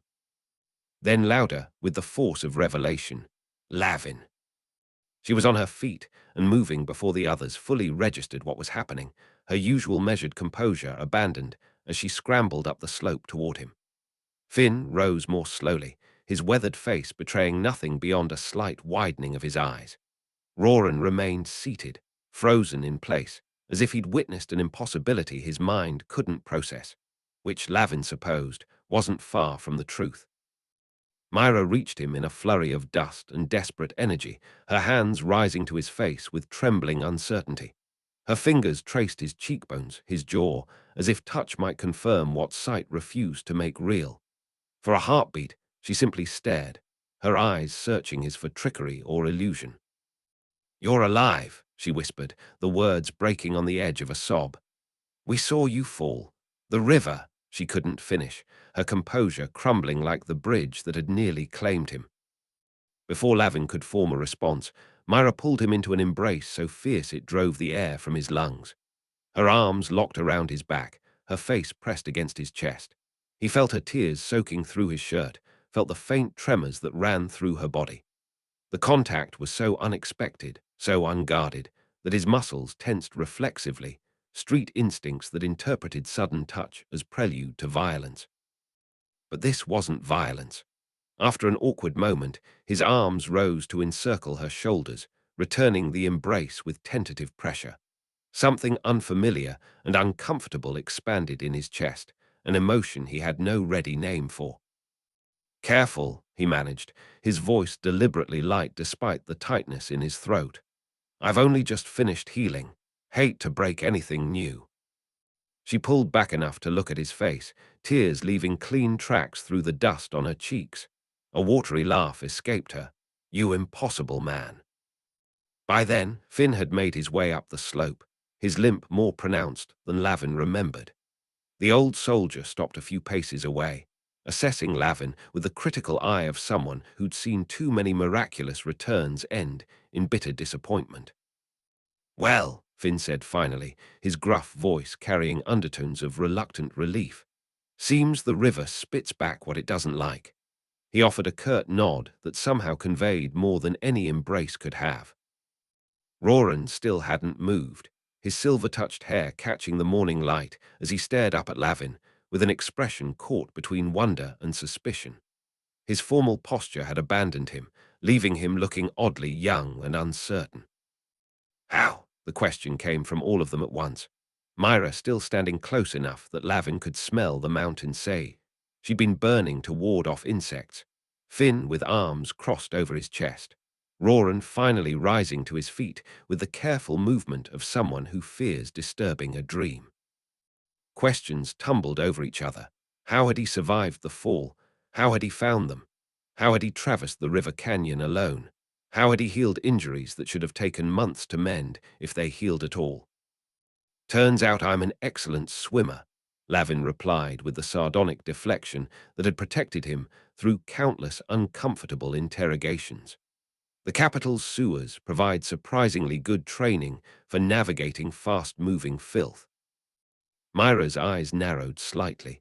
She recognized the evasion for what it was. Swimming doesn't explain how you found us, or how you're standing here without a scratch when we saw you fall hundreds of feet into rapids that could tear a man apart. Perhaps the gods had other plans for him, Roran offered, finding his voice at last. The words carried the formal cadence of his paladin training, but uncertainty lurked beneath them. Or perhaps he's harder to kill than we thought, Finn countered, his pragmatic nature asserting itself. Seen men survive worse, though not by much, he added, eyeing Lavin with renewed curiosity. Lavin shrugged, the movement deliberately casual despite the weight of their combined scrutiny. Luck has always been my most reliable companion. Ask the Duke if you don't believe me. Luck doesn't set broken bones or mend flesh torn to ribbons, Finn said, his gaze dropping to Lavin's arms, the same arms he'd last seen mangled by rope and impact. And luck doesn't provide new equipment. The old soldier's weathered hand extended toward Lavin's pack, where the ornate hilt of the divine dagger protruded slightly. His eyes shifted to the pale bow strapped across Lavin's back, its unstrung form nevertheless radiating subtle power. Don't recall you carrying those before your swim. The observation hung in the air between them, dissolving Lavin's carefully constructed deflections like morning mist under harsh sun. He felt the weight of their stares, Mira's intensity, Roran's suspicion, Finn's blunt assessment, and knew that sardonic comments about swimming abilities would no longer suffice. No, he admitted, his hand moving unconsciously to the dagger's hilt. It warmed beneath his touch, as if responding to his acknowledgement of its existence. These are new, and there's a story behind them that none of you are going to believe. He exhaled slowly, surrendering to the inevitable, though I'm not entirely sure I believe it myself.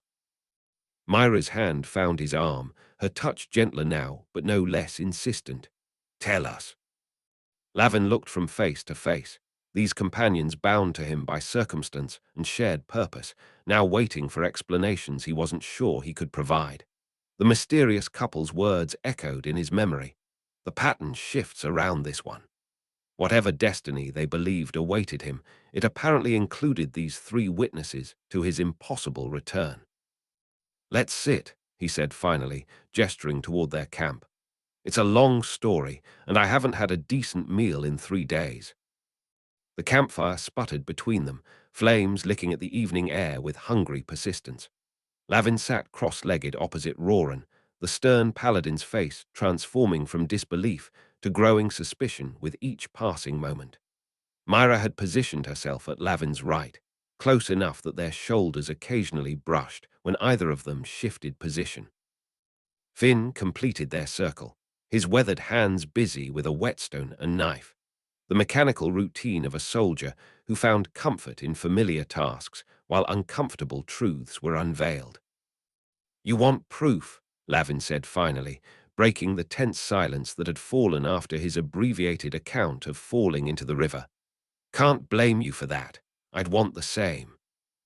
With deliberate slowness, he set aside his wooden bowl, now empty of the stew Mira had insisted on preparing for him, and began rolling up the sleeves of his shirt. The fabric slid easily past his forearms, revealing skin that should have been a patchwork of half-healed wounds and purple bruising. Instead, his right arm appeared unmarked, as if rope had never stripped flesh from bone. The left, which they had all seen hanging at that sickening angle after the bridge collapsed, flexed with fluid ease as Lavin rotated his wrist. Gods above, Finn muttered, the whetstone stilling in his hand.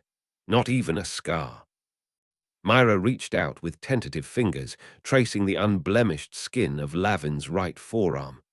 This isn't possible, she whispered, her touch light as a breeze. Your hands were. Flayed to the bone, Lavin finished for her. I remember.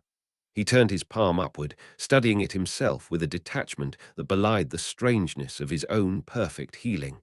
Hard to forget what rope does to flesh when you're on the wrong end of it. Roran leaned forward, his violet eyes narrowed with the intense scrutiny of someone searching for deception. No poultice or medicine known to the Five Kingdoms heals wounds like that without trace, he stated, each word precise as a blade strike. Not in 3 days, not in 3 months. No, Lavin agreed, meeting the paladin's gaze steadily. No medicine known to the Five Kingdoms. He reached for his pack, drawing forth the 2 objects that had accompanied him from the riverbank. The dagger came first, its perfect blade catching the firelight and transforming it into something richer, deeper. A faint blue luminescence traced its edge, visible even in the orange glow of the flames. Lavin laid it on the ground between them, then produced the bow, pale wood carved with spiraling patterns that seemed to shift subtly when viewed from the corner of the eye. These weren't mine before the fall, he said simply. They were gifts or payment. I'm still not entirely certain which. From whom? Roran demanded, though he made no move to touch either weapon. Lavin exhaled slowly, gathering words to describe what still seemed half dream, half delirium. A man pulled me from the river when by all rights I should have drowned. A woman tended my wounds when they should have been fatal. Both appeared utterly ordinary, the kind of faces you'd pass in any market without a second glance. He paused, struggling to articulate the contradiction that had defined his rescuers. And yet there was something, not wrong, exactly, but profoundly different about them. They moved as if following patterns invisible to normal eyes. Their hands sometimes seemed to shimmer at the edges, as if they weren't entirely solid. Spirits, Finn suggested with pragmatic simplicity, or something similar. Demons, Roran countered, his voice hardening with the certainty of his training. Entities that feed on desperation, offering miraculous salvation to secure their influence. Lavin shook his head. They asked nothing of me, made no demands, extracted no promises. They spoke in riddles about rivers and landscapes, choice and destiny, said it wasn't my time yet. His fingers brushed the dagger's hilt, drawn to its warmth. When I awoke healed, these weapons lay beside me, and the alcove where they'd tended me had vanished completely. Roran's expression settled into the rigid disapproval that Lavin had come to recognize as his default response to anything that challenged his ordered worldview. Convenient miracles from mysterious benefactors. This reeks of dark magic or delusion, he declared, his paladin training evident in every clipped syllable. The Twilight Codex speaks clearly of such encounters. Blessings unearned often carry hidden costs that manifest only when debt comes due. And yet here he sits, Finn observed, setting down his whetstone. Flesh mended, breath in his lungs, when by rights he should be bones tangled in river weeds. The old soldier leaned forward, weathered hand extending toward the dagger with professional curiosity. May I? When Lavin nodded, Finn lifted the weapon with the careful respect of someone who understood that superior craftsmanship demanded proper handling. He tested its balance, then ran his thumb experimentally along the edge. Where his skin met the blade's blue glow, it passed through with no resistance, yet emerged uncut. Extraordinary, he murmured, eyes widening slightly, perhaps the strongest expression of surprise Lavin had ever witnessed from the stoic veteran. Blade extends beyond its visible edge. It cuts where the light touches, Lavin confirmed, even through materials the metal never contacts. Finn handed the dagger back with a pragmatic nod that contained more acceptance than Lavin had expected. I've seen stranger things in my years, he said, folding his arms across his chest. Man who could summon fire with nothing but breath and will. Woman who spoke with the voices of the dead. Worlds larger than any codex can contain. Blasphemy, Roran muttered, though without real conviction. Unexplained phenomena should be approached with caution, not embraced for convenience. There are rules to how divine power manifests, structures and hierarchies established for our protection. Your protection, perhaps, Finn countered, his gravelly voice taking on an edge of impatience. Out here, survival trumps theology. Boys alive when he should be dead. Weapons work when they shouldn't exist. Sometimes practicality demands accepting what is rather than questioning why. And sometimes questioning prevents catastrophe, Roran shot back, his formal composure slipping to reveal genuine concern beneath. Gifts with no apparent price are often the most expensive in the end. The argument escalated, theological abstractions clashing against battlefield pragmatism, as the two men debated the implications of Lavin's miraculous survival. Their voices rose and fell like the campfire's flames, casting shadow versions of the same fundamental question. What did it mean when the impossible occurred? What obligations did survival against all odds create? Lavin sat silently through their debate, one hand resting on the dagger's hilt, the other tracing the bow's intricate patterns. The weapons felt right in his possession, as if they had always been meant for his hands specifically. Yet Roran's warnings resonated with his street-honed suspicion of anything freely given. In the capital's underbelly, unexpected gifts invariably carried hidden expectations, obligations that became apparent only when escape was impossible. His eyes found Mira's across the fire. While the others argued, she had been watching him with that penetrating gaze that seemed to strip away pretense and performance. She didn't speak, but a slight nod conveyed understanding beyond words, acknowledgement that whatever had happened to him, whatever these weapons signified, the choice of how to proceed remained his to make. The realization settled in his chest with uncomfortable weight. The mysterious healers had returned him to life with abilities and tools beyond ordinary explanation. Yet for all their cryptic talk of destiny and patterns, they had left him here, with companions who alternately doubted and accepted his transformation, with a mission still unfinished, with questions that multiplied rather than diminished with each attempt to answer them. Enough! Mira's voice cut through the theological debate with the precision of a well-honed blade. She stood, her shadow stretching long and severe across the rocky ground. Divine intervention or not, we still have documents to deliver to Varnhold.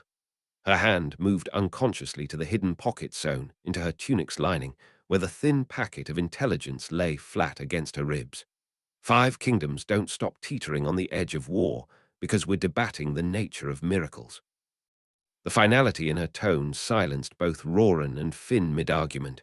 She gestured toward the distant peaks that marked the border of Duke Aldrich's territories. 3 days hard travel if we're lucky. 5 if the weather turns. Either way, we need to move rather than philosophize. Lavin felt a surge of gratitude for her practical intervention, though it did nothing to resolve the uncomfortable weight that had settled in his chest since his return to life. The divine weapons lay before him, undeniable evidence of an experience that defied rational explanation. Roran's suspicions clashed with Finn's acceptance, creating a discordant harmony that mirrored Lavin's own conflicted thoughts. "She's right," he said, rising to his feet with sudden restlessness. "The mission hasn't changed." But he had changed. That much was undeniable. Lavin paced the circumference of their small camp, unable to remain still beneath the burden of thoughts too complex for simple articulation. His fingers traced the braided cord at his wrist, that connection to Altiear and the life he'd begun establishing in Duke Aldrich's household, while his other hand repeatedly brushed the dagger's warm hilt. "It's not just the weapons," he admitted finally, gesturing with frustration at the impossible artifacts. "It's not even the healing. It's the—" He struggled to find words for the sensation that had followed him from the riverbank.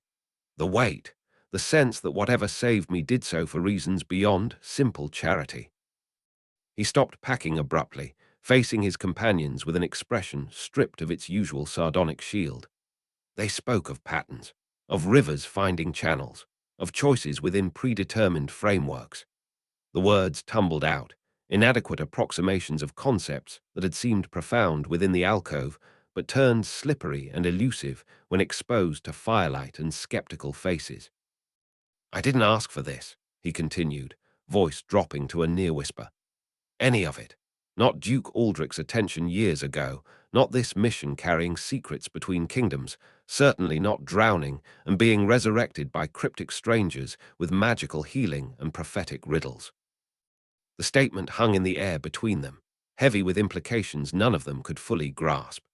Each person around the fire absorbed Lavin's words through the lens of their own experiences. Roran with the rigid framework of paladin doctrine, Finn through decades of witnessing warfare's strange phenomena, Mira with the strategic assessment that sought patterns in apparent chaos. The silence lengthened, broken only by the fire's soft popping and the distant cry of a night bird hunting in the valley below. Lavin felt exposed in a way that physical nakedness could never achieve, as if he'd peeled back layers of protective cynicism to reveal the uncertain core beneath. These people had witnessed not just his miraculous return, but his admission of vulnerability before forces he neither understood nor controlled. "None of us asked for the lives we have," Finn said finally, his gruff voice gentler than Lavin had ever heard it. "War orphaned me at 6. Didn't ask for that. Didn't ask for the spear that found my lung at Redmark Ridge either." He tapped his chest, where the old wound troubled his breathing. "We play the cards dealt, lad. Some hands just have stranger cards than others." The old soldier's practical philosophy, distilled through decades of survival against odds that had claimed countless comrades, offered a perspective Lavin hadn't expected. Finn's acceptance came not from naivety, but from having witnessed enough of life's inexplicable turns to develop a pragmatic relationship with mystery. "We should continue at first light," Finn added, rising stiffly to his feet. Elevated ground half a day's travel north would make a better defensive position than this exposed ridge. He began gathering his meager possessions with the efficient movements of someone who had broken camp countless times under far worse circumstances. His suggestion broke the contemplative spell that had fallen over the group. They moved with renewed purpose, Mira banking the fire while Roran secured their water skins for the journey ahead. The practical tasks of survival and mission completion provided welcome structure, a return to the familiar amid disruptions of the extraordinary.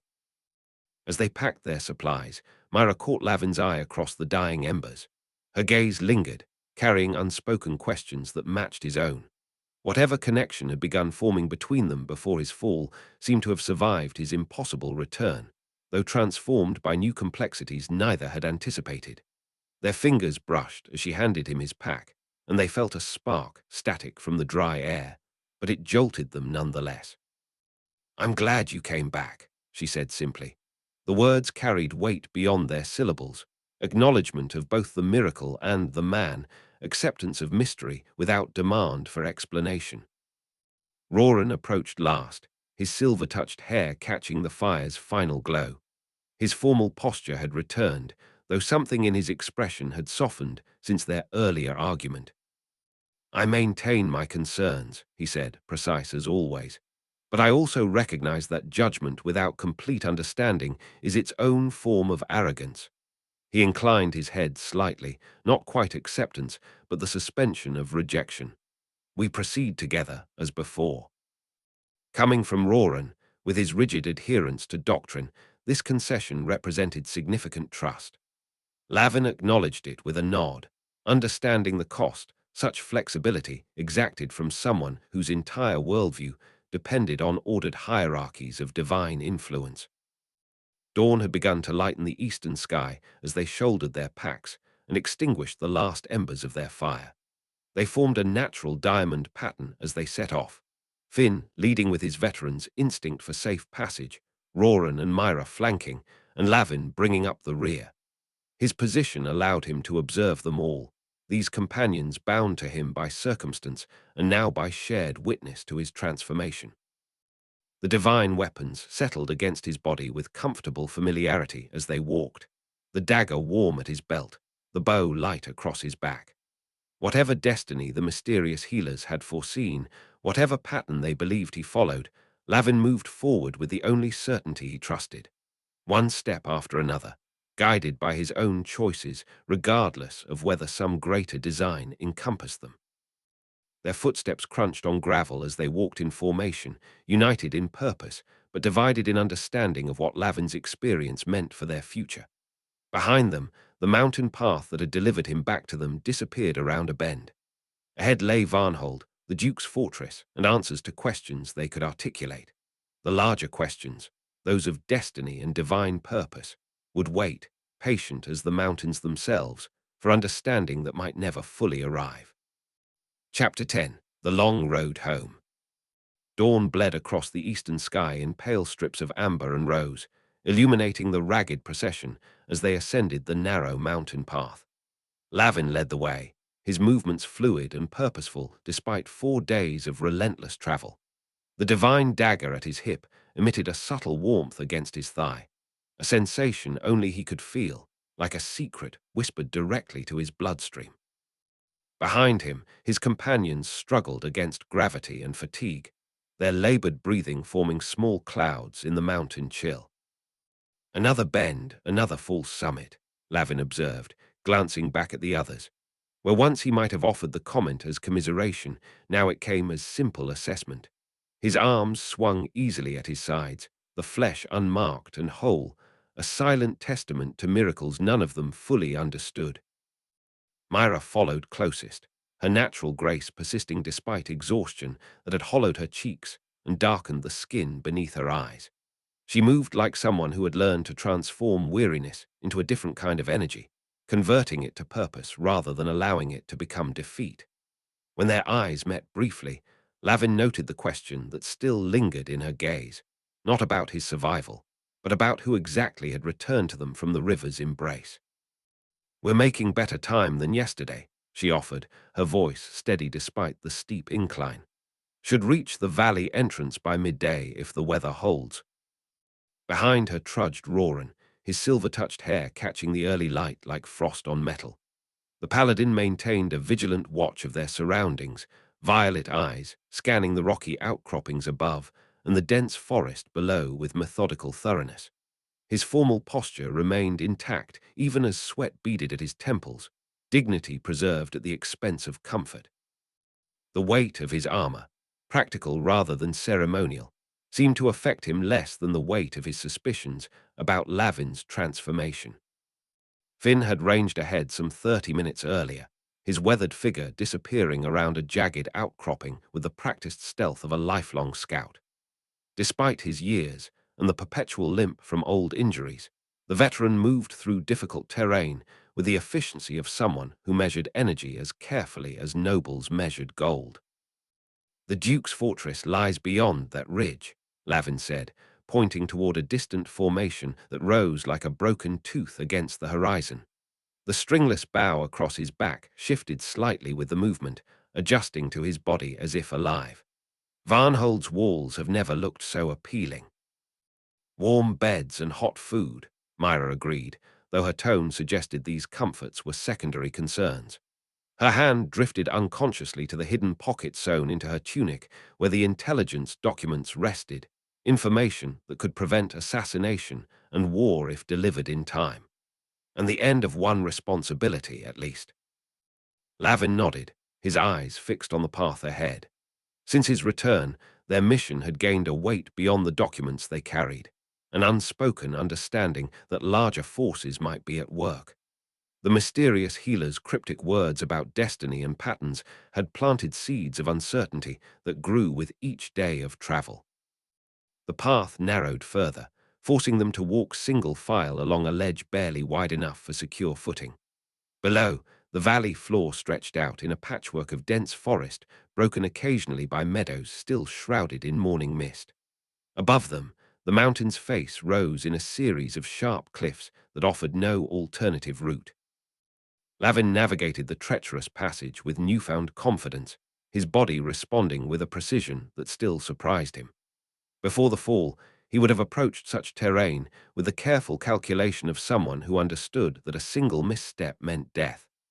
Now, his muscles anticipated shifts in the path's stability before his eyes registered them, adjusting his balance with unconscious ease. "Something's changed in him," Roran murmured to Mira, his voice pitched low but not beyond Lavin's newly sharpened hearing. "Beyond the physical healing." "Everything changes," Mira replied simply. "The question is whether it's still him beneath the changes." The exchange tightened something in Lavin's chest, a familiar pressure that accompanied others' assessment of his identity. Throughout his life, people had projected versions of him that suited their understanding. Gutter rat, thief, nobleman's curiosity, duke's agent. Now he carried yet another label, miracle survivor, recipient of divine favor or cosmic manipulation. His thoughts scattered as a figure emerged around the bend ahead. Finn, returning with the economy of movement that characterized everything the veteran did. The old soldier's expression carried familiar grim lines, and his right hand rested casually on his sword hilt, a gesture that spoke volumes to those who knew him. "Trouble?" Lavin asked as they converged on a wider section of path that allowed them to gather without risking the drop. Finn nodded, crouching to trace a rough map in the dirt with his fingertip. Twilight Circle set up a checkpoint about a mile ahead. Small outpost, but well-positioned, blocking the direct route to Varnhold. Roran straightened, his hand moving instinctively to the holy symbol hidden beneath his armor. "Twilight Circle has no authority in Duke Aldrich's territories," he said, formal cadence failing to disguise his concern. "Their presence here violates the boundary agreements established after the Midnight Treaties." "Authority and presence are different matters," Finn replied with a soldier's pragmatism. "They're here regardless of legality." Lavin's eyes narrowed. The Twilight Circle, an order dedicated to preserving what they considered the proper boundaries between realms, had always maintained an uneasy relationship with Duke Aldrich. Their philosophy championed separation and containment, while the Duke's policies favored measured integration and alliance.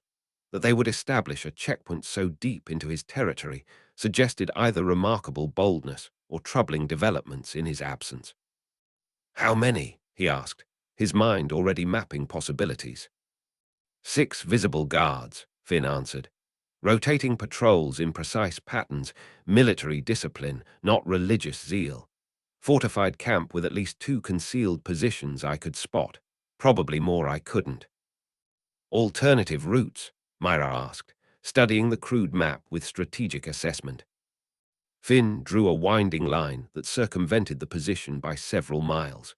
"Eastern path adds at least a day to our journey. Rougher terrain, less cover." The others turned to Lavin expectantly, the habit of deferring to him as guide now evolving into something deeper. Acknowledgement of leadership that had shifted from circumstantial to intrinsic since his return from death. "Show me," he said, rising to his feet with fluid grace. They followed Finn to a rocky ridge overlooking a natural bottleneck in the path. Crouching behind weather-worn boulders, they studied the outpost below. The Twilight Circle had chosen their position with tactical precision, a small camp nestled between sheer rock faces where the mountain path narrowed to its thinnest point. 6 guards in grey uniforms patrolled in coordinated patterns that left no blind spots, while the camp itself featured a wooden barricade reinforced with stone. "They've prepared for extended occupation," Lavin observed, noting the organized supply arrangement and the small garden plot being established near the barricade. "This isn't a temporary checkpoint." Roran's expression darkened. Aggressive expansion has never been their method before. Something's changed in their leadership. "Or they're responding to something they perceive as threat," Mira added, her strategist's mind assessing possibilities. "Either way, we can't afford confrontation. The documents must reach Varnhold without delay." Lavin studied the patrols, his eyes tracking their movements with methodical attention. The divine dagger warmed against his hip, its heat intensifying as he considered options. From the corner of his eye, he caught the others exchanging glances, anticipating his suggestion to detour around the obstacle. "We go through," he said instead, his tone leaving no room for argument. "Not around." 3 faces turned to him with varying degrees of surprise. Even Finn's normally impassive expression revealed momentary disbelief. "Through," Roran repeated, violet eyes narrowing. 6 trained guards, fortified position, unknown reinforcements. These aren't odds that favor direct confrontation." "I didn't say confront," Lavin clarified, his lips curving into a smile that didn't quite reach his eyes. "I said through. We slip past them in darkness. Their patrol patterns have gaps we can exploit." "We don't have time for detours," he continued, rising to his feet with quiet certainty. "Every hour matters when 5 kingdoms teeter on war's edge. We go through tonight." The others exchanged glances, noting the shift. Before his fall, Lavin would have presented options, invited discussion, considered alternatives. Now he stated direction with the quiet authority of someone who saw paths invisible to others. "You're the guide," Finn said finally, his gruff voice carrying neither agreement nor dissent, merely acknowledgement of the new order between them. Mira nodded, her eyes never leaving Lavin's face. "Then we'll need a plan, one that accounts for every contingency.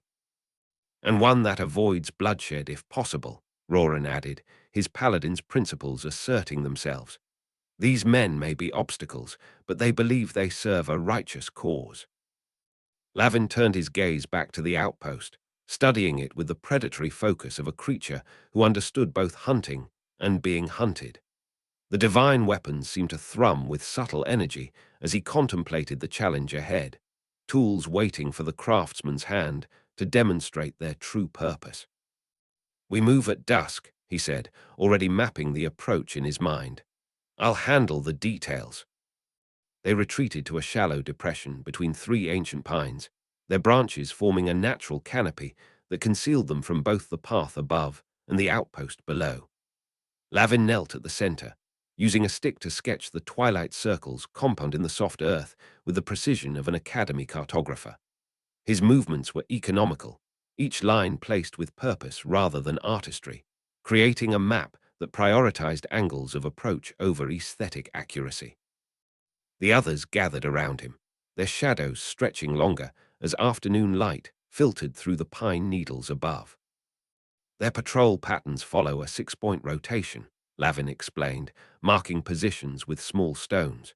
"Each guard maintains visibility of at least two others at all times, except here." He circled a small area on the eastern perimeter, where the rock formation creates a 7-second blind spot during the exchange between third and fourth positions. 7 seconds isn't much," Finn observed, his weathered face revealing neither doubt nor enthusiasm. "It's enough," Lavin replied, his tone carrying the absolute certainty of someone who had once timed palace guard rotations to the heartbeat. "They've grown comfortable in their routine. The blind spot has expanded by approximately 2 seconds since you first observed them." Mira leaned forward, studying the diagram with strategic assessment. "And our approach?" Lavin drew a sinuous line from their position to the eastern perimeter. "We follow the tree line to this ridge, then descend through the shadow corridor created by the western face. Finn's diversions will draw attention northward while we slip through the blind spot." His fingers traced each person's path with deliberate precision. "Mira takes point on the approach. Your footwork is lightest. Roran follows, then myself, with Finn covering our rear and managing the timing of the diversions." The plan continued to unfold, each element building upon the others with an intricacy that spoke of both street-honed survival instincts and formal tactical training. Lavin assigned roles that leveraged each person's strengths while compensating for weaknesses. Roran's armor minimized with fabric wrappings. Finn's limp accounted for in the timing of movements. Mira's agility utilized for the most exposed segments. "Questions?" he asked finally, the word less an invitation for debate than a final opportunity to address concerns. Roran's expression remained thoughtful, his paladin's training evident in how thoroughly he considered the approach. "Their order often employs magical wards as secondary defenses. My divine sense should detect these, but we'll need to pause at the perimeter to be certain." Lavin nodded, incorporating this detail without hesitation. "We'll hold at the first marker. How much time will you need?" "Moments only. The prayer is brief." "Then we adjust the timing accordingly." Lavin made a small notation in the dirt map. "Finn." The veteran soldier had been studying the plan with professional assessment. "Diversions will need to be compelling enough to draw attention, but subtle enough not to trigger full alert. I'll need to gather materials." "You have until dusk," Lavin confirmed, rising to his feet with fluid grace. "Mira, what equipment can you prepare for the crossing?" Mira was already opening her pack, revealing compartments that spoke of meticulous organization. Climbing harnesses from the rope we have left. Silent grapples if we need to scale any sections. I have black cloth we can use to darken reflective surfaces. Her fingers moved with practiced efficiency as she began measuring lengths of cordage. The metal clasps will need wrapping to prevent sound. The group dispersed to their preparations, each focused on their assigned tasks with the quiet intensity of those who understood exactly how much depended on their success. Lavin observed them briefly before turning to his own equipment, checking the divine dagger and bow with methodical thoroughness. The dagger's warmth increased under his touch, as if responding to his focused attention. Its edge caught the dappled light filtering through the pines, the metal gleaming with that subtle blue luminescence that still defied explanation. Lavin ran his thumb along the flat of the blade, feeling the connection that had been growing between them since his resurrection. Not quite sentience in the weapon, but awareness of a kind beyond ordinary craftsmanship. "Do you have some insight to offer?" he murmured to the blade, his voice too low for the others to hear. "Or are you simply enjoying the prospect of action?" The dagger's warmth pulsed once against his palm. Neither answer nor dismissal, merely acknowledgement of the question. Lavin sheathed it with a slight smile, aware that he'd begun treating the weapon as something closer to companion than tool. Across their small camp, Mira worked with focused precision, her fingers transforming ordinary rope into climbing harnesses with knots that would hold under strain yet release with a specific tug sequence. She'd arranged her materials with professional efficiency: leather strips to wrap metal components, pine resin to reduce friction, sections of cloth dyed the deep black of starless night. "Your skills extend beyond what most strategists learn in academies," Lavin observed, crossing to help her with a particularly complex section. Mira's hands never paused in their work. Strategy extends beyond moving pieces on a map. Practical application requires practical skills. Her eyes met his briefly, as your own background demonstrates. The comment held no judgment, merely acknowledgement of how Lavin's street education complemented his later formal training. She handed him a completed harness, her fingers brushing his with deliberate lightness. "This should fit you. The release mechanism is here." She demonstrated the motion, her movements precise and economic. Nearby, Roran had retreated to a small clearing, his eyes closed as he communed silently with whatever divine source granted paladins their abilities. His silver-touched hair caught the fading light, creating a halo effect that emphasized his otherworldly appearance. Despite his initial resistance to Lavin's transformation, the paladin had accepted his role in the plan without hesitation, his commitment to their shared mission overriding personal reservations. Finn had vanished into the surrounding forest, returning periodically with materials gathered with a veteran's eye for utility. Pine sap collected in folded leaves, small stones selected for specific weight and sound. When dropped, dried pine needles bundled with thread unwound from his own sleeve. His weathered hands assembled these simple components into devices whose purpose wasn't immediately obvious, but spoke of decades of field experience. "Oldest tricks often work best," he explained when he caught Lavin watching him.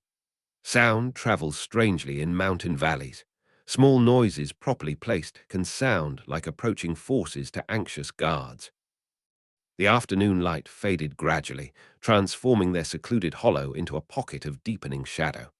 They worked in increasingly comfortable silence, each focused on their preparations, yet aware of the other's movements in a way that suggested growing cohesion. Occasional words were exchanged, clarifications of the plan, adjustments to equipment, quiet observations about the changing light, but these were functional rather than conversational. As twilight approached, they gathered once more around the dirt map, now expanded to include detailed timing for each phase of their infiltration. Lavin had marked primary and secondary routes, contingency meeting points if they became separated, and exact positions for Finn's diversions. "We move in 15 minutes, Lavin said, studying each face in the fading light. "Final equipment checks now." They conducted their preparations with the quiet efficiency of professionals who understood the stakes. Weapons were secured to prevent rattling, loose clothing tied down, faces darkened with mud where pale skin might catch moonlight. The divine dagger at Lavin's hip emitted a warmth that seemed to intensify as the moment of action approached, its energy spreading through his body like liquor in the bloodstream. When they finally moved toward the outpost, it was as a single entity rather than four separate individuals. Their formation emerged naturally, Mira leading with silent steps that seemed to find every stable surface by instinct, Roran following with his considerable bulk, rendered surprisingly quiet by careful preparation.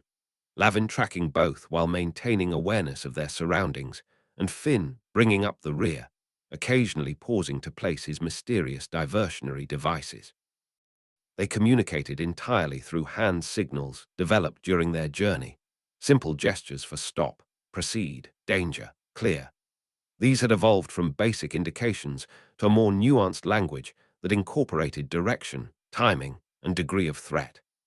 Lavin found himself employing signals he'd never explicitly taught the others, yet they understood immediately, evidence of how closely they'd been observing his leadership style since his return. The forest floor gave way to rockier terrain as they approached the outpost's perimeter.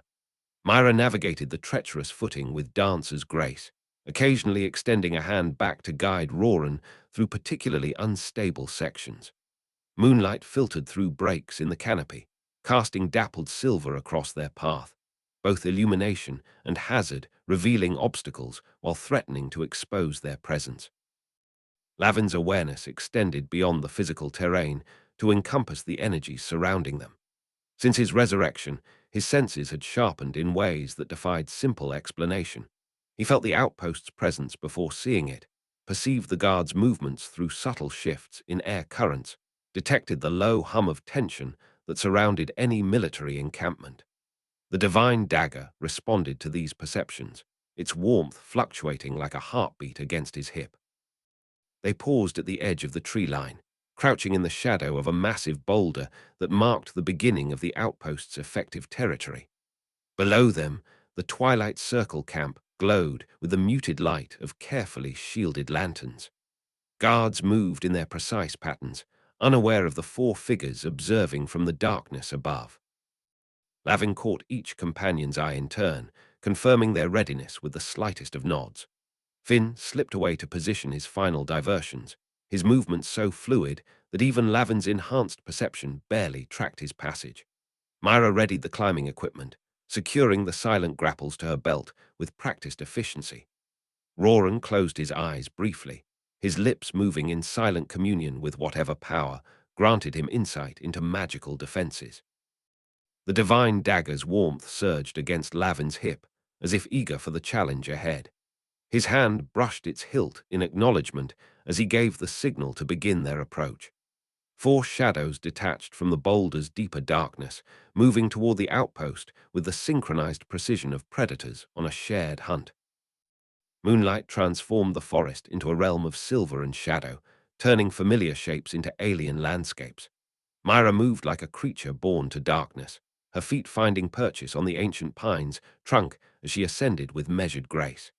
The rough bark yielded handholds, invisible to common perception, as if the tree itself guided her climb.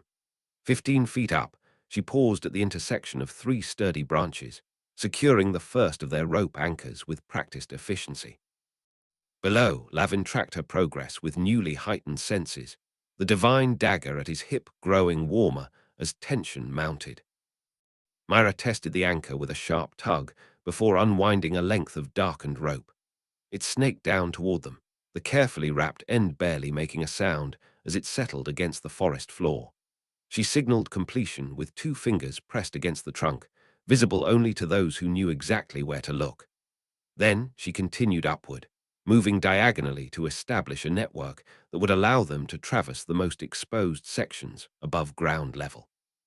Finn had disappeared into the opposing tree line, his weathered figure melting into the darkness with the practiced ease of a man who had spent decades ensuring he wasn't seen when he didn't wish to be. Only the occasional flutter of disturbed leaves marked his passage as he positioned the diversions constructed from forest materials. Lavin caught Roran's eye and pointed upward. The paladin nodded, securing his wrapped armor before grasping the rope.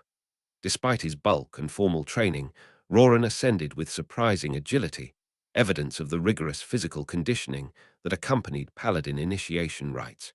His silver-touched hair briefly caught the moonlight before he pulled the blackened cloth hood over it, rendering him nearly invisible against the pine's dark branches. A low whistle carried from the northern perimeter, Finn's signal that the diversions were in place. Lavin acknowledged with an answering call pitched to mimic a night bird's cry, then began his own ascent up Mira's carefully prepared route. The rope felt alive beneath his palms, responsive to his movements in ways that ordinary hemp should not be. Perhaps another gift of his enhanced senses, or perhaps something stranger, a resonance between the divine weapons he carried and the world around him. They converged in the interlacing branches of three massive pines, a natural platform overlooking the Twilight Circle's outpost. Below, guards continued their regimented patrols, oblivious to the four shadows observing from above. Mira pointed to her final rope installation, a traversal line that would carry them across the most exposed section of their approach, directly over the heads of the perimeter guards. Finn produced a small object wrapped in leaves from his pocket. He caught Lavin's questioning glance and mouthed a single word: timing. Then he released the object, which tumbled through branches before landing with a surprisingly substantial crack against a rock some 50 yards north of the outpost. The effect was immediate. Two guards broke from their patterns, moving toward the sound with weapons drawn. A third called something to the remaining sentries, who adjusted their positions to compensate, creating the precise gap in coverage that Lavin had identified in their planning. Mira moved without hesitation, securing her harness to the traverse line and sliding across the exposed space with controlled speed.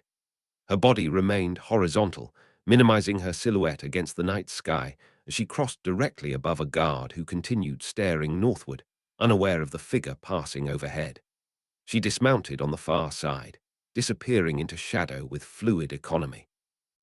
Roran followed, his larger frame requiring more precise control. For a heart-stopping moment, his weapon harness caught on a branch junction, creating a faint scraping sound. Below, a guard paused, head tilting upward with the instinctive reaction of prey sensing predator.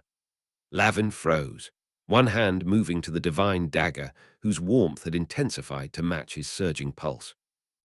The guard studied the canopy for 3 eternal seconds before resuming his patrol, dismissing the sound as wind or nocturnal wildlife. Lavin traversed next, the rope humming beneath his hands as he pulled himself across the gap. The sensation of exposure was absolute, suspended above enemy territory, moonlight occasionally breaking through leaves to illuminate his progress. Yet he felt a strange exhilaration rather than fear, his body responding to danger with heightened awareness rather than paralyzing caution. They regrouped at the edge of the outpost's eastern perimeter, where the agreed-upon blind spot in the patrol pattern would allow their final approach.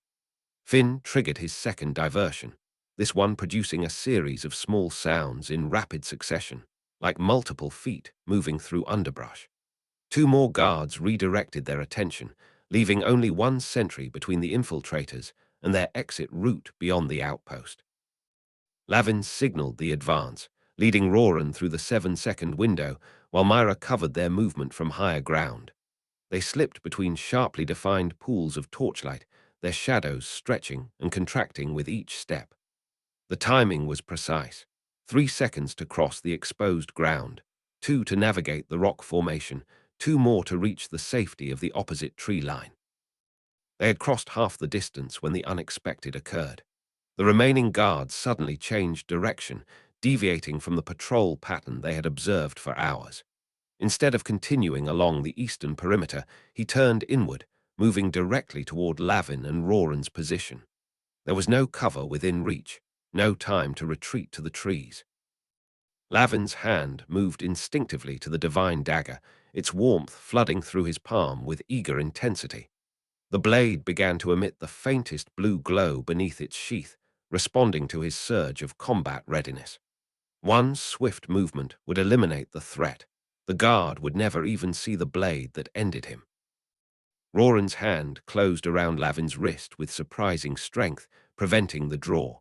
His head shook once, the movement barely perceptible in the darkness. The paladin's eyes conveyed what words could not in that moment, a reminder of their agreement to avoid bloodshed if possible, a silent appeal to the humanity that had survived Lavin's transformation. For a crystallized moment, their wills clashed without movement. Lavin's street-honed instinct for decisive elimination of threats against Roran's paladin principles of preservation and redemption. The divine dagger pulsed against Lavin's hip, its eagerness for action almost a separate voice in the silent standoff. Then Lavin yielded, releasing the weapon and allowing Roran to pull him into the deeper shadow of a supply crate. They pressed themselves against rough wood as the guard approached, close enough that they could smell the tobacco on his breath and see the stubble on his jaw. The man paused barely an arm's length away, adjusting his belt with a yawn that spoke of complacency born from routine. Lavin held perfectly still, controlling even his breathing as the guard stood close enough to touch. The divine dagger continued its warm pulse against his thigh, like a hunting hound straining against its leash. Roran remained equally motionless, though the tension in his body suggested the effort it required to maintain such perfect stillness while wearing armor, however well wrapped to prevent sound. The guard scratched his neck, yawned again, and muttered something about changing shifts before resuming his patrol, continuing along the deviation that had nearly exposed them, but now moving away rather than toward. They remained frozen until he disappeared around the barricade, then exhaled simultaneously. Finn's third diversion activated with perfect timing, a sequence of sounds that suggested someone retreating hastily through the forest. The remaining guards converged northward, creating a clear path to their extraction point. Lavin and Roran covered the distance in 6 rapid heartbeats, disappearing into the tree line where Mira waited with the final rope system prepared for their descent into the valley beyond. They traversed the network quickly, using Mira's perfectly placed anchors to descend the steep section that separated the outpost's plateau from the lower forest. Each movement flowed into the next with practiced coordination, their bodies remembering the rhythms established during planning. Within minutes, they had put several hundred yards between themselves and the Twilight Circle camp, the sounds of alert guards fadding behind them. The group finally converged in a small clearing beyond detection range, concealed by a natural depression in the forest floor.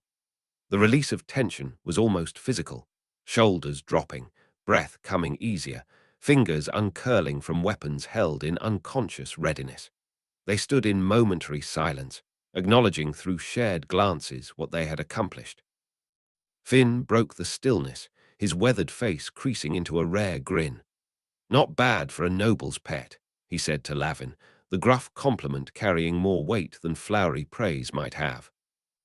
Mira rolled her eyes at the crude phrasing but smiled as she collected her ropes, rewinding them with practiced efficiency. "Your timing with the diversions was impeccable," she acknowledged, nodding to Finn, "though I thought we were finished when that guard turned." Roran's eyes met Lavin's, a silent exchange passing between them, recognition of the moment when principles had overcome instinct. The paladin gave a slight nod, approval and gratitude conveyed without words.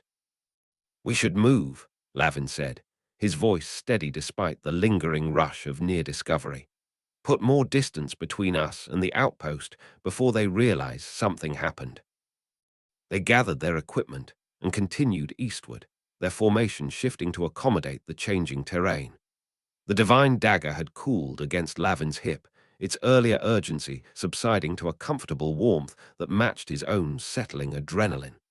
Something had changed during their shared infiltration, a deepening of trust despite the lingering questions about his transformation. As they moved through the moonlit forest, Lavin found himself unconsciously matching his pace to theirs rather than expecting them to follow his lead. The shift was subtle but significant, less commander directing subordinates, more conductor guiding complementary instruments. Whether this represented a return to his earlier leadership style or evolution toward something new remained unclear, even to himself. What was clear, as the lights of the Twilight Circle outpost disappeared behind them, was that they moved now as a true unit, 4 distinct individuals forming a single coordinated whole. Whatever awaited them at Varnhold, they would face it with this newfound cohesion, forged in the silent shadows of shared risk and mutual reliance. The forest thinned as they travelled eastward, ancient pines gradually yielding to younger growth that Lavin recognized as the managed woodland surrounding Varnhold's outer territories. The trail widened beneath their feet, occasional stone markers emerging from undergrowth like forgotten sentinels, boundary posts carved with the Duke's symbol, weathered by seasons, but still clearly claiming this land for Aldrich's protection. Lavin found his steps quickening unconsciously, his body remembering the rhythms of homecoming even as his mind remained cautious about what awaited them within those familiar walls. The Duke's foresters maintain these sections with careful precision, he explained as they passed a grove of oaks planted in suspiciously straight lines. These were saplings when I first arrived at Varnhold, just tall enough that I could hide among them during training exercises when I grew tired of the weapons master's endless drills. The casual revelation, a rare glimpse into his life before their meeting, drew Mira's attention. "You ran from training," she smiled slightly, perhaps imagining a younger Lavin evading his noble education. "Not ran," he corrected, ducking beneath a low-hanging branch with unconscious grace. "Strategically relocated. The Duke always found me, though. Said a boy who could disappear so completely deserved more interesting lessons than basic swordplay." The memory carried a strange weight now. Duke Aldrich's early recognition of Lavin's talents taking on new significance in light of recent transformations. Had the nobleman seen something in the street child that others missed? Some potential that connected to whatever destiny the mysterious healers had hinted at? The landscape shifted subtly as they continued, wilderness giving way to the cultivated balance that characterized Aldrich's approach to his territories. Unlike many nobles who cleared all forest for farmland or maintained impenetrable wilderness as hunting preserves, the Duke practiced careful integration, productive agriculture existing alongside managed woodlands, each supporting the other in ecological harmony. Wild roses appeared along the trail, their late blooms catching the afternoon light in shades of crimson and gold. These mark the outermost boundary of Varnhold's formal territories, cultivated generations ago as a beautiful but effective deterrent against casual trespass, their thorns sharp enough to discourage all but the most determined intruders. "Almost there," Lavin said, more to himself than the others. His hand brushed the divine dagger's hilt, seeking its familiar warmth as they approached the final ridge that would reveal Varnhold in its entirety. The weapon responded with a gentle pulse against his palm, neither encouraging nor warning, merely acknowledging the significance of their arrival. The path steepened for its final ascent, switching back through carefully maintained terraces where fruit trees grew in organized rows. Harvest had already concluded, but a few stubborn apples still clung to otherwise bare branches, their red skins bright against the darkening sky.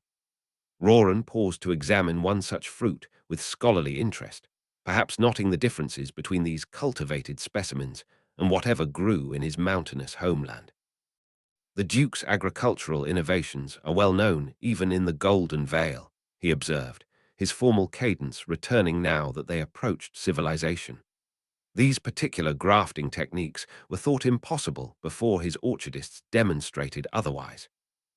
"Aldrich has little patience for the word impossible," Lavin replied, remembering countless occasions when the Duke had dismissed limitations others accepted without question.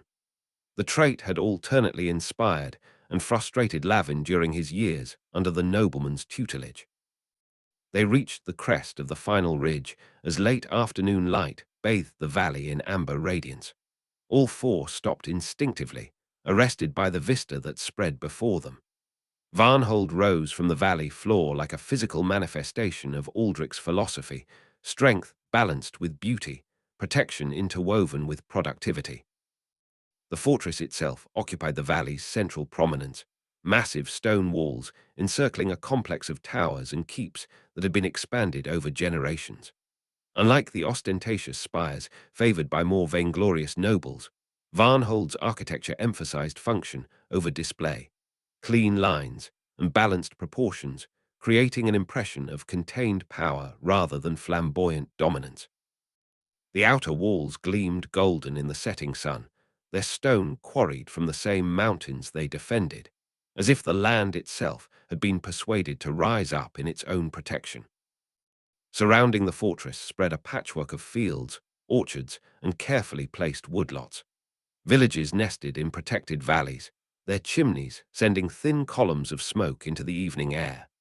A river curved around Varnhold's eastern flank, its course diverted by ancient engineering to form both defensive moat and productive waterway.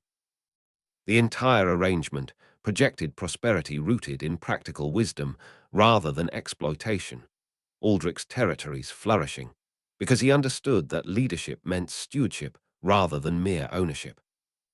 Lavin stood motionless, absorbing the sight of his adoptive home with complex emotions that refused simple categorization. This place represented both sanctuary and obligation, freedom from his street past, and responsibility toward a future he hadn't chosen. Before his fall, he had viewed Varnhold primarily as the Duke's domain. Now, transformed by death and mysterious resurrection, he found himself viewing it through altered perception, seeing patterns and connections his previous self had barely registered. The divine weapons seemed to respond to his contemplation. The dagger's warmth spread from his hip through his body, while the stringless bow across his back lightened subtly, as if adjusting its weight to match his shifting thoughts. These artifacts connected him to powers beyond normal understanding, yet Varnhold connected him to something equally profound: human relationships and obligations that had shaped him from street orphan into the man who now stood poised between worlds. Mira moved beside him, her shoulder brushing his as she studied the fortress with strategic assessment. Impressive defenses, she observed, though her tone suggested admiration rather than professional detachment. No wonder it's never fallen to direct assault. The Duke believes visible strength prevents the necessity of demonstrating it, Lavin replied, unconsciously echoing Aldrich's philosophy, though the true defenses extend beyond stone walls. Intelligence networks, Finn nodded, his veteran's eye identifying watch posts and signal towers ordinary observers would miss. Early warning systems, multiple fallback positions. He gestured towards seemingly decorative ponds that could, if necessary, be diverted to flood approach routes. Man thinks in layers. Roran stood slightly apart, his formal posture emphasizing his outsider status. The paladin straightened his travel-worn clothing and adjusted his armor straps with the instinctive preparation of someone about to enter official presence. His violet eyes assessed Varnhold with the careful neutrality of a diplomatic visitor, appreciative without being overly impressed, respectful without displaying awe. The documents will reach their destination before nightfall, he stated, practical focus returning now that their journey's end appeared so tangible. 5 kingdoms will breathe easier once Lord Aldrich confirms receipt. If he confirms receipt, Finn corrected with a soldier's pragmatism. Information like this draws attention. Someone knew we were coming, that Twilight Circle outpost wasn't random placement. The observation hung between them, a reminder that delivering the documents represented only one component of their mission. Understanding why these intercepted communications mattered, identifying who sought to prevent their delivery, and determining what actions the Duke would take in response. These questions remained unanswered. "Almost home," Mira said quietly, her gaze still fixed on the gleaming walls below. The words carried a question beneath their surface, acknowledgement that for Lavin, at least, Varnhold represented more than simply their destination. He nodded, his hand unconsciously moving to touch the divine dagger. Its warmth pulsed against his palm, almost like a heartbeat synchronizing with his own. "And now the real work begins," he replied, his voice carrying certainty that transcended the immediate delivery of documents. Whatever destiny his mysterious rescuers had foreseen, whatever pattern he followed willingly or otherwise, its next phase awaited within those familiar walls. The sun continued its descent toward the western mountains, lengthening shadows across the valley floor. In the fading light, Varnhold's windows began to glow with the warm illumination of lamps being lit for evening, hundreds of small flames combining to create the impression of a massive creature stirring to life as darkness approached. They began their descent along the final approach road, a well-maintained path that switched back through terraced hillsides before joining the main thoroughfare leading to Varnhold's gates. Their silhouettes stretched long against the darkening sky, four figures transformed by shadow into something larger than their physical forms, their outlines blurring together when viewed from certain angles, as if suggesting the unified entity they had become through shared trial. Guards would already have noted their approach from the watchtowers, messengers dispatched to alert appropriate officials. By the time they reached the main gates, a formal reception would likely await them, protocol adapted to accommodate the urgent nature of their arrival. The machinery of Aldrich's administration would engage with smooth efficiency, transforming their raw intelligence into actionable strategy. As they walked the final miles toward Varnhold, Lavin found himself studying his companions with the same intensity he had once reserved for potential threats in the capital's dangerous quarters. Finn's weathered resilience, Roran's principled dedication, Mira's strategic brilliance, these qualities had carried them through physical dangers. But the challenges awaiting within Varnhold's walls would test different aspects of their characters: loyalty, discretion, political acumen, moral courage. The divine dagger warmed against his hip with each step toward the fortress, neither encouraging nor cautioning, merely acknowledging the approach of significant events. Whatever power had rescued him from death clearly anticipated developments that transcended simple delivery of intelligence about potential assassination and war. The unsettling question that accompanied each step was whether that power's interests aligned with the Five Kingdoms' welfare, or whether Lavin served purposes beyond his understanding. Varnhold's massive gates emerged from evening shadows as they approached the final stretch of road. Torches flared to life along the walls, illuminating the Duke's banner that flew from the central tower, a stylized representation of protection and prosperity intertwined in symbolic harmony. Lavin squinted, identifying the precise position of Aldrich's private quarters by the distinctive blue lantern that always burned when the Duke was in residence. "Home," he murmured, the word carrying equal measures of comfort and apprehension.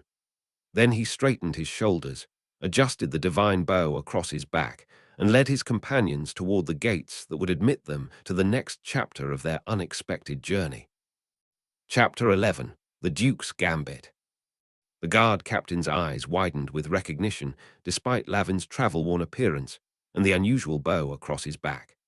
4 days of hard travel had left its mark, dirt caked in the creases of their hands, clothes stiff with dried sweat, faces hollowed by exhaustion and minimal rations. Yet the captain snapped to attention, fist pressed against chest in the formal salute reserved for the Duke's inner circle, not the casual acknowledgement typically offered to returning wards. "Lord Darnel," the captain said, using the formal address Lavin had always found mildly uncomfortable. "Word of your approach reached us an hour ago. The Duke has ordered your immediate escort to his private study." Lavin nodded, noting how the guard's eyes lingered on his companions. Mira's contained alertness, Roran's formal bearing despite dusty armor, Finn's weathered face revealing nothing. No questions about their journey. No standard inspection of credentials or belongings. Such deviations from protocol spoke volumes about the urgency with which Duke Aldrich awaited their arrival. "Lead on," Lavin replied, straightening despite the bone-deep weariness that had settled into his limbs. They passed through Varnhold's massive gates, the familiar weight of ancient stone pressing down from above as they crossed beneath archer positions and murder holes. Defensive features Lavin had once studied with academic interest, now viewed through the lens of recent combat experience. The divine dagger warmed slightly against his hip, as if registering the transition from wilderness to civilization, from danger to relative safety. The fortress unfolded around them in concentric layers of security and purpose. Outer courtyards bustled with the ordinary activities of a working estate: smiths hammering at forges, messengers hurrying between administrative buildings, servants carrying supplies. Yet Lavin noted subtle differences from his last visit 6 months prior. More armed guards positioned at key junctions, fewer civilians in certain areas, a general tension evident in how people moved and spoke. The Duke had heightened security without making it obvious to casual observation. Their escort led them through less public passages, servants' corridors and guard walkways that provided more direct routes to the fortress's inner sanctum. Lavin recognized the Duke's pragmatism in this choice, efficiency over ceremony, substance over appearance. They climbed a narrow spiral staircase that emerged near the West Tower, where Aldrich maintained his private quarters and study. Two elite guards flanked the study's heavy oak door, their armor bearing the Duke's personal insignia rather than Varnhold's general crest. They stepped aside without word, one opening the door to admit the travel-worn company into the sacred space beyond. The Duke's study remained exactly as Lavin remembered, a testament to Aldrich's consistency in essential matters while embracing change where it served purpose. Massive bookshelves lined the walls, their contents arranged not by appearance but by subject and utility. Maps covered a large center table, weighted at corners with small bronze figures representing military units or political entities. A modest fire burned in the hearth, more for light than warmth in the mild autumn evening. Duke Aldrich Vanholt rose from behind his desk as they entered, his tall frame silhouetted against the window that overlooked Varnhold's eastern grounds. Unlike many nobles who adorned themselves with visible symbols of status, the Duke wore simple dark, clothing more suited to a battlefield commander than a titled lord. Only the quality of the fabric and the precise cut betrayed his station. His stern expression softened almost imperceptibly at the sight of Lavin, a minute relaxation around the eyes that few would notice, but which Lavin had learned to recognize during his years under Aldrich's tutelage. "You look like hell," the Duke said by way of greeting, his direct manner unchanged. "But your standing, which exceeds reports of your demise." His gaze swept over the others, acknowledging each with a slight nod. "Your companions appear equally battered but functional." "The reports weren't entirely inaccurate," Lavin replied, stepping forward to place the sealed document case on Aldrich's desk. "I did fall. The river did claim me. What happened after defies simple explanation." The Duke's eyes narrowed slightly at this, but he made no immediate comment, instead turning his attention to the document case. He broke the seal with practiced efficiency, spreading the contents across his desk with methodical precision. For several minutes, silence filled the room as Aldrich examined each piece of evidence, intercepted communiques, maps marking safe-house locations, lists of compromised agents, and most damning, detailed plans for assassination at the upcoming capital gala. "Explain," he said finally, looking up from the documents. The single word carried the weight of command without raising volume. Lavin recounted their journey with the economy of expression the Duke had always valued: the attack on the original safe house, their flight through hostile territory, the bridge collapse that should have ended his life. As he spoke, Aldrich occasionally interjected with pointed questions that cut to the heart of strategic implications. The Twilight Circle checkpoint suggests coordination between factions previously thought unaligned, the Duke observed, when Lavin described their infiltration past the mountain outpost. "Yes," Lavin agreed. "Their placement indicated foreknowledge of our route, information that should have been restricted to your inner council." Aldrich's fingers steepled before him, his expression revealing nothing beyond focused attention. "Continue." Lavin hesitated, knowing the next part of his account would strain credibility. The divine dagger warmed against his hip, as if encouraging revelation. "The bridge collapse separated me from the others," he said carefully. "I fell nearly 200 feet into rapids that should have killed me instantly if the impact hadn't already done so." He detailed his miraculous rescue and healing by the mysterious couple, their cryptic statements about destiny and patterns, his awakening on the riverbank with perfectly healed body and the inexplicable weapons. As he spoke, Lavin removed the dagger from his belt and placed it on the desk, its metal gleaming with subtle blue luminescence in the study's subdued light. It cuts beyond its physical edge, he explained, demonstrating how his finger passed through the apparent boundary of the blade without injury. And the bow, he slipped it from his shoulder, laying it beside the dagger, has no string, yet I believe it will function when needed. The Duke studied both weapons with intense scrutiny, his hands hovering above but not touching them. His eyes revealed a flash of recognition, quickly masked by his usual impassive expression. "You've encountered such things before," Lavin observed, the statement not quite a question. "There are artifacts in this world that defy conventional understanding," Aldrich replied, his words measured. "Most are known only through legend or restricted archival texts. That you should receive two at once from beings who rescued you from certain death." He left the implication hanging between them.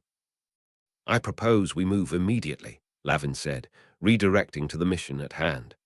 "A small team, traveling light, we could reach the capital in 3 days using the forest paths.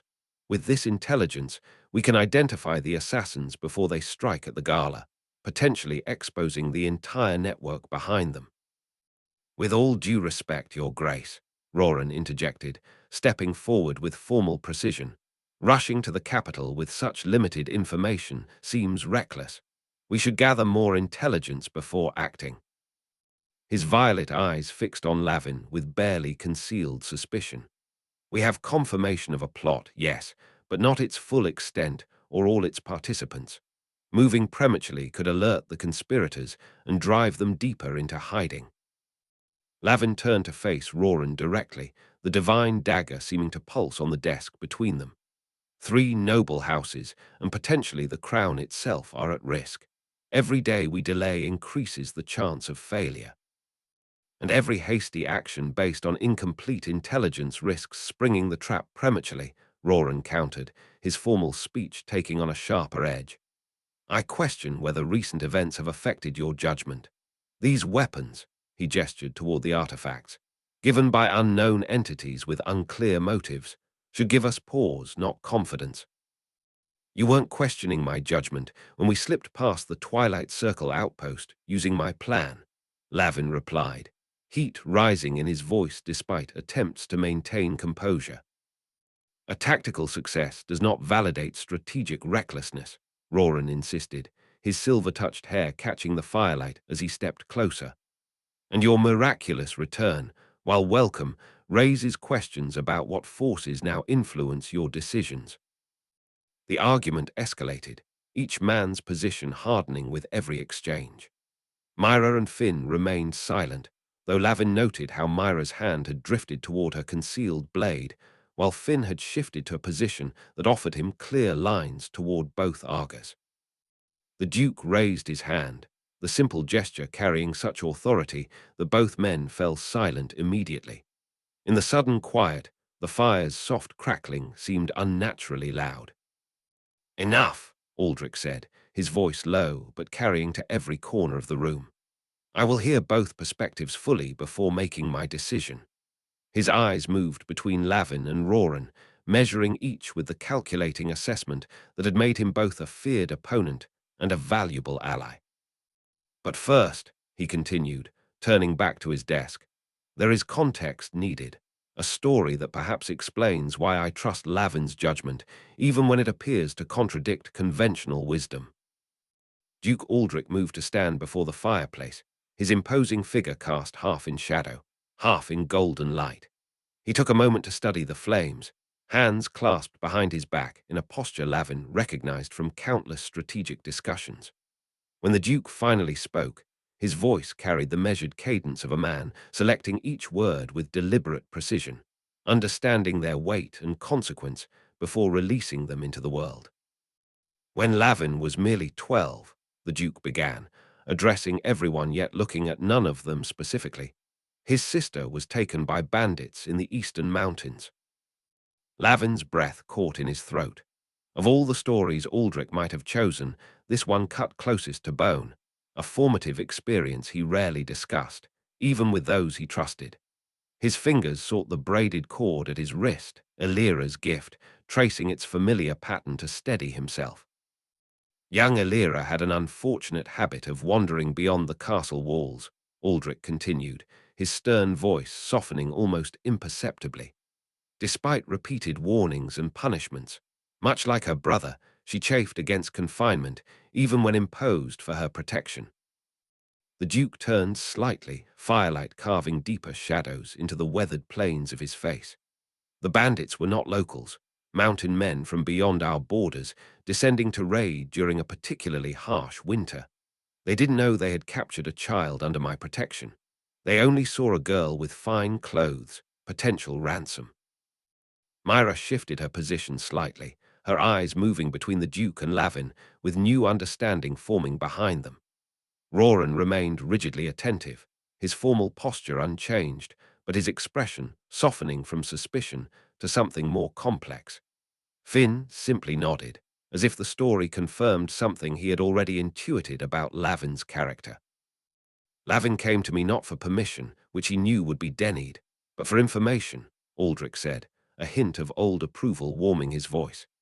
He wanted maps of the eastern passes, known bandit camps, weather predictions. When I refused, he stole them, quite effectively, I might add, along with supplies and a kitchen knife barely worthy of the name. The Duke's eyes met Lavin's briefly, a shared memory passing between them. My best trackers couldn't find him before he slipped away. He left no trail, despite fresh snow that should have made tracking simple. His first lesson to my rangers: never underestimate desperation paired with intelligence. Lavin remembered that night with painful clarity. The biting cold, the terror that propelled him forward, the absolute certainty that waiting for adult intervention meant losing Alira forever. His hands had been numb from cold, but he had felt a warmth in his chest, an uncomfortable heat that he recognized even then as the strange fusion of guilt and determination. He crossed 3 mountain passes in the dead of winter, Aldrich continued, his voice taking on the rhythm of a tactician recounting a campaign. The widow's tears, serpent's back, and finally the devil's ladder, routes that experienced rangers avoid during winter storms. He tracked the bandits through blizzard conditions, following signs most trained eyes would miss. The Duke moved away from the fireplace, his steps measured as he circled toward his desk. When he found their camp, he didn't rush in with childish heroics. He watched for a full day, learning their patterns, identifying weaknesses. His hand came to rest on the map-strewn table. He waited until the second night, when the storm intensified and 2 of the 5 bandits left to secure additional firewood. Lavin closed his eyes briefly, the memories washing over him in vivid detail. The wind howling through pines, snow accumulating on his makeshift shelter, his fingers so cold they could barely grip the knife he'd stolen from the castle kitchens. The boy attacked the remaining 3 while they huddled near their fire, Aldrich said, his voice dropping lower, compelling everyone to lean slightly forward. Not with strength, he had little enough of that, but with calculated timing. He cut the ropes securing their tent during the worst of the gale, creating confusion as canvas and supports collapsed. In the chaos, he freed his sister and fled. The Duke's eyes swept over his audience, gauging their reactions. 2 bandits pursued them. Grown men, armed with proper weapons, enraged at losing their prize. They caught up near Raven's Gorge. Lavin's hand drifted unconsciously to an old scar at his collarbone, hidden beneath his shirt. The memory of that confrontation remained sharper than the blade that had caused the wound, his desperate fury, Alira's terrified eyes, the howling storm that nearly drowned out the bandits' shouts. The boy fought like nothing I've ever seen, Aldrich continued, allowing a rare note of admiration to color his words. Not with skill or strength, but with the absolute refusal to yield that marks true warriors. He took wounds that would have felled men twice his age, yet kept fighting. When the first bandit fell, the second fled rather than face such determination. The Duke's gaze finally settled fully on Lavin. He carried his sister 5 miles with a broken ankle and a knife wound that should have incapacitated him, through snow that reached his knees in places. When my rangers finally intercepted them, he was still moving forward, one painful step after another, though he could barely remain conscious. Silence filled the study as Aldrich concluded his tale. The fire popped and hissed, sending a shower of sparks up the chimney. Outside, the wind had picked up, its whistle against stone ramparts a faint echo of that long-ago storm. "I tell this story," the Duke said finally, "not to embarrass Lavin or to sway judgment through sentiment, but to illustrate why I trust his instincts, particularly when they arise from protecting those he considers under his care." Roran stirred, his formal bearing unchanged, but something shifted in his expression. "A remarkable tale," he acknowledged, inclining his head slightly toward Lavin, "though I maintain that caution." "You're right to counsel caution," Aldrich interrupted, not unkindly, "as any good adviser should, but this mission requires both prudence and decisive action." He straightened, his decision evident in his posture before he voiced it.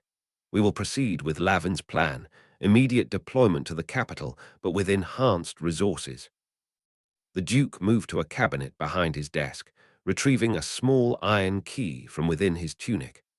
The lock turned with a solid click, revealing a compartment containing several sealed documents and a polished wooden box. "This is no longer a mission for a ward," Aldrich said, placing the box on his desk and turning toward Lavin. "This is a mission for a man I trust as I would a son." He opened the box, revealing a medallion bearing his personal sigil rather than the formal crest of Varnhold. "This grants you authority to act in my name, access resources not available to standard operatives, and command my elite rangers." He lifted the medallion by its chain, holding it out toward Lavin. "Use it judiciously." Lavin accepted the medallion with the gravity it deserved, the metal warm against his palm, its weight symbolic of the trust being placed in him. A formal gift, yet the hand that briefly clasped his shoulder conveyed what words between them never needed to: pride, confidence, and genuine affection beneath the Duke's stern exterior. "5 rangers will accompany you," Aldrich continued, his tone shifting to practical matters. "The best I have, each selected for specific skills. They await your orders in the eastern barracks." Mira stepped forward. "I request inclusion in this company," she said, her direct approach mirroring the Duke's own preference for clarity over protocol. Aldrich nodded without hesitation. "Already accounted for. Your strategic insight will be valuable, particularly regarding court dynamics at the capital." He turned back to Lavin, his expression shifting subtly as his gaze fell upon the divine weapons still resting on his desk. He picked up the dagger with careful reverence, studying its impossible edge with the eye of someone who recognized its significance beyond mere utility. "These artifacts," he said quietly, "represent another dimension to our current situation, one perhaps as significant as the assassination plot itself." He returned the dagger to Lavin's hand, folding his fingers around the hilt with deliberate emphasis. "There are forces at play beyond political machinations, forces that have marked you specifically." Aldrich's voice dropped further, intended now for Lavin alone, though the others could still hear. "I have encountered similar weapons once before, many years ago. They came with purpose, not chance." His grip tightened briefly. "Find out who these beings are and what they want with you. This knowledge may prove as crucial as uncovering the conspiracy we face." "You think these are connected?" Lavin asked, the question escaping before he could contain it. "I think nothing in this world occurs in isolation," the Duke replied, "particularly not when powers beyond normal understanding take interest in human affairs." He released Lavin's hand, stepping back with finality. "Complete both missions, stop the assassinations, and discover your benefactor's purpose. I suspect we cannot fully achieve one without addressing the other." Lavin nodded, securing the dagger at his belt. Its warmth against his hip seemed to intensify, as if responding to Aldrich's acknowledgement of its significance. "We'll leave at first light," he said, already mentally calculating routes and timing. "No," the Duke corrected, his tone allowing no argument. "You leave within the hour. Time works against us, and the roads grow more dangerous with each passing day." He turned toward a large map of the kingdom spread across the far table. "Come, let us plan your approach while supplies are gathered." As they moved toward the map, Lavin caught Mira's eye. Her slight nod confirmed what he already suspected. She had known parts of his history before this revelation, had perhaps gathered fragments during their travels together.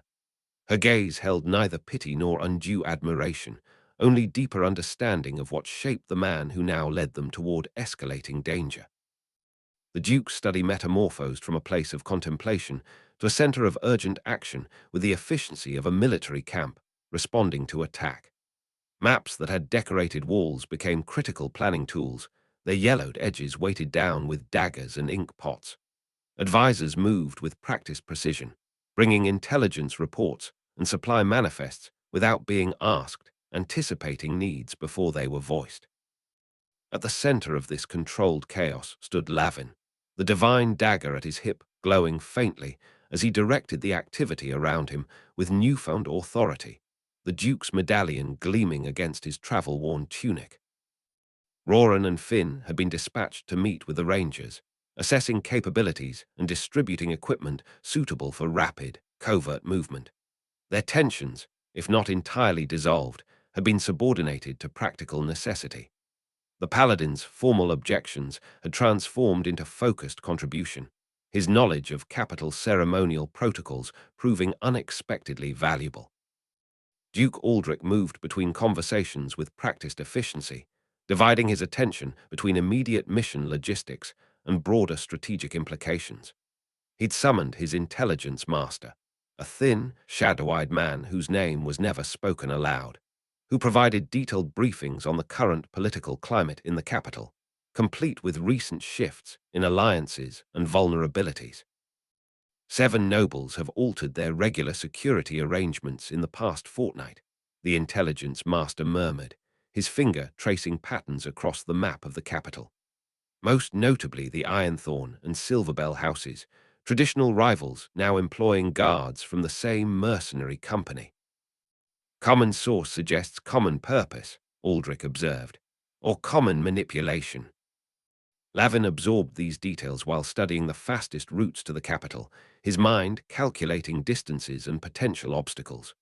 3 primary paths existed: the King's Highway, most direct but heavily patrolled; the river route, requiring boats but avoiding most checkpoints; and the forest paths, slower but offering concealment. Each presented different advantages and vulnerabilities. The mountain passes have seen increased bandit activity, one advisor noted, indicating problematic areas with small red markers. Coordinated attacks targeting official couriers specifically, ignoring merchant caravans. Not bandits, Lavin responded immediately. Mercenaries posing as bandits. They're intercepting communication, not valuables. He traced an alternative route that skirted the eastern ridge.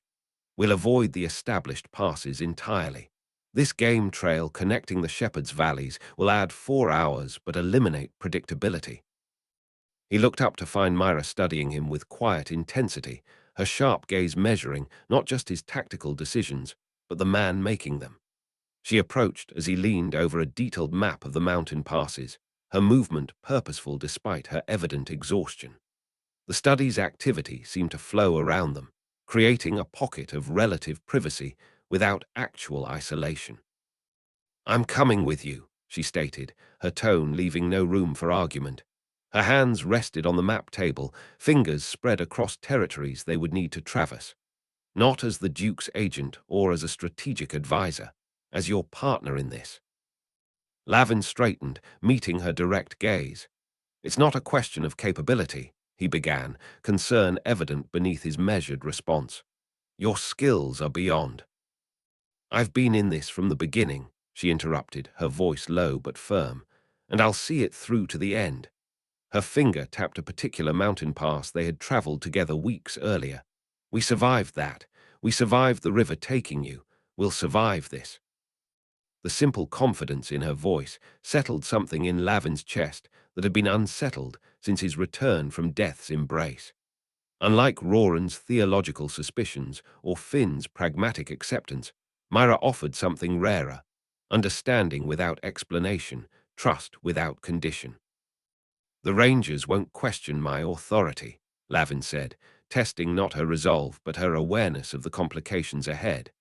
But the capital's court is different. A woman with no formal title accompanying a mission of this sensitivity. A smile curved her lips, transforming her travel-worn features with unexpected warmth. You think I can't navigate aristocratic prejudice? I've been manipulating noble perceptions since before you left the streets. She shifted a map slightly, aligning it with another to reveal a connection between seemingly separate districts. Besides, who better to access information in places where men's authority means nothing? Their fingers brushed across the parchment, and they felt a spark, static from the dry air, but it jolted them nonetheless.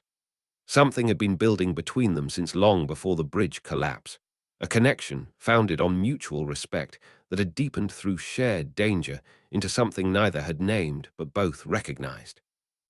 We make a better team than we do separate operatives, she added, her eyes never leaving his. And you know it. Across the room, Duke Aldrich observed their exchange with the measured assessment of a man who had witnessed countless human connections form and dissolve over decades of leadership. His approving nod was so subtle that only those specifically watching for it would have noticed, a deliberate granting of personal space within the urgent mission preparations. The eastern route alongside the Blackwater tributary offers the best combination of speed and concealment, Lavin conceded, returning to the maps, but with Mira now officially incorporated into the planning. We'll need lightweight rations, minimal equipment. Already being assembled, Mira confirmed. The Rangers are selecting mounts bred for endurance rather than speed. The terrain won't allow full galloping anyway. They continued refining the approach, their movements synchronized without conscious effort. Mira anticipating which map Lavin would need next, Lavin instinctively making space for her contributions. What had begun as professional cooperation had evolved into something more fluid, a partnership where strengths interlocked and weaknesses were covered without requiring discussion. The divine bow across Lavin's back shifted slightly as he leaned forward, adjusting its weight as if responding to his movements. Since returning to Varnhold, he had felt the weapon's presence more acutely, not as burden, but as potential waiting to be realized. That the Duke recognized its significance only confirmed his growing suspicion that these artifacts connected to matters beyond the immediate assassination plot. The safe house in the artisan's quarter remained secure, the intelligence master was saying, indicating a location on the capital map. Approached through the Tanner's Alley, it offers access to 3 distinct districts without crossing major thoroughfares. Aldrich nodded. Establish recognition signals with the caretaker. I want no unfortunate misunderstandings when Lavin's team arrives. The meeting continued with growing urgency, details accumulating into comprehensive strategy. Equipment lists were finalized, intelligence packets sealed for transport, communication protocols established for different scenarios. The 5 Rangers Aldrich had promised appeared briefly for introductions. Lean, weathered men and women whose quiet competence showed in their economical movements and assessing eyes. They accepted Lavin's leadership without question, the Duke's medallion eliminating any potential hierarchy issues. As final preparations neared completion, the study door burst open without the customary knock. A young messenger entered, face flushed with exertion, breath coming in barely controlled gasps. His disheveled appearance and the mud spattering his boots spoke of hard riding without rest. Your Grace, he managed, offering a sealed letter with trembling hands. Urgent from the capital. Rider nearly killed 3 horses making the journey. The room fell silent as Duke Aldrich broke the royal seal, the crimson wax crumbling beneath his fingers. His expression remained carefully neutral as he read the message, but Lavin, who had years of practice reading the minute shifts in Aldrich's features, detected the tightening around his eyes that signaled unwelcome news.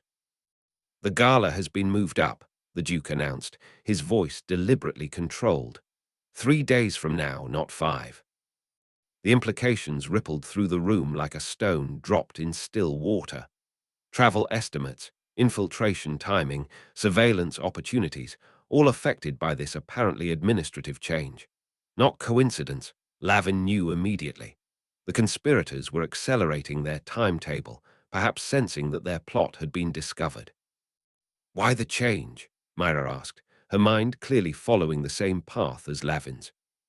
"Officially, to accommodate the Westreach ambassador's early departure," Aldrich replied, skepticism evident in his tone. "Unofficially, we must assume the worst." Lavin straightened, the weight of responsibility settling more firmly across his shoulders. "We need to leave immediately," he said, the divine dagger warming against his hip as if agreeing with his assessment. "Every hour matters now." The Duke nodded once, a sharp gesture containing both approval and concern. "The horses await in the eastern courtyard. Supplies have been distributed among the rangers." He moved to his desk, retrieving a sealed packet smaller than the others. "This is for your eyes alone, to be opened only if all other options are exhausted." Lavin accepted the packet, tucking it securely inside his tunic where it rested against the divine dagger's warmth. The moment carried a finality that neither man acknowledged openly, the potential that this mission might be their final interaction. 3 days, Aldrich said instead, his hand briefly clasping Lavin's shoulder. "Not impossible, but demanding perfect execution." "We'll make it," Lavin replied with confidence that came partly from determination and partly from the strange certainty that had accompanied him since his resurrection. The mysterious beings who had saved him had spoken of destiny and patterns. Perhaps this urgency was part of whatever design they had glimpsed. He turned to the assembled team, the Duke's medallion catching the light as he moved. "We leave now," he declared, his hand resting on the hilt of his divine dagger. "Pack only what you can carry at full gallop. We ride through the night." As they filed from the study toward the waiting horses, Mira fell into step beside him, her presence as natural as his own shadow. The mission, the weapons, the lurking question of what forces had marked him, all these converged into a single point of purpose driving him forward. Whatever awaited in the capital, whatever destiny the mysterious beings had foreseen, Lavin moved toward it now by choice rather than manipulation, surrounded by companions who had witnessed his impossible return and chosen to follow him nonetheless. Chapter 12. Through Shadow and Forest.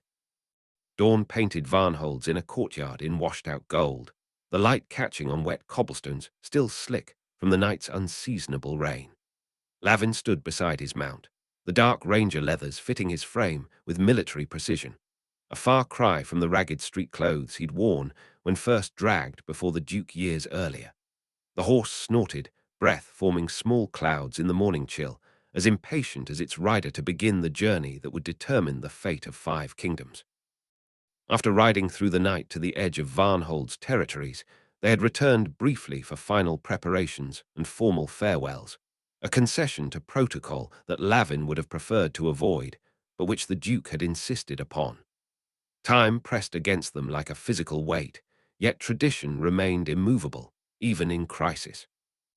The Duke's medallion hung against Lavin's chest, its weight unfamiliar after a lifetime of carrying only weapons and necessities.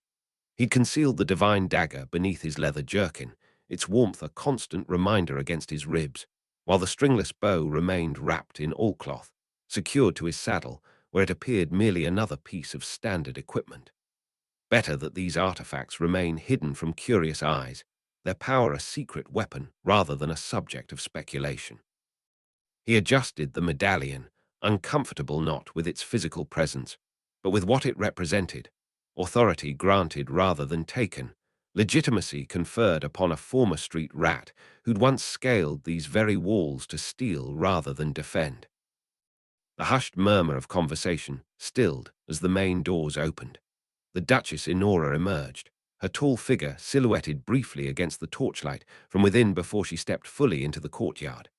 Her dress rustled softly, silk the color of winter skis, its elegant simplicity belying the wealth it represented. No formal court gown this morning, but practical traveling attire that nonetheless marked her station through quality rather than ornamentation. Lavin straightened instinctively, years of conditioning asserting themselves despite the urgency of their mission. The Duchess approached with measured steps, her face revealing none of the disdain she had once directed toward the street child her husband had inexplicably elevated to their household. Her expression now held something Lavin struggled to identify, concern perhaps, or resignation. "You look almost respectable," she remarked, reaching to adjust his collar with hands accustomed to managing household affairs far more complex than a misaligned garment. The unexpected gesture froze him in place. In 7 years, she had never initiated physical contact beyond what formal occasions demanded. Her fingers lingered briefly at his throat, smoothing the leather with peculiar tenderness. "The uniform suits you," she admitted, voice pitched low enough that only he could hear, "though I suspect you'd be more comfortable in something less conspicuous." "Old habits," Lavin agreed, uncertain how to respond to this unfamiliar version of the Duchess. She withdrew her hand, resuming the proper distance between them. "I have something for you." From within her sleeve, she produced a sealed letter, its parchment heavy and expensive, the wax impression bearing the private sigil of House Van Holt rather than the Duke's official seal. "This will grant you access to certain resources in the capital," she explained, her formal tone at odds with the concern that had briefly shone in her eyes. "People who owe their position to my family rather than the crown. They may prove useful should conventional channels become compromised." Lavin accepted the letter, noting its weight and quality. "Thank you, Your Grace. I hadn't expected—" "No," she interrupted, her composure slipping just enough to reveal genuine emotion beneath. "You never do expect assistance, do you? Always prepared to accomplish everything through your own cleverness." Her lips curved in what might have been a smile under different circumstances. "A trait you share with my husband, though neither of you would admit it." Before Lavin could formulate a response to this unprecedented observation, a smaller figure darted from the doorway, ignoring the Duchess's murmured admonishment about decorum. Altiear crossed the courtyard at something just short of a run, her golden hair escaping its practical braid, her eyes fixed on Lavin with an intensity that made his chest tighten. She collided with him in an embrace fierce enough to drive air from his lungs, her arms locked around his waist with the determination of someone who had nearly lost him once already. "You promised you'd stay," she accused, voice muffled against his leather jerkin. "After the river, you promised." His arms encircled her shoulders, the gesture no longer awkward as it had been years ago when she first insisted on treating him as family rather than curiosity. "I promised I'd come back," he corrected gently. "And I will." Altiear pulled away just enough to look up at him, her blue eyes bright with emotion she wouldn't allow to spill over, the Duke's daughter too well trained to weep in public, even at 14. "Take this," she said, pressing something into his palm with the urgency of ritual. "For luck." The carved wooden fox sat small but detailed in his hand, its surface worn smooth by years of handling. Lavin recognized it immediately. The childhood treasure Altiear had clutched during her captivity in the mountains, the talisman she'd refused to relinquish even when the bandits threatened her. She hadn't parted with it in the 7 years since. "Altiear, I can't." "You can and you will," she interrupted, folding his fingers over the carving with firm insistence. "It protected me, now it protects you." Her voice dropped to a whisper. "Bring it back to me when you return. That way I know you have to come home."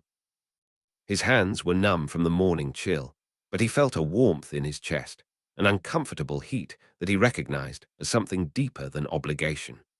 This child who had first brought him into the Duke's household now bound him to it through ties stronger than command or duty. Altiear squeezed his hand once more before stepping back, resuming the posture expected of her station. She turned with sudden purpose, moving to where Mira stood checking the contents of her saddlebags. Lavin watched as his sister drew the strategist aside, speaking with unusual intensity. "He trusts you more than he admits," Altiear told Mira, her voice carrying just far enough for Lavin to catch the words.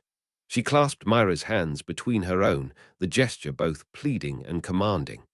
"Bring him back to us." Mira's expression shifted from surprise to something deeper, recognition of the weight being placed upon her by this young girl who spoke with the authority of someone twice her age. She glanced briefly toward Lavin before returning her attention to Altiear. "I will," Mira responded, her usual calculated tone replaced by simple sincerity. She returned Altiear's grip with equal pressure. "You have my word." The moment concluded with a solemn nod that transformed the exchange from childish plea to binding contract. Altiear rejoined her mother, composure firmly back in place though her eyes remained fixed on Lavin as he moved toward his waiting mount. The Rangers assembled in precise formation, their movements economical and practiced. 5 of the Duke's finest, selected for specific skills that complemented each other, 2 trackers, a signals expert, a combat specialist, and a medic with knowledge of poisons. They performed a brief, formal salute as Lavin approached, right fists pressed to hearts, then extended toward him in acknowledgement of his leadership. Their faces remained professionally neutral, but their eyes revealed grim awareness of their mission's urgency. Lavin returned the salute with the proper form the Duke had drilled into him, then mounted his horse in a single fluid motion. From this elevated position, he surveyed the courtyard, the Duchess standing straight-backed and dignified, Altiear at her side, attempting to mirror her mother's composure, the Rangers alert and ready, Mira already in the saddle with her focus entirely on him. He allowed himself a sardonic smile as his gaze swept across the castle walls he had once scaled with a thief's desperate skill. How quickly circumstances changed, from climbing these stones to avoid capture to riding through the gates in command of the Duke's elite forces. The irony wasn't lost on him, nor was the responsibility that now sat heavier than any sack of stolen goods across his shoulders. "We ride," he ordered, turning his mount toward the gates. The Rangers fell into formation behind him, hooves echoing against cobblestones as they left Varnhold behind and faced the path that would lead them, if fortune favored them, to the capital in time to prevent a catastrophe that would engulf 5 kingdoms in war. The forest swallowed them by mid-morning, ancient trees closing ranks around the narrow path like sentinels guarding secrets. Lavin rode at the point position, his posture a study in contained tension as he scanned the wilderness for markers invisible to untrained eyes. The divine dagger pressed warm against his ribs, its heat fluctuating subtly as they navigated the hidden trail, warmer when they maintained true course, cooler when they drifted. The Rangers followed in tight formation, their faces set with the grim determination of soldiers who understood exactly how much depended on their speed. "Fork ahead," Lavin called back, voice pitched just loud enough to reach his companions without carrying through the dense undergrowth. "The right path appears more traveled, which means we take the left." The trail they sought existed in counterpoint to obvious routes, deliberately obscured, maintained only enough to remain passable to those who knew its signs. Duke Aldrich had established these hidden pathways decades earlier, a network connecting his territories through routes unknown to potential enemies. Fallen branches positioned at specific angles, stones stacked in precise formations, subtle marks carved into tree trunks, a language of the forest readable only to those trained in its vocabulary. Lavin signaled a halt, dismounting to examine a weathered oak where 3 parallel lines had been carved at waist height. He traced the marks with his fingertips, confirming their authenticity before turning to the Rangers. "We're on the correct path," he confirmed. "The capital lies 4 days northeast by conventional routes. These trails should cut that to 2.5, provided we maintain this pace." They'd been traveling for nearly 6 hours since leaving Varnhold, stopping only to water the horses and check their bearings. Each rider carried enough provisions for 4 days, distributed to balance the load across their mounts. Larger supplies had been cached along the route years earlier, emergency provisions that might prove necessary if complications arose. As they progressed deeper into the wilderness, the forest transformed from the managed woodlands near Varnhold to something wilder, more primal. Trees grew taller and more gnarled, their bark crusted with lichen in patterns that resembled ancient script. Roots erupted from the soil to form natural obstacles that the horses navigated with careful steps. The canopy thickened overhead, filtering sunlight into dappled patterns that shifted constantly across the forest floor, creating an illusion of movement in peripheral vision. Lavin found himself relying increasingly on the divine dagger's guidance. Its warmth against his chest had become a more reliable indicator than visible markers, which grew scarcer as they traveled further from Varnhold's regularly patrolled territories. When they approached a stream crossing absent any obvious signs, the dagger's heat intensified as Lavin steered them toward a narrow ford hidden between twin boulders. "The weapon guides you," Mira observed quietly as she brought her mount alongside his. "Something more than metal and magic, isn't it?" "It seems to recognize the path," Lavin admitted, keeping his voice low to avoid being overheard by the rangers. "Almost as if it's been this way before. Or as if whatever created it knows where you need to go," she suggested, her expression thoughtful rather than accusatory. Unlike Roran's theological suspicions, Mira's observations carried no judgment, merely strategic assessment of an unexpected advantage. The conversation ended abruptly as they rounded a bend to find their path blocked by a massive oak that had recently fallen across the trail. The tree's enormous trunk, easily the circumference of 3 men with arms outstretched, created a barricade too high to leap and too substantial to move. Its extensive root system had been torn from the ground during its fall, creating a wall of earth and tangled wood nearly 15 feet tall on one side. Lavin dismounted immediately, approaching the obstacle with critical assessment. Fresh splinters and the sharp scent of raw sap indicated the fall had occurred within the past day, perhaps 2, after the last ranger patrol had passed this way. No signs suggested deliberate sabotage, merely natural forest processes unfolding at an inconvenient moment. "Eston Markle," he called to the 2 senior rangers. "Scout ahead 50 yards in either direction. Look for any natural break in the barrier or alternate path that rejoins our route downstream." The rangers nodded and disappeared into the undergrowth with practiced stealth, moving parallel to the fallen giant. Lavin circled to examine the tree's full length, testing sections of bark, evaluating its position. Mira joined him at the narrowest point of the trunk, where several major branches had shattered upon impact with the ground. She wore a ranger's leather cap, pulled low over her dark hair, and a practical forest green tunic that might have been selected by someone with excellent taste in functional attire. The outfit emphasized her lean strength rather than concealing it. 3 days until the gala," she reminded him, her voice tight with the urgency that drove them all. "Even a minor delay here could mean the difference between prevention and cleaning up afterward," Lavin finished, nodding grimly. He ran his hand along the tree's massive girth, calculating. "Going around will cost us hours. This isn't the only obstacle we'll face today." The 2 rangers returned, their reports confirming what Lavin had already suspected. The tree extended far in both directions, its crown creating an impenetrable tangle on one side, its massive root system blocking the other.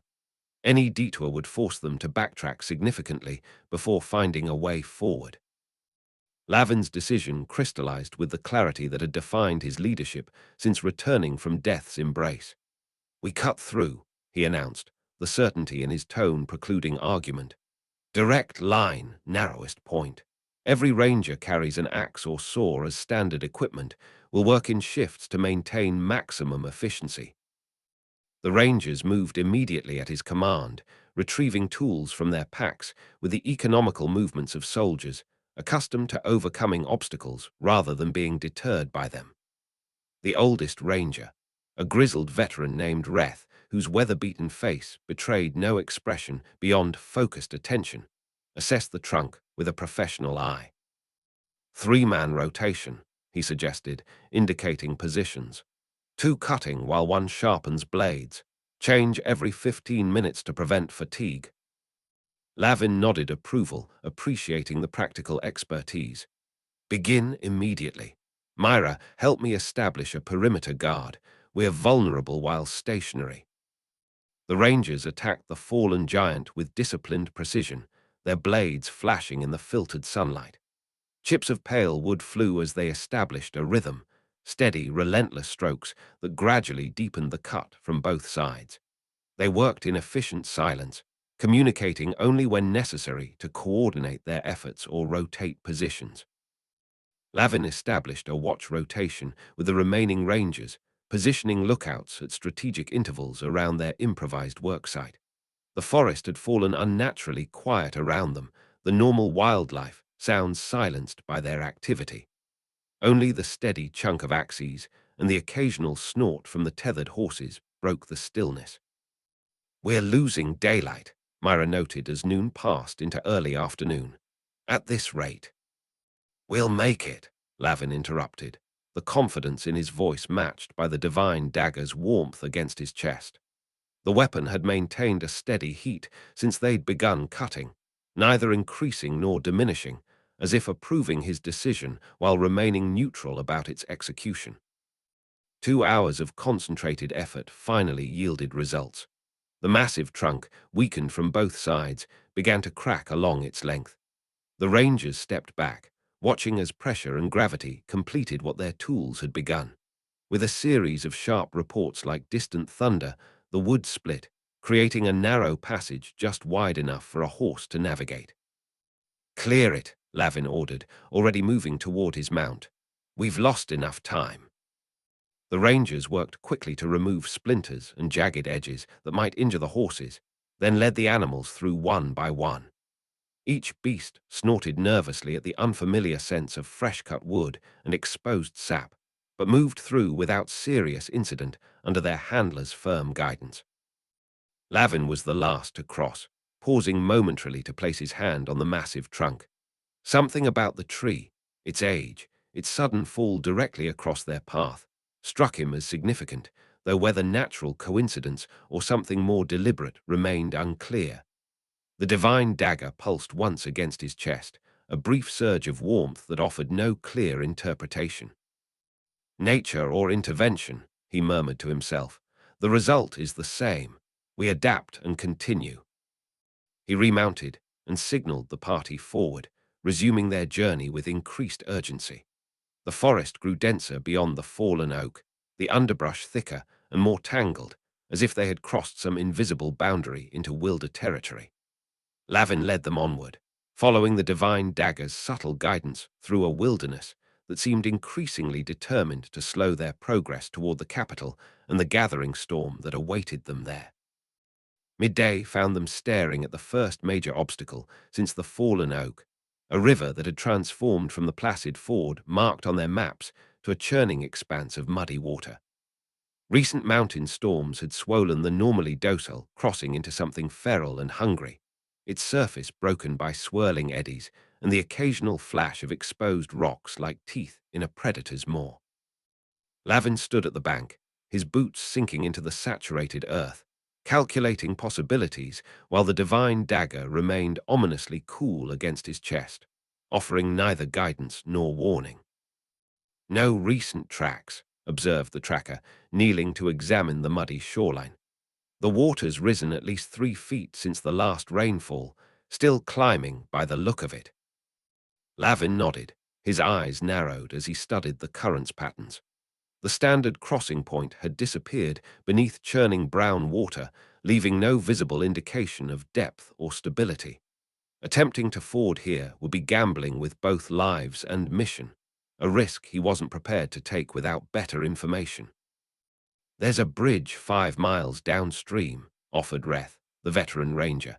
His voice carried the weight of experience, but also the caution of a man who had seen rivers claim the overconfident. "Built to withstand spring floods, it would be a safer crossing." 5 miles downstream, and then back up means half a day lost, Mira countered, stepping forward to stand beside Lavin. Her practical boots were caked with the same mud that covered them all, her face streaked with grime where she'd wiped sweat away. "We don't have that luxury." Lavin turned from the raging water, scanning the shoreline in both directions. The divine dagger remained frustratingly neutral, neither warming toward a particular option nor cooling in warning. Whatever guidance it had offered through the forest seemed suspended here, leaving him to rely on conventional judgment. There, he said suddenly, pointing upstream where the river bent around a rocky outcropping. The channel narrows before that bend. The current will be stronger, but the crossing distance is shorter. He led the group along the riverbank, moving carefully across terrain made treacherous by saturated soil and exposed roots. The horses followed reluctantly, nostrils flaring at the scent of fast water. When they reached the narrower section, Lavin dismounted and approached the edge, breaking a long branch from a nearby tree to test the depth. The water grabbed at the makeshift probe with hungry force, but Lavin maintained his grip, feeling the riverbed through the transmitted vibrations. He moved methodically along the bank, testing multiple points before identifying the most promising crossing. Here, he announced, stripping his pack and securing it higher on his horse's saddle. Depth varies from waist to chest high. Strong current but manageable. We'll establish a guide rope for stability. The rangers moved with practiced efficiency, uncoiling lengths of sturdy rope from their packs. Two of the strongest swimmers secured one end to a tree on their bank, then carefully entered the rushing water, paying out the line as they fought their way across. Lavin watched their progress with calculated assessment, noting how the current pushed them downstream despite their strength. When they reached the far bank and secured the rope to another tree, it formed a diagonal line across the river, not the most direct route, but the safest given the conditions. Single file, Lavin ordered, rechecking the knots that secured their essential equipment to the saddles. Keep one hand on the guide rope at all times, horses between two handlers. He turned to the youngest ranger, whose face betrayed apprehension despite attempts to maintain professional composure. Stay directly behind me. Watch my footing. Lavin entered the water first, his body tensing involuntarily as the icy current surged around his legs. The mountain-fed river cut through his clothing like liquid steel, numbing flesh on contact. He maintained a firm grip on the guide rope with his left hand, his right holding his horse's bridle as the animal nickered nervously beside him. The crossing quickly became a battle of wills, human determination against water's relentless power. Each step required careful testing of the riverbed, which shifted treacherously beneath their feet. The water rose steadily as they approached midstream, eventually reaching Lavin's chest, forcing him to tilt his head back to keep his mouth above the surface during deeper sections. Behind him, the young ranger struggled against the current, his smaller frame more vulnerable to its force. When a sudden surge nearly pulled him from the rope, Lavin released his horse's bridle, trusting the animal's instincts, and grabbed the ranger's jerkin with his free hand, anchoring him until he regained his grip. Lock your elbow around the rope, Lavin shouted over the water's roar. Body sideways to the current, less resistance. The ranger nodded, water streaming from his face as he adjusted his position. Together they continued the crossing, each step a calculated risk, each moment a contest between human will and nature's indifferent force. Their horses snorted and rolled their eyes, but followed the guidance of their handlers, powerful legs bracing against the current. When they finally reached the far bank, Lavin helped pull the others from the river's grasp, his muscles burning with the effort. Water cascaded from their clothing as they emerged, their breath coming in ragged gasps that formed small clouds in the cool air. Every member of the party had made it across, along with their mounts and equipment, soaked but intact. No rest, Lavin announced, wringing water from his cloak with efficient twists. His body ached for recovery time, but the sun's position reminded him of time's relentless passage. We dry as we ride. They continued through forest that grew increasingly vertical, the terrain forcing them to climb rather than merely traverse. Wet clothing clung uncomfortably to cold skin, leather creaking with each movement. The divine dagger had regained its warmth once they crossed the river, pulsing occasionally against Lavin's chest, as if approving their progress despite the challenges. By late afternoon, shadows lengthened across their path as daylight began its retreat. Their route brought them to the edge of a steep ravine where erosion had carved a jagged wound in the earth. At the narrowest point, a makeshift bridge spanned the gap, rope supports and weathered planks constructed by ranger patrols for emergencies precisely like theirs. Last inspection was 3 months ago, Reth noted, eyeing the structure with professional skepticism. Scheduled maintenance would have been last month, but with increased border activity. Lavin studied the bridge, noting frayed sections in the supporting ropes and gaps where planks had rotted away or fallen into the ravine below. What remained looked barely substantial enough to support a man, let alone a mounted party with equipment. "I'll test it," he said, removing his pack and weapons to reduce weight. The divine dagger he kept, its familiar warmth providing strange comfort as he approached the questionable span. The bridge swayed alarmingly with his first step, ancient wood creaking protests beneath his boots. Lavin moved with deliberate care, testing each plank before committing his weight, maintaining constant awareness of which supports bore the greatest strain. Halfway across, a board cracked sharply beneath his foot, forcing him to lunge for the guide rope as his leg plunged through the sudden gap. "Lavin!" Mira's voice carried clearly across the ravine, her usual composure fractured by momentary alarm. He extracted himself with grimace, splinters tearing through his already abused leathers. "I'm fine," he called back, continuing his assessment of the remaining span. When he reached the far side, he turned to face his waiting companions. "One at a time. Horses led separately. Remove unnecessary weight from both." The crossing consumed precious time, each ranger carefully navigating the damaged bridge before returning for their mount. The animals crossed with reluctant obedience, eyes rolling white at the unnatural footing that swayed beneath them. Mira came last, her movements displaying the same precise economy that characterized her strategic thinking. No wasted motion, no unnecessary risk. With the ravine behind them, they pushed forward along a path that grew increasingly steep as it wound up the eastern ridge. Their goal, the main road that would allow faster travel toward the capital, lay beyond this final ascent. Lavin set a pace that balanced urgency against sustainable exertion, knowing that collapse from exhaustion would serve no one. The final obstacle revealed itself without warning. A recent landslide had obliterated 30 yards of their path, leaving nothing but a treacherous slope of loose rock and exposed soil. Scars in the earth appeared fresh, suggesting the slide had occurred within days, perhaps triggered by the same rains that had swollen the river. Lavin surveyed the damage with grim acceptance. The day had demanded everything from them already, their bodies pushed to limits that only urgency could justify, and now the mountain itself seemed determined to extract final payment for passage. "We form a human chain," he decided, removing his gloves to improve grip. "Anchored at both ends, move one at a time across the worst sections." Exhaustion had settled into their bones, turning simple movements into exercises in determination. Nevertheless, the Rangers positioned themselves as directed, creating a living safety line across the most dangerous portion of the slide. Each person became both support and supported as they negotiated the unstable terrain, loose rock sliding away beneath their feet to clatter down the mountainside.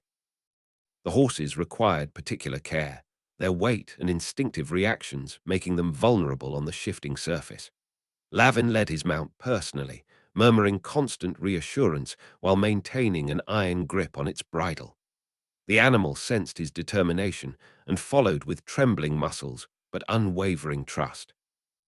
As the sun touched the western peaks, painting the landscape in amber and shadow, they crested the final ridge. Below them, visible through gaps in the forest canopy, ran the faint ribbon of the main road, their first glimpse of a path that would eventually lead to the capital. They had traversed in one punishing day what would normally require two, their bodies testifying to the cost through trembling muscles and blood-stained clothing where skin had surrendered to rough terrain. Lavin turned to find Mira already watching him, her face etched with the same exhaustion that plagued them all, yet her eyes remained clear and focused. Their glances met and held, exchanging without words the acknowledgement of what they had accomplished and what still lay ahead. They had made good time, better than many would have thought possible, but the hardest part of their journey awaited beyond that distant road, where enemies gathered and a clock counting down to assassination left no margin for error. "We've earned a brief rest," Lavin announced, his voice rough from exertion and too little water. 1 hour to recover, tend the horses and eat. Then we ride through the night. As the rangers established a hasty camp, Lavin moved to the ridge's edge, eyes fixed on the horizon where the capital lay waiting. The divine dagger pulsed warm against his chest, its rhythm matching his heartbeat as if the two had synchronized through shared purpose. Whatever destiny awaited him there, whatever forces had marked him through miraculous rescue and mysterious weapons, he moved toward them now by choice rather than manipulation, driven by duty to the Duke, loyalty to his companions, and determination to prevent the catastrophe that would engulf 5 kingdoms in needless war. Chapter 13. Whispers in the Dark. Dawn leaked through the forest canopy in thin, watery streams, painting dappled patterns across the forest floor. Lavin led his team through the dense undergrowth with the fluid confidence of someone who understood precisely how much depended on every decision, every step. The night's hard ride had left them mud-splattered and bone-weary, yet there was a sharpened focus to their movements that transcended physical exhaustion. The divine dagger pressed warm against his ribs, its heat fluctuating like a second heartbeat beneath his ranger leathers. He raised a closed fist, halt, and the group froze immediately, bodies settling into watchful stillness. Lavin crouched to examine what had caught his attention, a boundary marker stone, partially buried in loamy soil. Once bearing the Duke's insignia, it now displayed a crude symbol etched into its surface, 3 interlocking circles bisected by a vertical line. "Twilight Circle," he murmured, fingers hovering just above the freshly carved design. "They're marking territory." Finn moved forward silently, his weathered face tightening as he examined the stone. Recent work, day old maybe too. He traced the air above the symbol, careful not to touch it. Not just a marker, it's a ward of some kind. Lavin's hand moved unconsciously to the Duke's medallion hanging against his chest. The heavy metal disc had warmed from contact with his skin, yet its weight remained a constant reminder of the authority Aldrich had entrusted to him. The divine dagger responded with a subtle pulse of heat, as if acknowledging the intrusion into protected lands. "They're pushing deeper into the Duke's territory than ever before," Lavin observed, rising to survey the surrounding forest with narrowed eyes. "Getting bolder." The rangers spread out in practiced formation, each attending to their specialized function without requiring instruction. Reth, the veteran tracker, moved in expanding spirals around the marker, reading the forest floor like a scholar might read text. The signals specialist, a wiry woman with a network of pale scars across her hands, climbed partway up a nearby oak, scanning the canopy for the telltale markers of observer posts.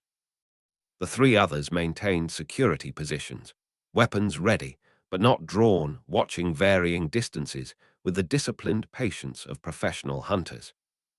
Mira stepped beside Lavin, her movements precise and economical despite the night's hard travel. "The marker's position suggests systematic expansion," she noted, her voice pitched just loud enough for his ears alone. "Not random patrols, but deliberate encroachment."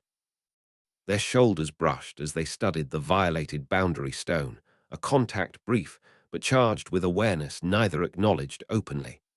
Lavin nodded, appreciating her strategic assessment without needing to voice his agreement.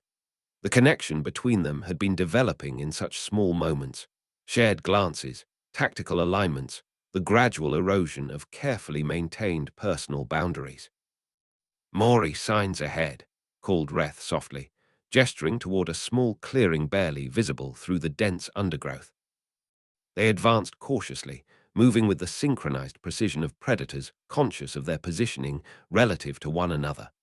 The clearing revealed a small woodland shrine, one of many the Duke had established throughout his territories, simple stone structures where travelers could rest and pay respects to whatever deities they honored. This one had been desecrated, its modest altar overturned, offerings scattered across trampled ground. More disturbing were the symbols painted in dark substances across the shrine's interior walls, elaborate variations of the mark they'd found on the boundary stone.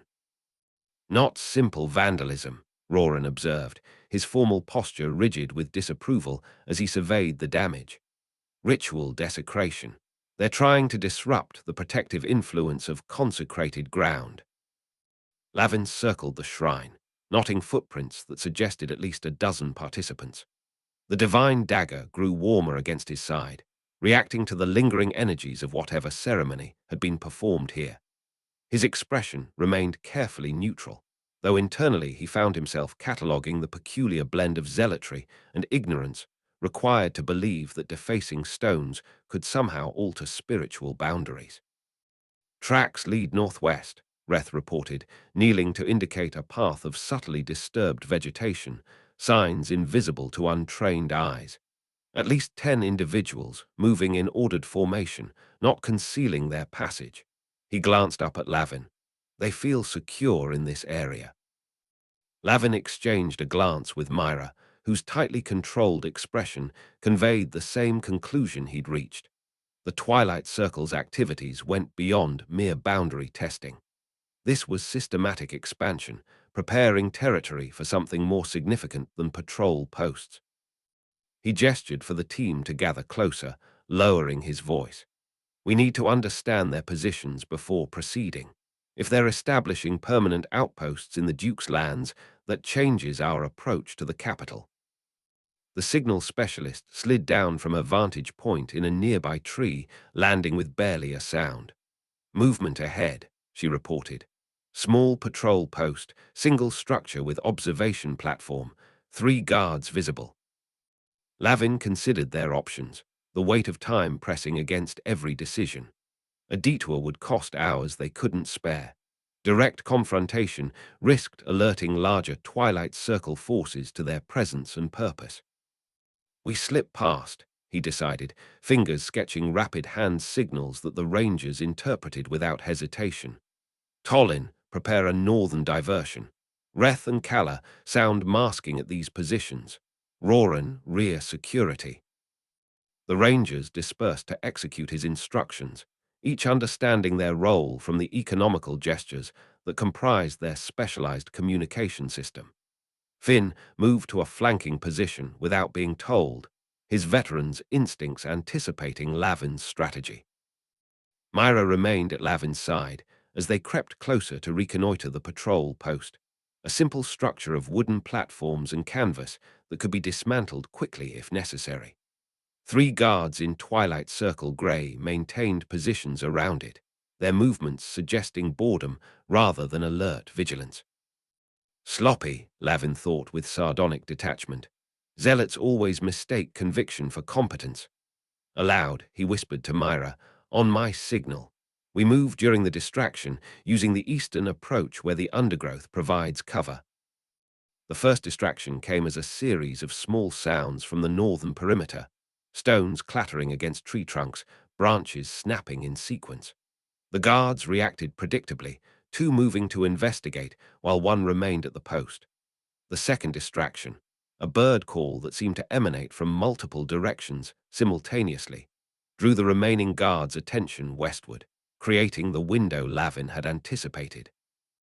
He signaled the advance with a subtle gesture, leading Mira and the others through the shadowed eastern approach.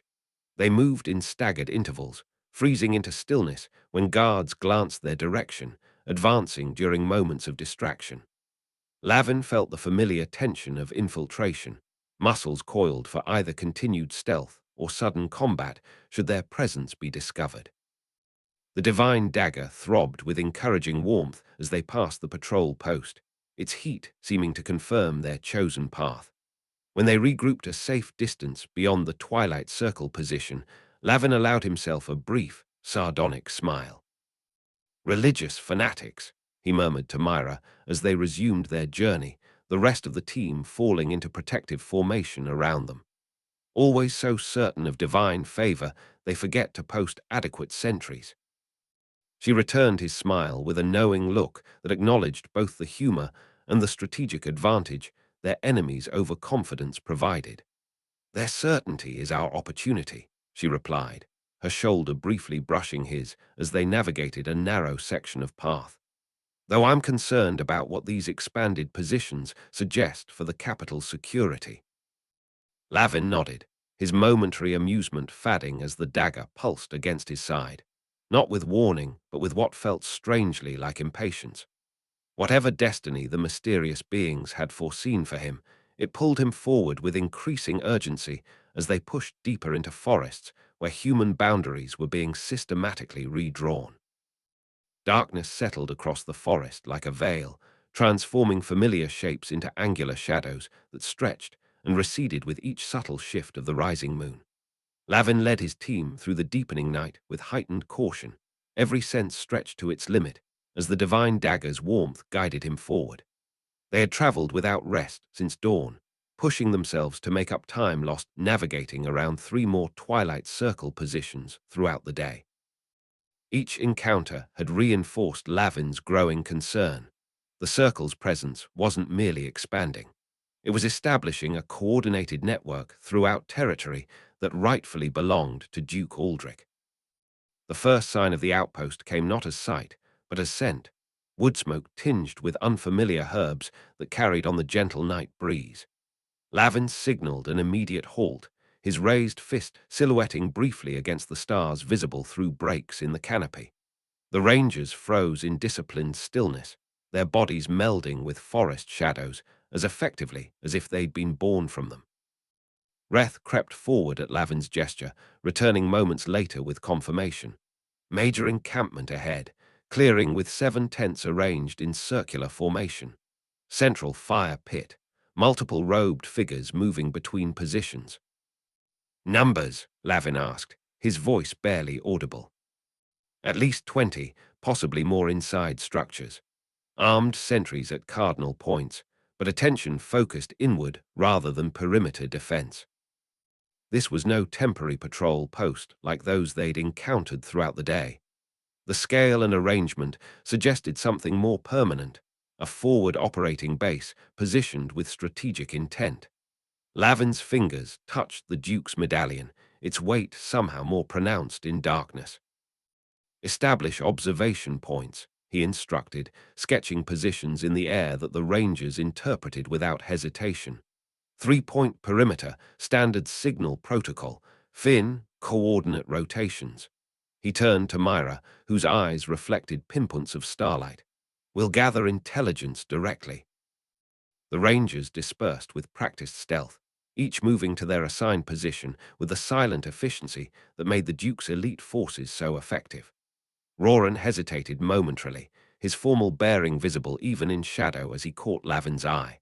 A wordless exchange passed between them, Roran's concern evident, Lavin's determination equally clear, before the paladin nodded once and moved to his assigned position. Lavin led Mira toward the eastern approach, where dense ferns and fallen timber provided maximum cover with adequate sightlines to the central clearing. They moved in synchronized tandem, each anticipating the other's placement of feet, shifts of weight, necessary pauses. What had begun as professional cooperation during their journey had evolved into something more intuitive, as if they'd been training together for years rather than weeks. "There," Lavin whispered, indicating a depression behind a moss-covered log where tangled undergrowth created a natural blind. The space would conceal them effectively, though its narrow confines would require physical proximity neither had anticipated. They settled into position with careful movements, bodies pressed together by necessity rather than choice. Mira's shoulder tucked beneath Lavin's arm, her hip aligned with his thigh, the warmth of her presence a startling contrast to the night's growing chill. The divine dagger at Lavin's side pulsed with steady heat, as if responding to either the outpost's activities or his own quickened heartbeat. He couldn't determine which. The Twilight Circle outpost spread before them in carefully organized precision. 7 grey tents arranged in perfect circular formation surrounded a central fire where flames burned with unnatural steadiness despite the night breeze. Robed figures moved between stations with purpose rather than the casual meanderings of soldiers at rest. There was ritual in their movements, patterns that suggested ceremony rather than mere camp activity. Not just a military outpost, Mira observed, her breath warm against Lavin's neck as she leaned closer to whisper. Look at the arrangement, the fire's position, the directional alignment of the tents. It's a ritual site. Lavin nodded, noting the symbols marked at threshold of each tent, variations of the 3 interlocking circles they'd observed throughout the day, but elaborated with additional markings that suggested hierarchy or specific function. They're preparing something significant, not merely holding territory.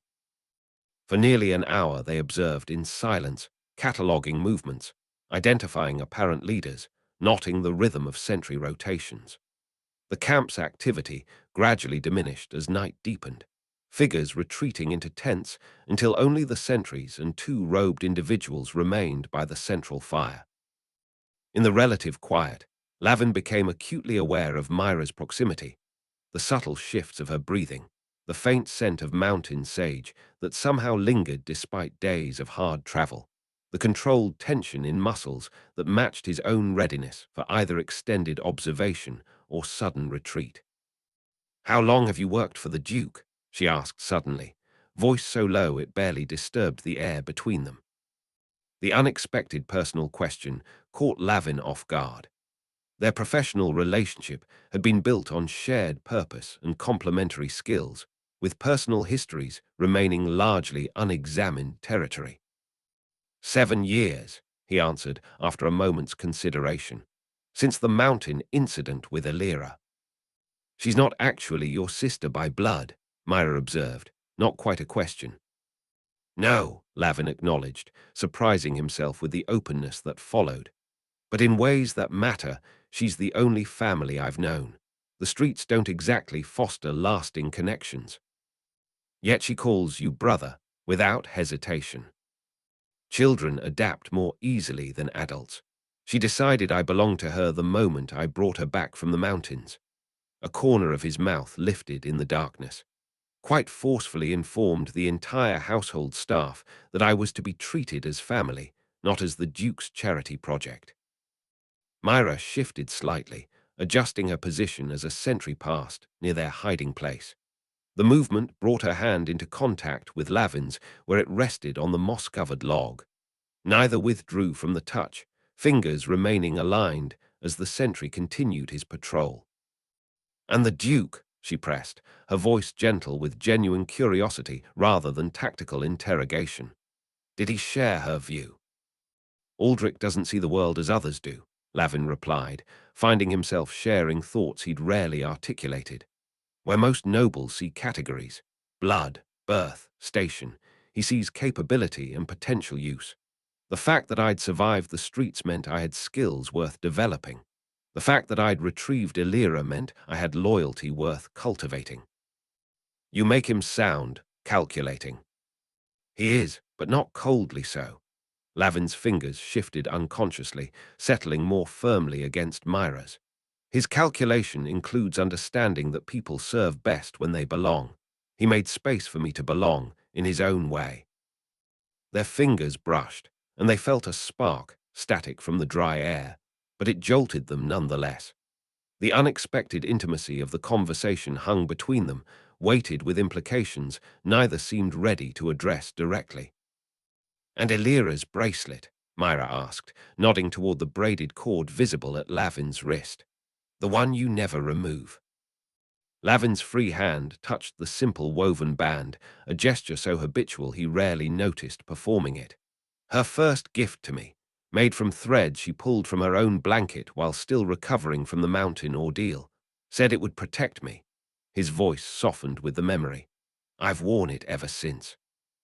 The moment stretched between them, personal history expanding to fill the space that had previously contained only professional purpose. Then Mira's body tensed against his, her attention snapping back to the clearing as 2 new figures emerged from the largest tent. These were no ordinary circle members. Their robes bore elaborate embroidery that gleamed with metallic thread in the firelight, and they moved with the confident authority of those accustomed to deference. The camp sentries straightened visibly as the pair approached the central fire, where the 2 waiting figures bowed deeply.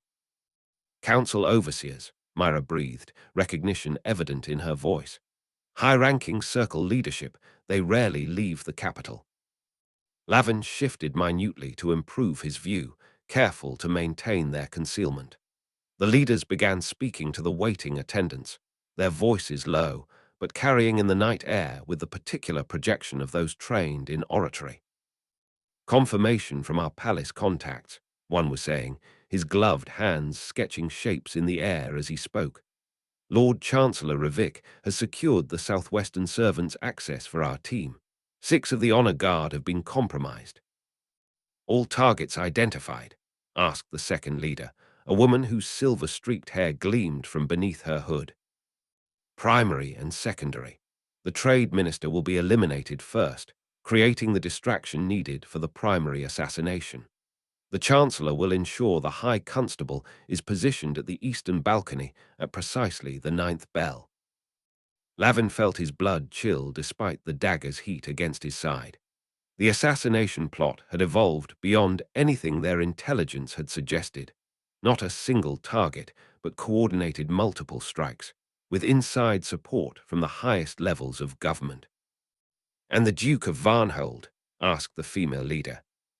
"His invitation has been confirmed. Our sources indicate he departs his fortress tomorrow. His death alongside the High Constable will eliminate the 2 strongest voices of moderation in the King's Council. With them removed, war becomes inevitable."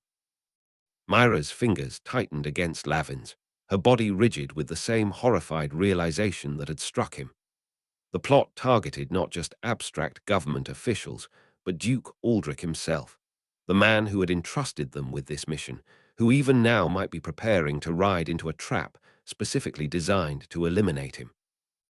Their eyes met in the darkness, mutual alarm evident despite the shadows that concealed most of their features. What had been urgent before now became desperate. The timeline had compressed, the stakes elevated beyond their previous understanding. Whatever plans they had formulated for reaching the capital, whatever strategies they had developed for exposing the conspiracy, all would need radical revision in light of this new intelligence. As the Twilight Circle leaders continued detailing their plans by the central fire, Lavin and Mira remained frozen in their hiding place, the intimacy of moments earlier transformed into shared horror at the scope of the conspiracy they now faced. Lavin signaled retreat with the slightest motion of his fingers, the ranger sign for immediate withdrawal barely visible in the darkness. He and Mira extracted themselves from their hiding place with excruciating care, each movement calculated against the pattern of sentry rotations they'd observed. The intelligence they carried now felt physical in its weight, knowledge that transformed everything about their mission, collapsed timeframes, and escalated stakes beyond what any of them had anticipated. The divine dagger pulsed against Lavin's side with almost impatient heat, as if it had been waiting for this revelation, this moment when the true scope of the conspiracy finally revealed itself. They rejoined the Rangers at the predetermined assembly point, a shallow depression beneath ancient pines where massive roots created natural windbreaks against sound carrying. The team gathered close, bodies forming a tight circle that contained their whispered counsel. Faces appeared as pale ovals in the darkness, features indistinct, but postures communicating the tension that radiated from Lavin and Mira. "The situation is worse than we knew," Lavin began without preamble, his voice pitched just loud enough to reach the circle, but not beyond. "The assassination targets include Duke Aldrich himself. The Lord Chancellor is complicit. 6 members of the honor guard have been turned." The information landed like stones, dropped in still water, each detail creating its own ripple of implication. Finn's weathered face remained impassive, though his hand tightened visibly on his weapon hilt. Roran's formal bearing stiffened further, his silver-touched hair catching what little moonlight penetrated the canopy. "The timeline?" Reth asked, the veteran's question cutting directly to operational concerns. "Tomorrow night. The Duke departs Varnhold in the morning, arriving at the capital for the evening gala." Lavin's fingers pressed against the Duke's medallion at his chest. "He's riding directly into their trap." Mira spread a map across the forest floor, weighting its corners with small stones. A thin sliver of moonlight provided just enough illumination to make out the main features. The capital's position, their current location, approximately 30 miles east, the conventional roads that would require most of a day to traverse. "We need to reach the capital by tomorrow evening before the gala begins," she said, her finger tracing potential routes. "The main road is too exposed. Twilight Circle checkpoints have increased since our journey began. The river approach would take too long." Lavin leaned forward, his finger landing on a jagged line that cut across the map's eastern quadrant. "The Serpent's Ravine. It cuts directly through these ridges, emerging 3 miles from the capital's eastern gate." The proposal triggered an immediate reaction from Roran, whose formal composure cracked to reveal genuine concern. "That ravine is notorious bandit territory. The terrain alone has claimed dozens of lives, even without human threats." "I've traveled it before," Lavin countered, meeting the paladin's gaze directly. "During the Eastern Rebellion, when we needed to move reinforcements unseen." "In daylight, with a full contingent," Roran pressed, his voice gaining intensity despite its low volume. "Not at night, with 6 exhausted riders who must arrive not just alive, but combat-ready." Lavin's finger remained on the map, tracing the ravine's narrow passage. "We need to reach the capital by tomorrow night," he repeated, each word deliberate. "This cuts 8 hours from our journey, 8 hours that make the difference between warning the Duke and burying him." The starkness of the statement hung between them, unanswerable in its simple truth. Finn shifted forward, grizzled face, surveying the map with professional assessment. "The western approach to the ravine can be reached by midnight if we push hard," he observed, neither supporting nor opposing Lavin's plan, merely acknowledging practical realities. "Moonlight's strong enough to navigate the initial descent. The Narrows would be reached near dawn." "I know another route," Roran suggested, indicating a longer path that curved south before approaching the capital. "Less direct but far safer. We'd arrive by mid-afternoon, still time to intercept the Duke before the gala." "If everything goes perfectly," Mira interjected, her steady gaze meeting Roran's. "No delays, no unexpected obstacles, no additional Twilight Circle checkpoints." She shook her head decisively. "We've seen their increased presence firsthand. The southern approach will be watched." "The ravine route leaves no margin for error," Roran argued, though with less conviction than before. "One misstep in the darkness." "Time matters more than safety now," Mira cut him off, her voice carrying the quiet authority of absolute conviction. "Not just for the Duke, but for all 5 kingdoms." She looked to Lavin, their eyes meeting with the shared understanding of those who had witnessed the conspiracy's full scope. "The Twilight Circle isn't just planning assassinations, they're engineering a war."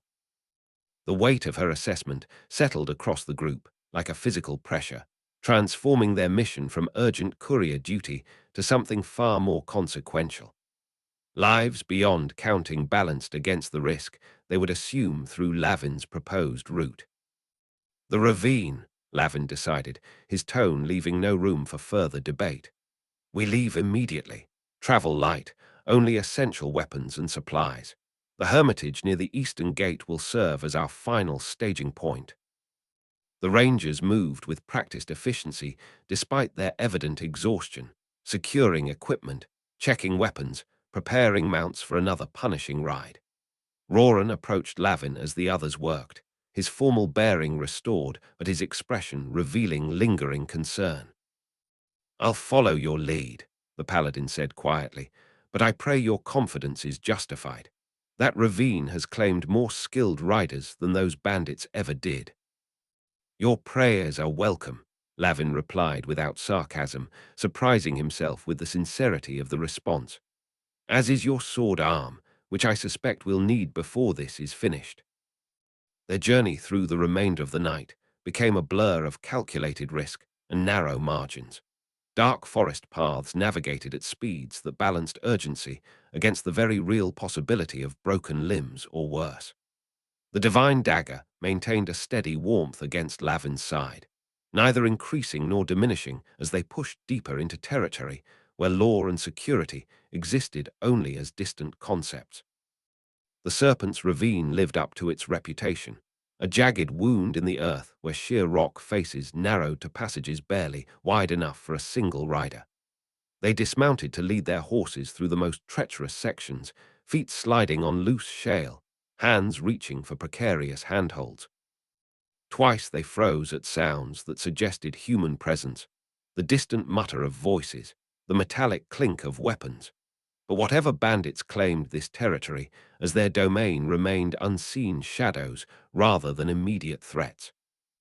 Dawn found them emerging from the ravine's final passage, bodies battered but intact, mounts breathing hard from exertion but still capable of carrying them the remaining distance.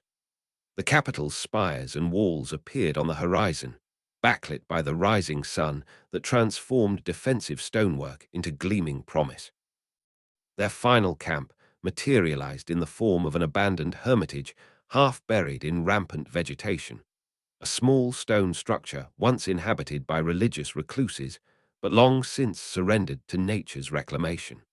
Its walls provided enough shelter for minimal rest, its obscured position offering security for their final preparations. Inside the crumbling structure, they laid out their weapons and the disguises necessary for urban infiltration. Ranger leathers were replaced with the plain garb of traveling merchants, weapons concealed beneath nondescript cloaks, identifying features obscured with the careful application of dirt and altered postures. The transformation was methodical, each person focused on their task with the grim determination of those who understood exactly how much depended on their success. Lavin stood apart at the hermitage's broken doorway, eyes fixed on the capital's distant silhouette. The divine dagger glowed faintly beneath his simple tunic, its blue luminescence visible even in early morning light. It radiated anticipation more than heat now, as if approaching the culmination of whatever purpose had led to his miraculous rescue and transformation. Mira joined him, her appearance altered by the merchant disguise, yet her fundamental presence unchanged. Her hair was bound beneath a plain scarf, her face deliberately smudged to disguise its fine features, but her eyes remained the same, clear, focused, unflinching. She placed a hand on his arm, the contact brief but grounding. "We'll stop them," she said with quiet confidence that sought to pierce the barrier of his concern. Lavin nodded, his customary sardonic mask momentarily abandoned in favor of honest response. "They expect the Duke's agents. They're prepared for official intervention." His hand touched the medallion concealed beneath his disguise. "But they don't yet know that death rejected me. Perhaps that gives us the advantage we need." The observation hung between them, neither entirely comfortable with its implications.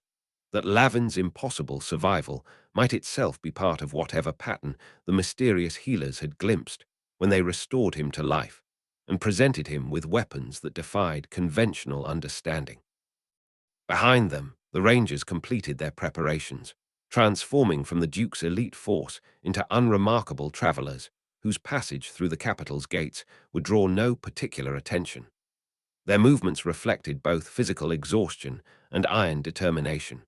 Bodies pushed beyond reasonable limits, yet sustained by purpose that transcended individual comfort or safety. Lavin turned from the capital's view to face his team, the weight of leadership settling across his shoulders with familiar pressure. Whatever came next would demand everything they had remaining: courage, skill, and the fluid coordination that made them more effective together than separate. The divine dagger pulsed once against his side, a sensation somewhere between warning and encouragement. "We've reached the endgame," he said simply, his gaze touching each face before returning to the distant walls where assassination and war awaited prevention. "Before nightfall, we either change the course of 5 kingdoms, or we witness the beginning of their destruction." The statement required no elaboration. Each person present understood exactly what hung in the balance, not just Duke Aldrich's life, but the fragile peace that his moderate voice helped maintain within the fractious royal council. They had traveled through darkness to reach this moment, pushed themselves beyond reasonable human limits, navigated territory, both physical and political, that would have defeated lesser teams.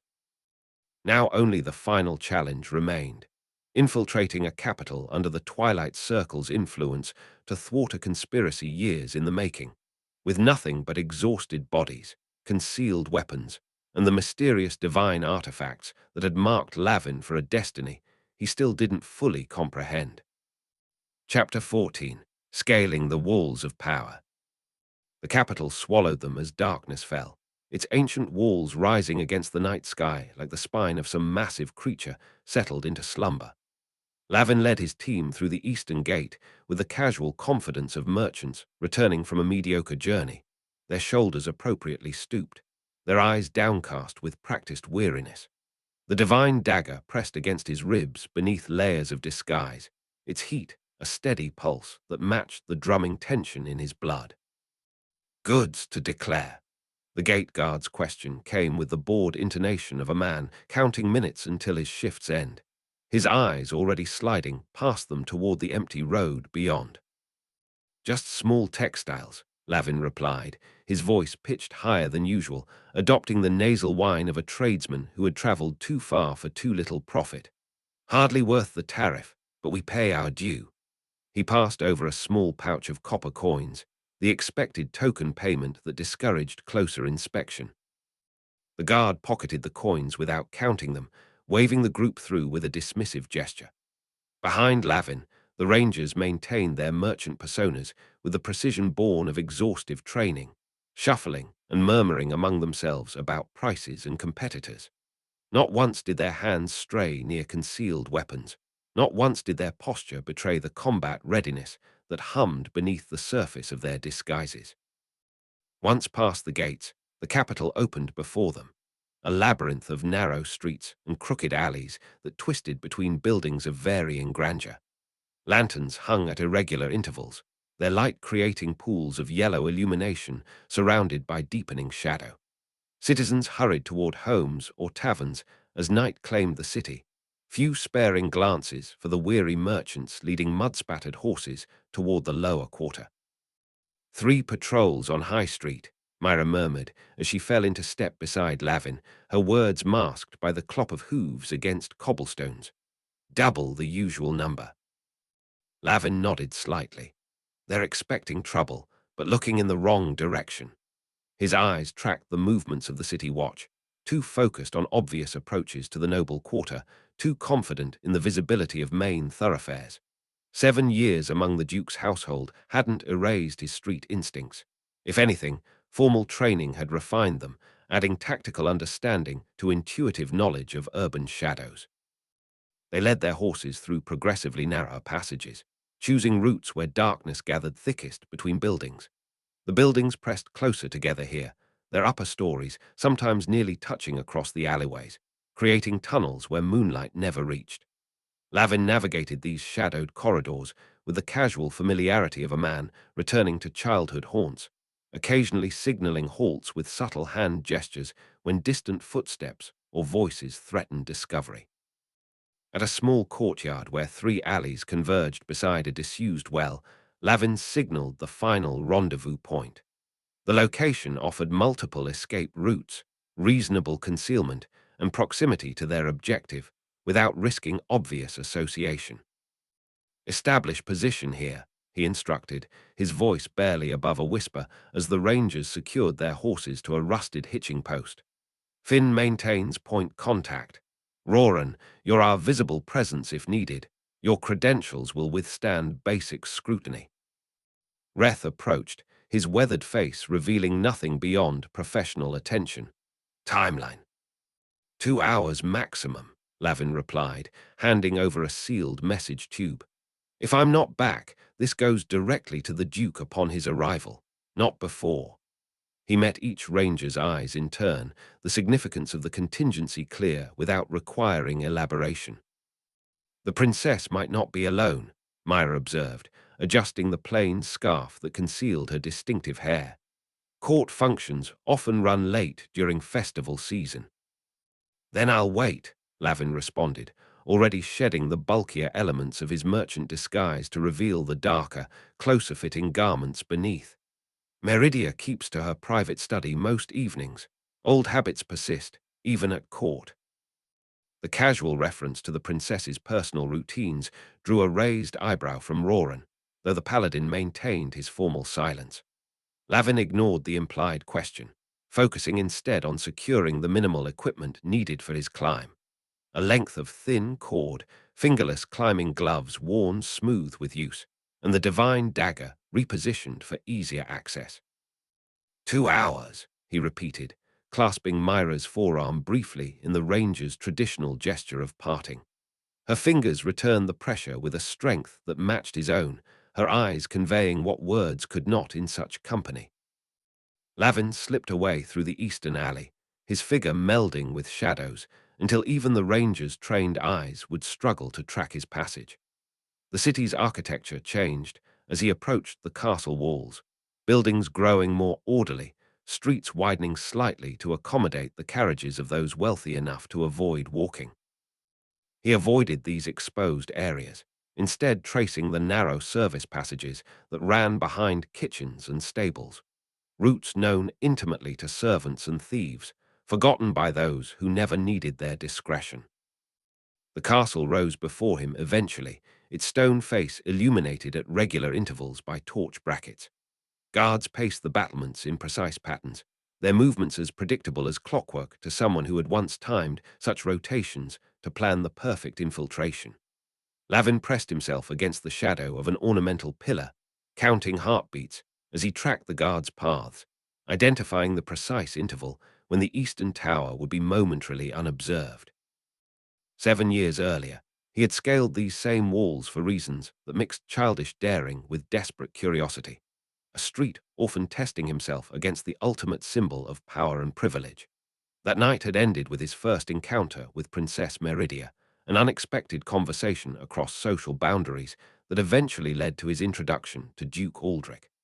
Now he returned by the same route, carrying warnings of assassination rather than the simple audacity of youth. When the moment came, he moved with fluid efficiency, crossing the exposed ground to the base of the eastern tower in 12 measured steps. His fingers found the familiar imperfections in the stonework, cracks and protrusions that formed a natural ladder for someone with the strength and skill to recognize them.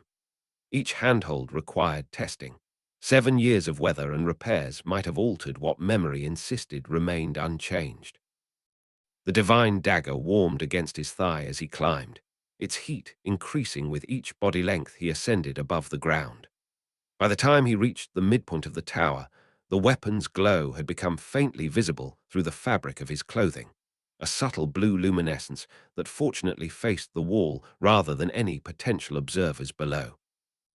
Lavin paused at a narrow ledge where decorative stonework provided momentary rest, his breathing controlled despite the exertion.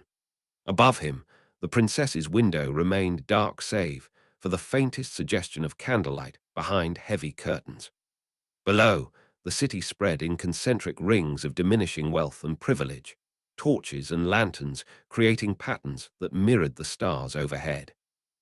The divine dagger's warmth intensified against his leg, less like physical heat now and more like urgency given tangible form. The final section of the climb demanded particular care, the transition from rough stone to the more finished masonry surrounding the window required balancing on increasingly narrow handholds. Lavin moved with the precision of someone whose mistakes carried fatal consequences, testing each point of contact before committing his weight. The years of formal training under the Duke's weapons master had added calculation to his natural agility, transforming street-learned skills into something more disciplined, but no less effective. He reached the window ledge at last, balancing on the narrow stone outcropping while examining the familiar leaded glass. The window's latch remained unchanged, an elegant mechanism designed for beauty rather than security, easily manipulated from outside by someone who understood its workings. His fingers worked the simple bypass with practiced movements, the satisfying click of release barely audible even to his own ears. The window swung inward without sound, its hinges recently oiled, a detail that suggested Meridia maintained certain habits from their shared past. Lavin slipped through the opening with a thief's economy of movement, his feet touching the plush carpet without so much as a whisper of contact. He closed the window behind him with equal care, resetting the latch to conceal his method of entry. The princess's chambers spread before him, dimly illuminated by a single candle on a writing desk across the room. The space spoke of dual identity, the expected luxury of royal quarters tempered by scholarly practicality. Bookshelves lined one wall, their contents arranged by subject rather than appearance. Maps and charts covered a large table near the candle, weighted at corners with small bronze figures that resembled the ones in Duke Aldrich's study. The bed remained pristine and untouched, suggesting its occupant had not yet retired despite the late hour. Lavin moved deeper into the room, the divine dagger's glow now visible enough that he placed his hand over it to mask its unnatural light. His eyes adjusted to the dimness, cataloguing details with the automatic assessment of someone for whom observation had once meant survival. A half-written letter on the desk, a cup of cooling tea beside it, a door to an adjoining chamber standing slightly ajar, a brighter light spilling through the gap. He positioned himself where he would be visible to anyone entering from that doorway, but not immediately threatening, a deliberate choice that balanced the need for recognition against the potential for instinctive defensive reaction.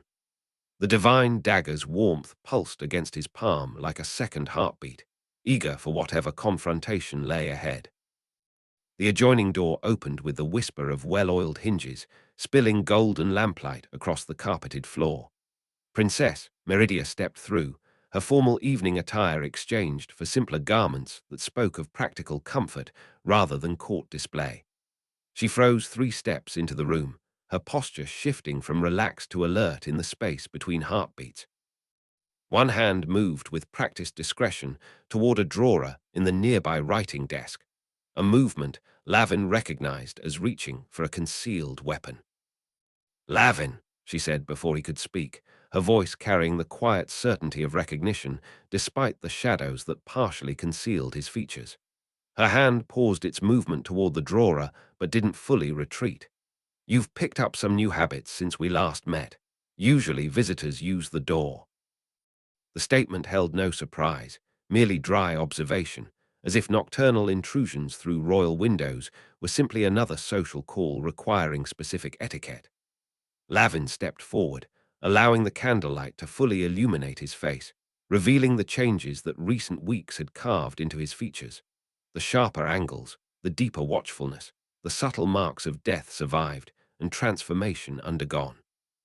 "Some old habits," he corrected, offering a half-bow that managed to be simultaneously respectful and faintly mocking of court formalities.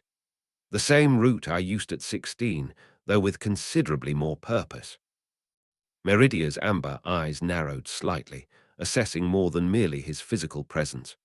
"That night, you climbed the tower on a dare. You claimed you wanted to see if royal chambers had gold-plated chamber pots." "A valid scholarly inquiry," Lavin replied, the sardonic comment covering the relief of her immediate recognition. 7 years had passed since their first encounter, with formal interactions punctuating the intervening years, yet she had instantly known him by dimly lit silhouette alone. Her posture relaxed fractionally, though her gaze remained sharp with awareness of the situation's irregularity. "The last report placed you in the eastern mountains, presumably dead after a bridge collapse." "Reports of my demise were temporarily accurate," Lavin acknowledged, moving toward her writing desk with purposeful strides. From inside his jerkin, he withdrew Duke Aldrich's sealed letters, their parchment stained with the evidence of hard travel through difficult country. He spread them across the polished wooden surface, the Duke's distinctive seal prominent on the largest document. "Your Highness, forgive the dramatic entrance, but discretion seemed wise." The formal address, so at odds with his entrance method, shifted the atmosphere between them. Meridia approached the desk without hesitation, royal training manifesting as composure despite the obvious gravity of the situation. She wore a simple night robe of deep blue over practical sleeping clothes, her dark hair released from court styling to hang in a simple braid. No royal circlet adorned her brow, yet her bearing conveyed authority more effectively than any crown might have. "The seal is unbroken," she observed, lifting the largest document with careful fingers. There wasn't time for intermediaries. I've come directly from the field. Lavin stepped back, giving her space to examine the contents without hovering. His posture maintained the careful balance he had developed over years at court, formal enough to acknowledge her rank, relaxed enough to honor their unusual history. She broke the seal with practiced movements, unfolding the parchment with the methodical precision of someone accustomed to diplomatic correspondence. Her eyes moved rapidly across the Duke's distinctive handwriting, absorbing information with the efficiency that had earned her reputation as one of the kingdom's most astute political minds despite her youth. The pulse at her throat quickened visibly as she read, the only outward sign of alarm she permitted herself. An assassination plot, she said finally, her voice controlled but carrying the weight of comprehension. Not merely targeting individual nobles, but coordinated strikes against multiple kingdom rulers. Her fingers tightened on the parchment, creating small creases in the heavy material, including Duke Aldrich. And at least 4 others at tomorrow's gala, Lavin confirmed, reaching for the second document. This contains intelligence gathered at a Twilight Circle forward camp yesterday. Their leadership was present, discussing final preparations. He laid out a rough map sketched during their observation of the camp. The Lord Chancellor is compromised. 6 members of the Honor Guard have been turned. The plan includes multiple strikes coordinated to maximum effect. Meridia absorbed this information with the focused attention of a strategist rather than the alarm of a courtier. She moved to the second letter, then the third, her breathing measured despite the escalating severity of each revelation. When she looked up from the final document, her amber eyes had hardened to the color of polished brass. "The pattern is clear," she said, tapping one particular passage in the Duke's letter. "Not random elimination of political opponents, but strategic removal of moderate voices from all 5 kingdoms, those who advocate for negotiation rather than conflict." Her finger traced a connection between names listed in the intelligence report. With these voices silenced, war becomes not merely possible, but inevitable. "The gala provides their perfect opportunity," Lavin added, leaning forward to indicate a detailed floor plan of the palace ballroom included with the documents. All targets gathered in predictable positions, security focused on external threats rather than internal betrayal. Meridia paced a small circuit beside her desk, her mind visibly processing implications beyond the immediate threat. How soon can Duke Aldrich arrive? His royal guard could. "He's already en route," Lavin interrupted, the urgency in his voice cutting through protocol. "Expected to arrive by mid-afternoon tomorrow, directly into their trap." She paused, turning to face him fully. "You've warned him." "Warning isn't enough. The Duke rides with minimal guard to avoid drawing attention. Even if he turns back now, the plot would simply adjust its timeline." Lavin moved to stand beside her at the desk, close enough that the divine dagger's warmth likely radiated beyond his own awareness. "These documents detail what we know, but the Twilight Circle's influence extends further than we've confirmed. This isn't a single operation. It's the culmination of years of infiltration." Meridia's hand trembled slightly as she refolded the letters, not from fear, Lavin judged, but from controlled anger.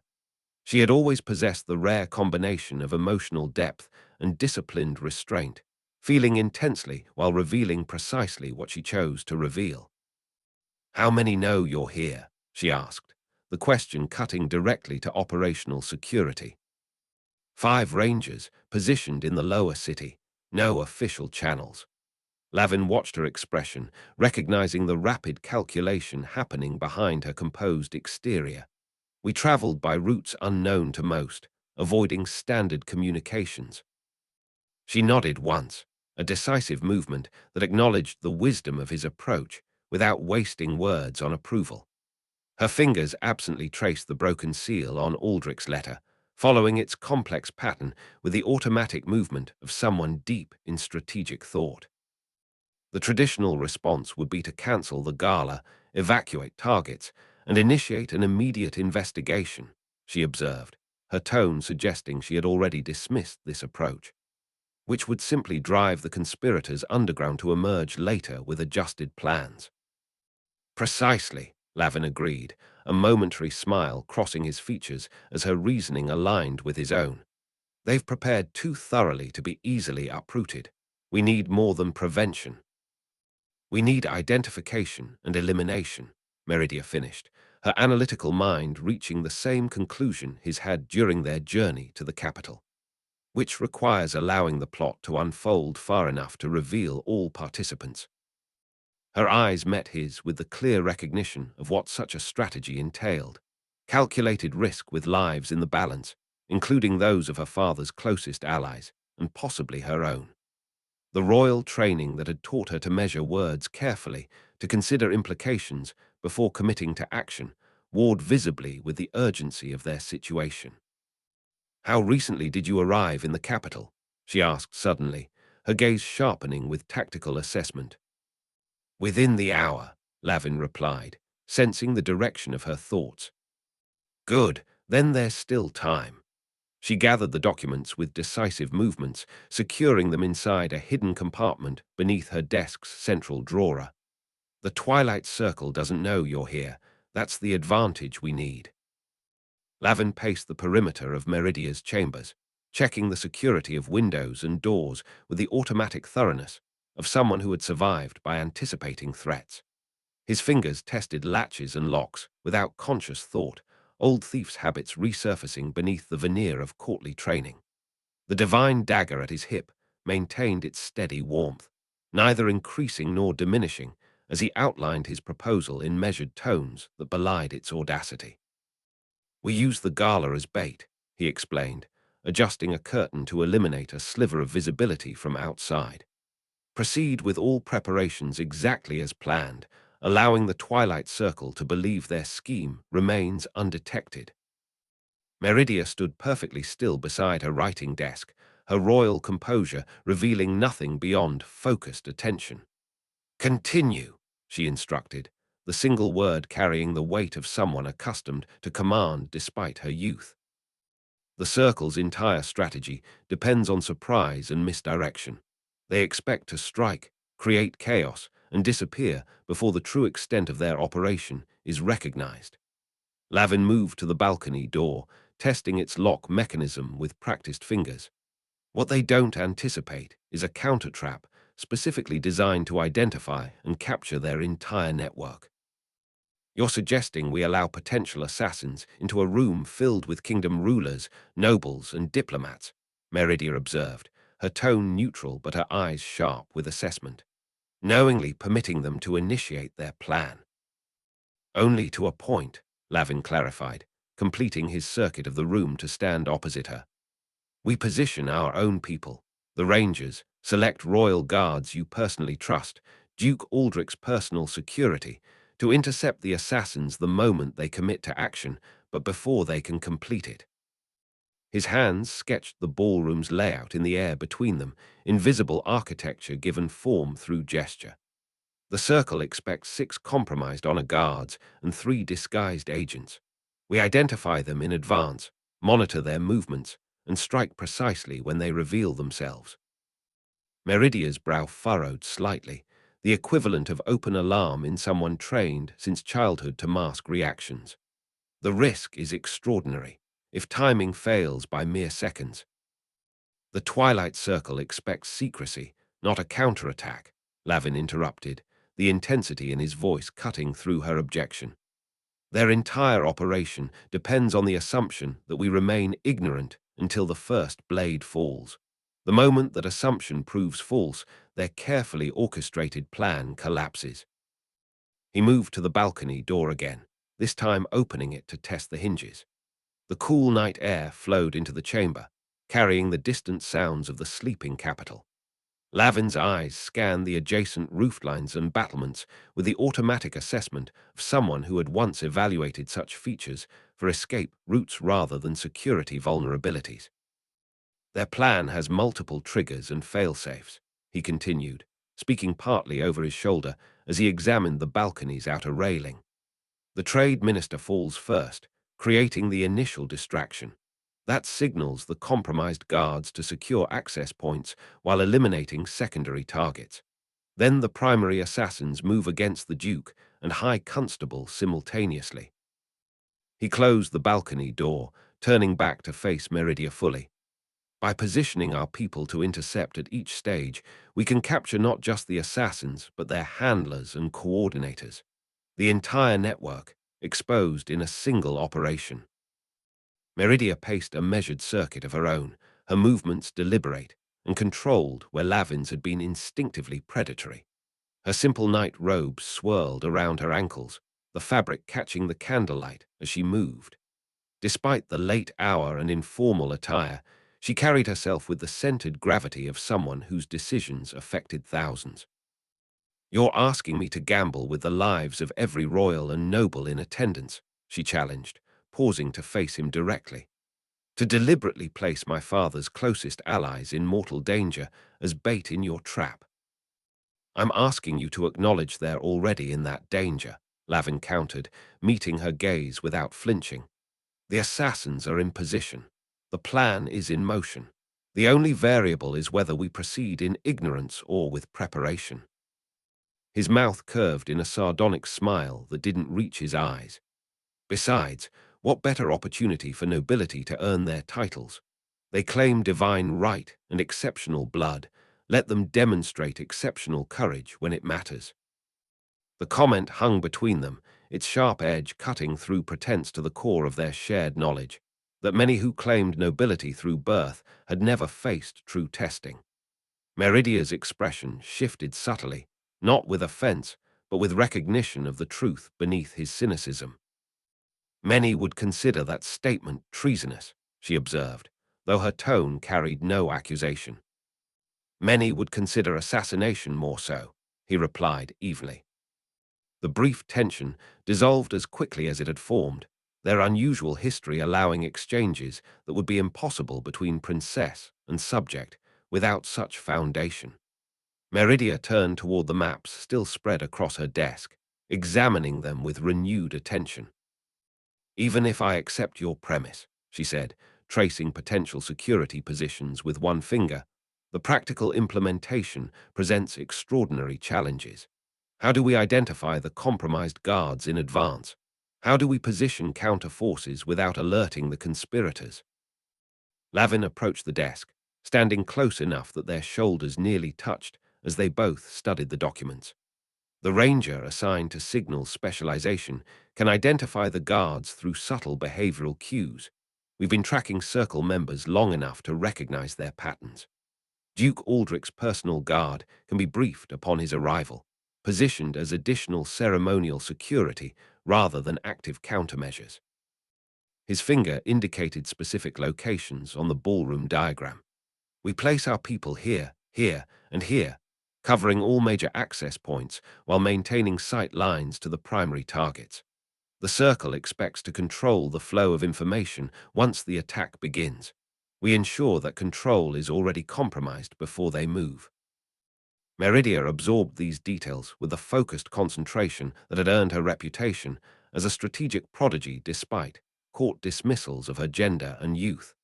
She asked pointed questions about timing, positioning, and contingencies, each query revealing both sharp intelligence and genuine concern for the lives that would be placed at risk.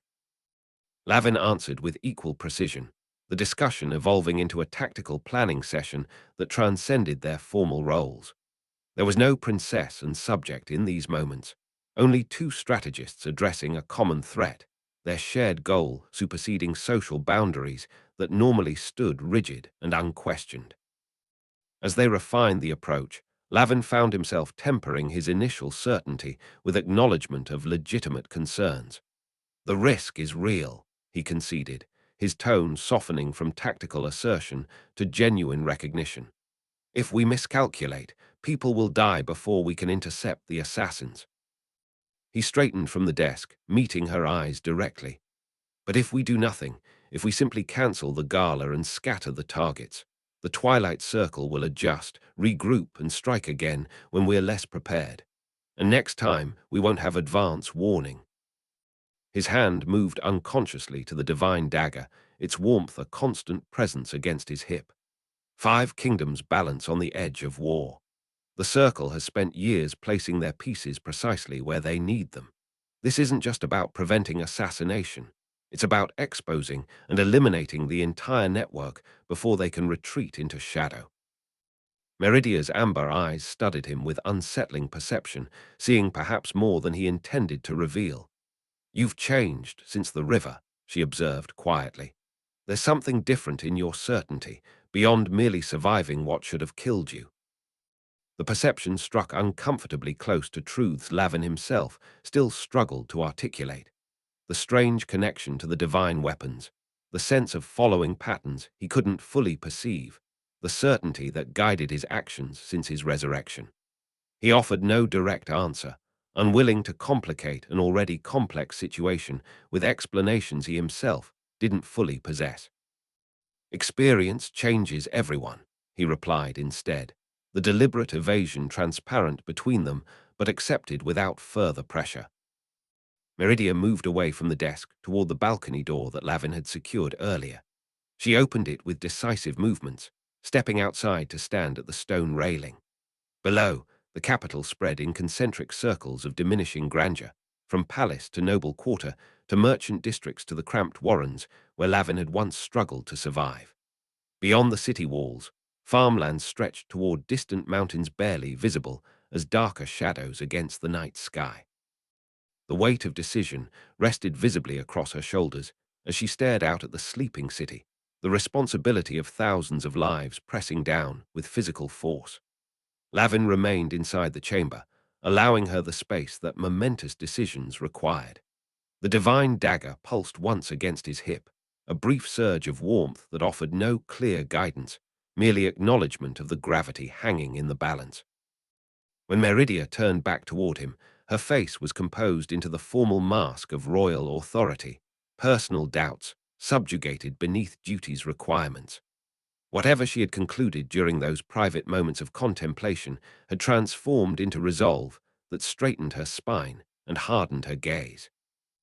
Lavin waited, the fate of kingdoms balanced on her response, his own path forward dependent on decisions only she had authority to make. The candle on the writing desk guttered briefly as a night breeze swept through the open balcony door, casting unstable shadows across the chamber, light and darkness shifting in patterns that seemed to mirror the precarious balance of their situation. Chapter 15. Preparations in the Shadows. Meridia's agreement had set everything in motion. Now Lavin stood at the head of a long oak table in one of the palace's forgotten chambers, his fingers tracing paths across maps spread before him like a general commanding invisible armies. The divine dagger rested against his hip, occasionally warming when his focus sharpened or his thoughts strayed to what failure might mean. Candles burned at strategic intervals, their light creating islands of clarity amid deliberate shadows, much like the plan itself, with its calculated revelations and necessary obscurities. "They'll use the servants' corridors here and here," he said, indicating narrow passages behind the main ballroom with the precise confidence of someone who had once studied such routes for theft rather than defense. "The kitchens will be chaotic before the gala, providing perfect cover for additional personnel to slip in unnoticed." Princess Meridia stood at his right, her court finery exchanged for a simple blue tunic that allowed for both movement and authority. She had abandoned royal affectation in this room, among this company, her amber eyes sharp with tactical assessment rather than ceremonial distance. Mira positioned herself opposite, arms crossed over her ranger leathers, her customary watchfulness now directed at the palace diagrams rather than distant horizons. 6 rangers in plain clothes completed their circle, their bodies held with the controlled stillness of predators at rest.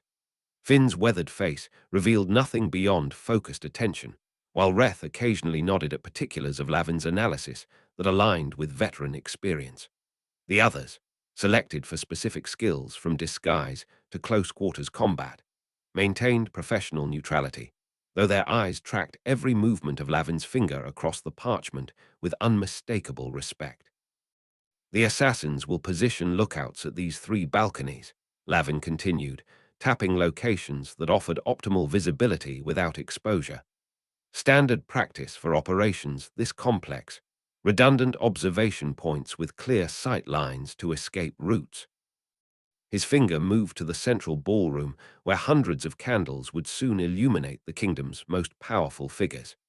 Primary targets will be positioned here for the royal address, precisely when the Twilight Circle intends to strike. The divine dagger pulsed gently against his hip, as if acknowledging the gravity of what they discussed. Meridia leaned forward, her braid falling across one shoulder as she studied the diagram. Your timeline assumes they'll strike during the address rather than the dance that follows, when movement would provide better cover. The address guarantees stationary targets, Lavin countered, their exchange carrying the comfortable rhythm of minds that had challenged each other before. Dancers move unpredictably. The circle values control above all else. And if they anticipate our counterplan, Meridia pressed, her question carrying no challenge to his authority, merely the thoroughness of a strategic partner. If they've placed observers to watch for unusual security. Lavin's mouth curved in a sardonic half-smile that transformed his features from formal commander to something closer to the youth who had once scaled palace walls out of curiosity and defiance. Then we provide them exactly the security they expect to see. Additional guards at appropriate gates, ceremonial postings that align with protocol. Nothing that suggests we know their specific approach. The dagger warmed noticeably against his thigh, matching a surge of conviction that felt simultaneously like his own certainty and something older, wiser, a connection to patterns he glimpsed but couldn't fully comprehend. Meridia nodded, satisfaction evident in the slight relaxation around her eyes. Their exchange had not been for show, but genuine strategic refinement, each pushing the other toward greater precision. Lavin realized the Rangers were watching this interaction with careful assessment, evaluating not just the plan, but the relationship between former street thief and future queen that defied conventional hierarchy. Reth broke the momentary silence, his weathered hand indicating a service entrance near the kitchen. The circle will have studied staff rotations. They'll know which servants should be where. Which is why we won't replace existing staff, Lavin agreed, appreciating the veteran's practical concern. We'll supplement with additional roles that wouldn't draw attention during a major event. Wine merchants seeking future contracts, minor nobles from distant provinces, maintenance workers addressing last-minute preparations. Mira stepped forward, her movement drawing all eyes with its fluid economy. 3 positions in the rafters, she suggested, finger tracing wooden support beams visible in the architectural diagram. Stationed before guests arrive, remaining motionless throughout. 2 rangers with bows could control the entire western approach. Lavin nodded, mentally adjusting his schematic to incorporate her suggestion. During their journey to the capital, he had come to rely on Mira's tactical insights. Her mind worked differently than his, seeing patterns where he might focus on details. Their complementary perspectives had already saved their lives more than once. Finn and Gala for the rafters, he decided, the rangers in question straightening slightly at their selection. Reth and Tolin will take merchant disguises, circulating near the eastern entrances. Markle and Soren as minor nobility, positioned near the Duke when he arrives. The divine dagger's warmth spread up from his hip through his abdomen as the plan coalesced into concrete assignments. No longer theoretical strategy, but imminent action, with lives balanced on its execution. Lavin felt the weight of command settle more firmly across his shoulders. The responsibility for these rangers, for Duke Aldrich, for 5 kingdoms teetering on the edge of manufactured war. The timing must be precise, he emphasized, his voice dropping lower to underscore the critical nature of this point. We cannot move against the assassins until they've committed themselves beyond doubt. Too soon, and we expose our knowledge without capturing their network. Too late. He left the implication hanging in the air between them. Your positions will be isolated from each other, Mira added, her practical mind already addressing contingencies. Each team must be prepared to act independently if communications are compromised. The recognition signal remains as practiced, right hand to left shoulder, 3 fingers extended. As the Rangers absorbed these final instructions, Meridia moved back from the table with the unconscious grace of someone raised to command attention through presence rather than assertion. I'll arrange the necessary credentials and access. By tomorrow morning, your covers will be established within the palace records. The meeting concluded with the efficient brevity of professionals conscious of limited time. The Rangers departed first, each acknowledging Lavin with the subtle nod that had replaced formal salutes for this covert operation. When only Meridia, Mira, and Lavin remained, the atmosphere shifted subtly, the weight of command temporarily balanced by the connections that bound them beyond mere duty. Meridia approached Lavin as he gathered the maps, her hand resting briefly on his arm in a gesture that might appear casual to observers but carried significant meaning between them. "The kingdom owes you a debt it will never fully acknowledge," she said quietly, royal training permitting this rare moment of open appreciation.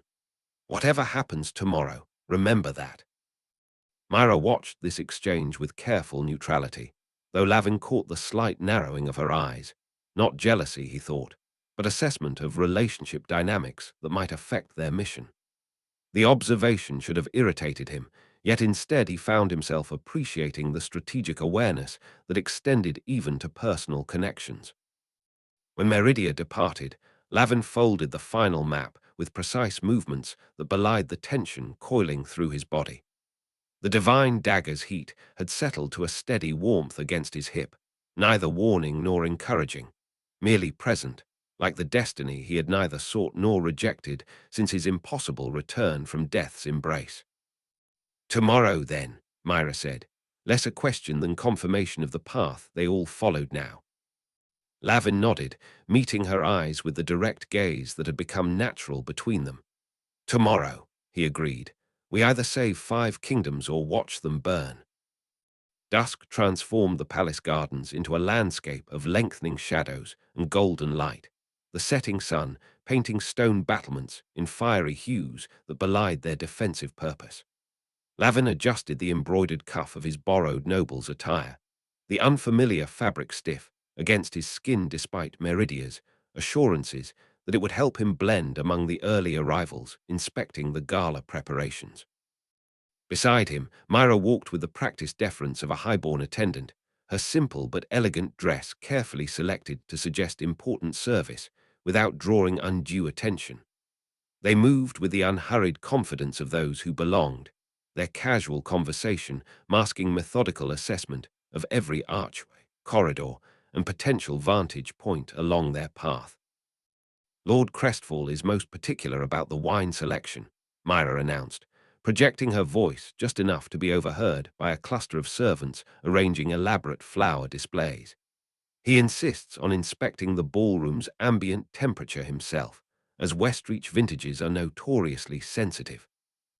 Lavin suppressed a smirk at her improvisational skills, responding with the bored indifference of minor nobility tasked with tedious responsibilities. "The things one does to maintain appearances," he sighed, allowing his gaze to drift across the courtyard where additional guards had been positioned, exactly as expected, betraying no knowledge of the conspiracy they were meant to thwart. They passed through an arched doorway adorned with freshly polished brass fixtures, entering a corridor where workers balanced on ladders to hang crystalline ornaments that would scatter candlelight like fractured stars. Each placement offered potential shadow and concealment. Each fixture could provide momentary cover for an assassin's approach. Lavin catalogued these details automatically, his street thief's instincts translating architectural features into tactical advantages and vulnerabilities. 3 seconds of exposure crossing from that pillar to the serving station, he murmured, indicating the path with a subtle tilt of his head. The silver trays positioned there would reflect movement from the eastern entrance. Mira nodded, her eyes tracing the same route while maintaining the pleasant expression of someone discussing refreshment preferences rather than assassination vectors. 4 guards visible, but only 2 with direct sight lines to the Duke's expected position. The black marble plinths would provide cover for an approach from below. They continued their circuit with measured strides, their bodies gradually drawing closer as they navigated increasingly crowded spaces. Palace staff hurried past with the focused urgency of those preparing for an event that would reflect directly on their competence. Dignitaries and early aristocratic arrivals surveyed the preparations with entitled scrutiny, pointing out imperfections with jeweled fingers and exaggerated size. Lavin guided Mira toward a secluded alcove overlooking the main ballroom, its position offering both strategic oversight and momentary privacy from curious eyes. Velvet curtains partially concealed the recessed space, creating a vantage point that would serve them now for reconnaissance and tomorrow could provide critical positioning during the gala itself. This would give clean sight lines to all three major entrances, he observed, leaning against the stone balustrade that separated the alcove from a 20-foot drop to the ballroom floor below. Assuming the Twilight Circle follows standard practice, they'll position observers before moving their primary operatives into place. Mira nodded, stepping closer to share his perspective without drawing attention from the workers below. The divine dagger at Lavin's hip warmed slightly as her shoulder brushed against his arm, the weapon's inexplicable awareness seemingly extending to his human connections as well as strategic concerns. I could identify their observers, she said with quiet confidence. I grew up in the guard barracks, learned to spot concealed weapons before I could properly hold one myself. A hint of pride colored her voice, transforming her usual practicality into something more personal. My father trained the Duke's men before he died, taught me that a person's intent shows in their eyes before it reaches their hands. Lavin studied her profile as she spoke, noting how her posture shifted when mentioning her father, shoulders straightening almost imperceptibly, chin lifting with subtle pride rather than defiance. These minute details revealed more about her foundation than any formal biography might have provided. He found himself cataloguing these observations with the same precision he typically reserved for security assessments. He sounds like someone worth knowing, Lavin offered, the simple acknowledgement carrying more weight than elaborate condolences might have. He was. Mira's gaze remained fixed on the ballroom below, but something in her expression softened. He believed capability mattered more than birth, would have appreciated the Duke's approach to selecting talent regardless of origin. Her eyes shifted briefly to Lavin's face, would have respected what you've accomplished. The unexpected personal observation caught Lavin off guard, creating an opening in his customary sardonic armor. Before he could respond, her attention snapped back to the tactical assessment, professionalism reasserting itself with practiced efficiency. That balcony there, she said, pointing toward an ornate structure opposite their position. Lavin reached to indicate the same location, their hands meeting in the narrow space between them. Their fingers brushed, and they felt a spark, static from the dry air, but it jolted them nonetheless. Neither withdrew immediately, the momentary contact extending into something deliberate, their fingers remaining aligned in the space between their bodies. The divine dagger pulsed warmth against Lavin's hip, neither warning nor encouragement, merely acknowledgement of something significant unfolding. Perfect vantage point for their secondary observer, Lavin said, his voice dropping lower despite the distance separating them from potential eavesdroppers. With clear sight to both royal entrances, Mira agreed, her fingers still lightly touching his. Time seemed to compress in the small alcove, the preparations continuing below while something unspoken expanded in the space between them. Lavin found himself cataloguing details he typically wouldn't prioritize. The exact shade of Mira's eyes in fading daylight, the small scar that traced her jawline like an artist's deliberate stroke, the controlled rhythm of her breathing that matched his own despite neither consciously adjusting to the other. The moment fractured when Lavin's peripheral vision caught a figure watching them with unnatural focus.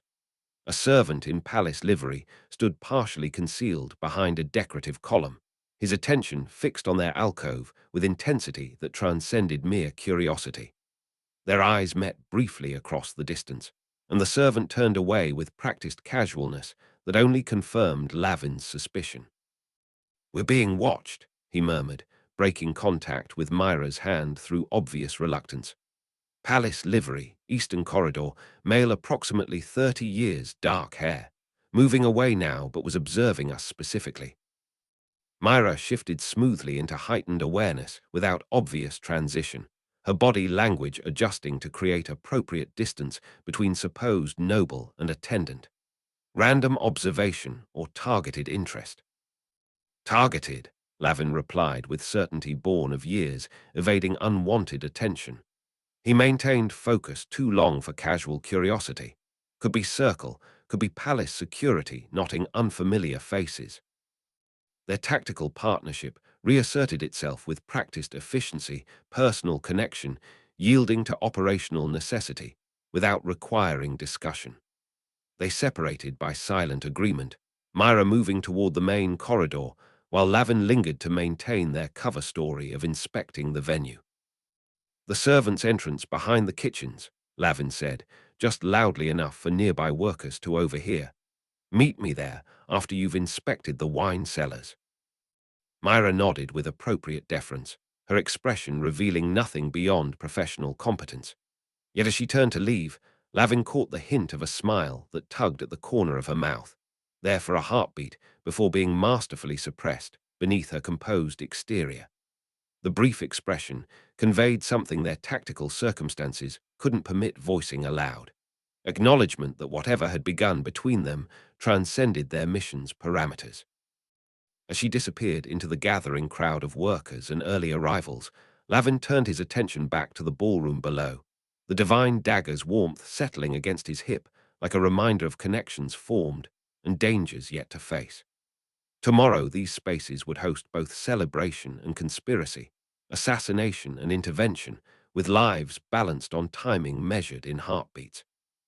For now, he carefully memorized each sight line, each shadow's placement as the sun continued its descent, automatically translating architectural features into tactical advantage with the precision that had once made him the most successful thief in the capital's poorest quarter. Torchlight wavered in brackets along the private corridor leading to Meridia's study, casting elongated shadows that seemed to reach for Lavin as he approached. He paused at the threshold, taking in the tableau through the partially open door. The princess bent over maps, still spread across her desk, her dark hair falling loose from its earlier formal arrangement, her fingers tracing routes and positions they had discussed hours before. The divine dagger at his hip warmed with uncertain purpose, as if recognizing the significance of this moment between public strategy and private doubt. Lavin's hand hovered at the door frame, suddenly unsure whether to announce his presence or retreat back into the silent passages where preparation for tomorrow's confrontation continued without pause. Meridia sensed his presence before he decided, looking up with the automatic awareness of someone trained never to be caught unawares.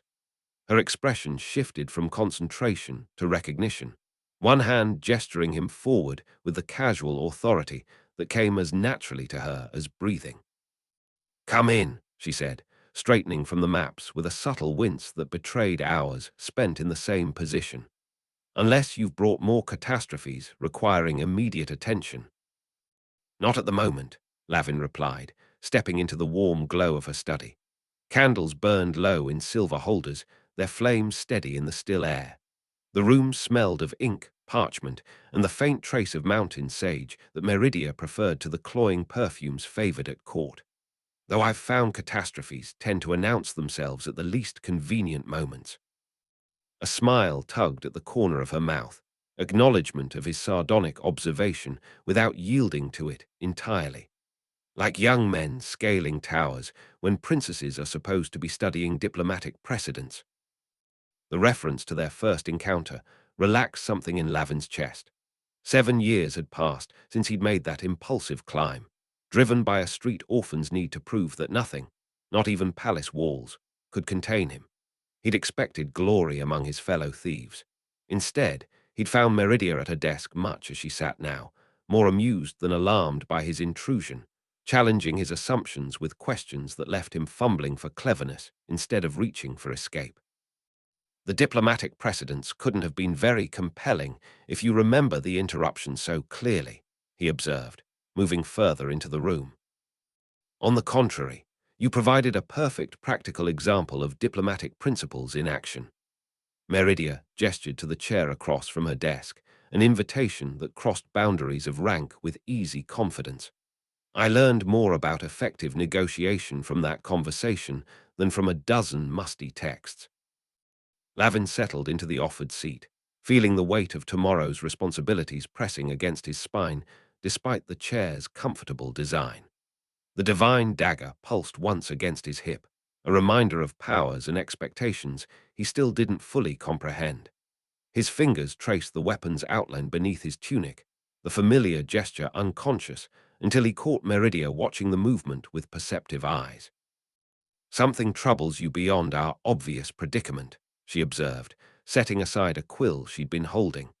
Her tone carried no demand for explanation, merely acceptance that he would speak when ready. The absence of pressure cracked Lavin's carefully maintained composure more effectively than any direct question might have. "What if I'm not enough?" he asked, the words escaping before he could marshal them into something more controlled, less revealing. "This plan relies on my judgment, my timing, my ability to anticipate moves in a game where the stakes are kingdoms." His hands emerged from beneath the table, palms upward in a gesture that encompassed both surrender and offering. "I was trained to steal, to survive, to fight when necessary, not to save nations." The admission hung between them, heavier than the maps and diagrams spread across Meridia's desk. Lavin's expression tightened, as if he regretted the moment of vulnerability as soon as it passed his lips. The divine dagger warmed noticeably against his hip, responding to the emotional current beneath his controlled exterior. "And then there's this," he continued, withdrawing the weapon from its hidden sheath. The dagger gleamed with subtle blue luminescence in the candlelight, its edge shimmering with the impossible boundary that defied physical laws. "A power I didn't earn and barely understand, given by entities whose purposes remain obscure. What if they saved me for reasons that don't align with our needs? What if I'm playing a role in a pattern I can't comprehend?" His voice dropped lower, the confession meant for Meridia alone.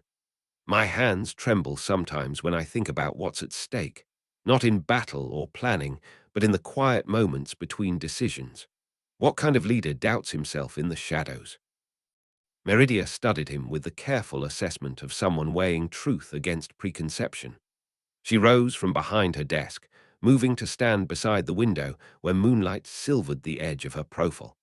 When she spoke, her voice carried none of the royal certainty that characterized her public pronouncements.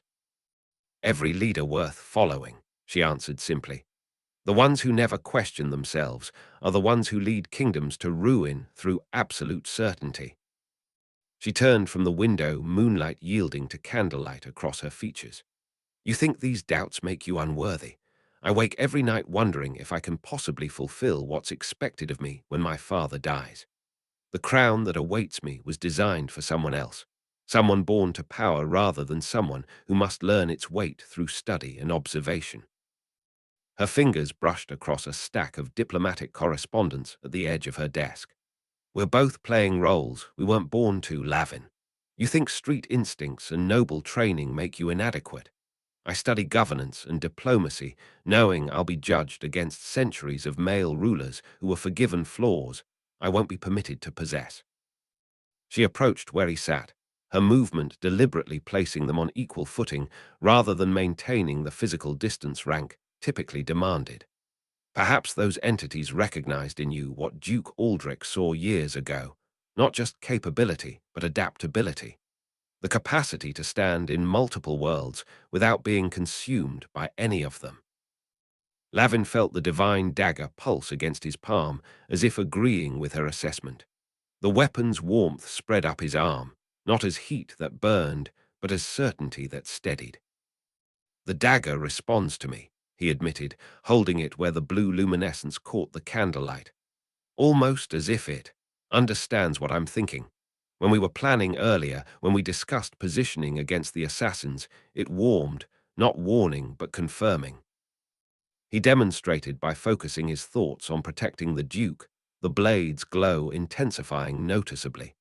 I can't explain it. I'm not sure I'm meant to, yet I'm using it to guide decisions that affect 5 kingdoms. Meridia studied the weapon with scholarly interest rather than superstitious caution.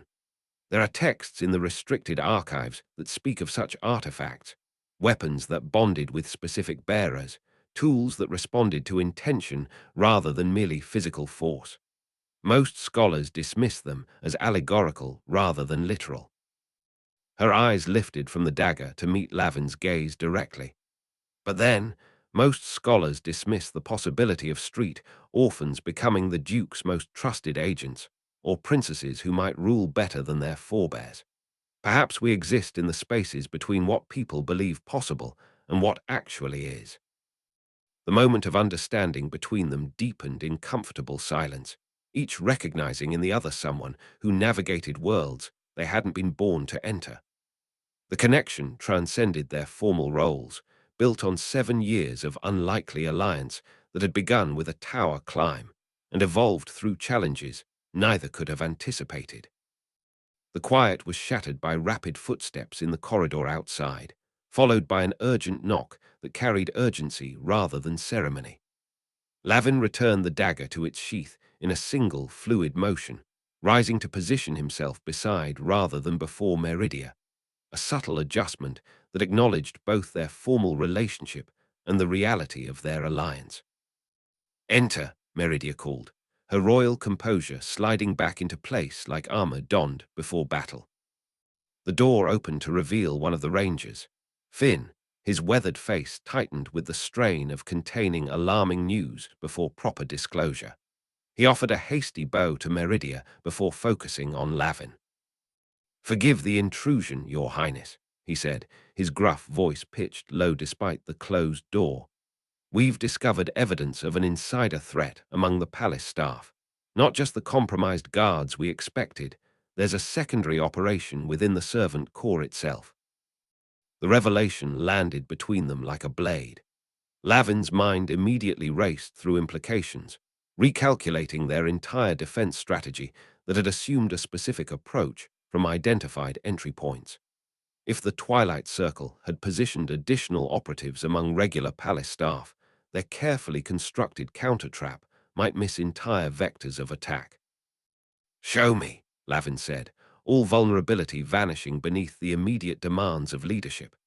His spine straightened, shoulders squaring as he stepped toward the door, the divine dagger warming against his side as if preparing for confrontation. He paused at the threshold, glancing back at Meridia with an expression that balanced between gratitude for the moment they'd shared and recognition of the crisis, now demanding their attention. Her slight nod communicated understanding without requiring explanation, another example of the wordless communication they had developed across years of unlikely alliance. "We adapt," she said simply, already reaching for her formal overtunic that would transform her from scholar to royal authority. "That's what makes us different from those who merely inherit their positions." The observation followed Lavin into the corridor as he strode after Finn, his mind already reconstructing their defense strategy to account for this new threat.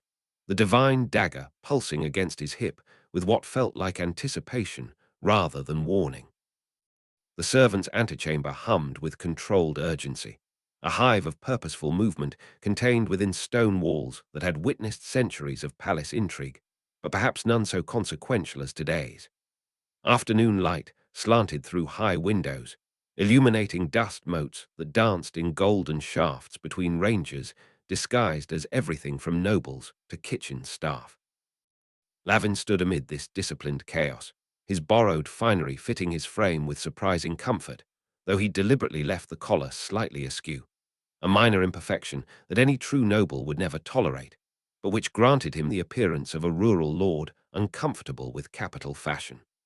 The divine dagger rested against his ribs beneath layers of expensive fabric, its warmth a steady pulse that matched the heightened rhythm of his heartbeat as the hour of confrontation approached.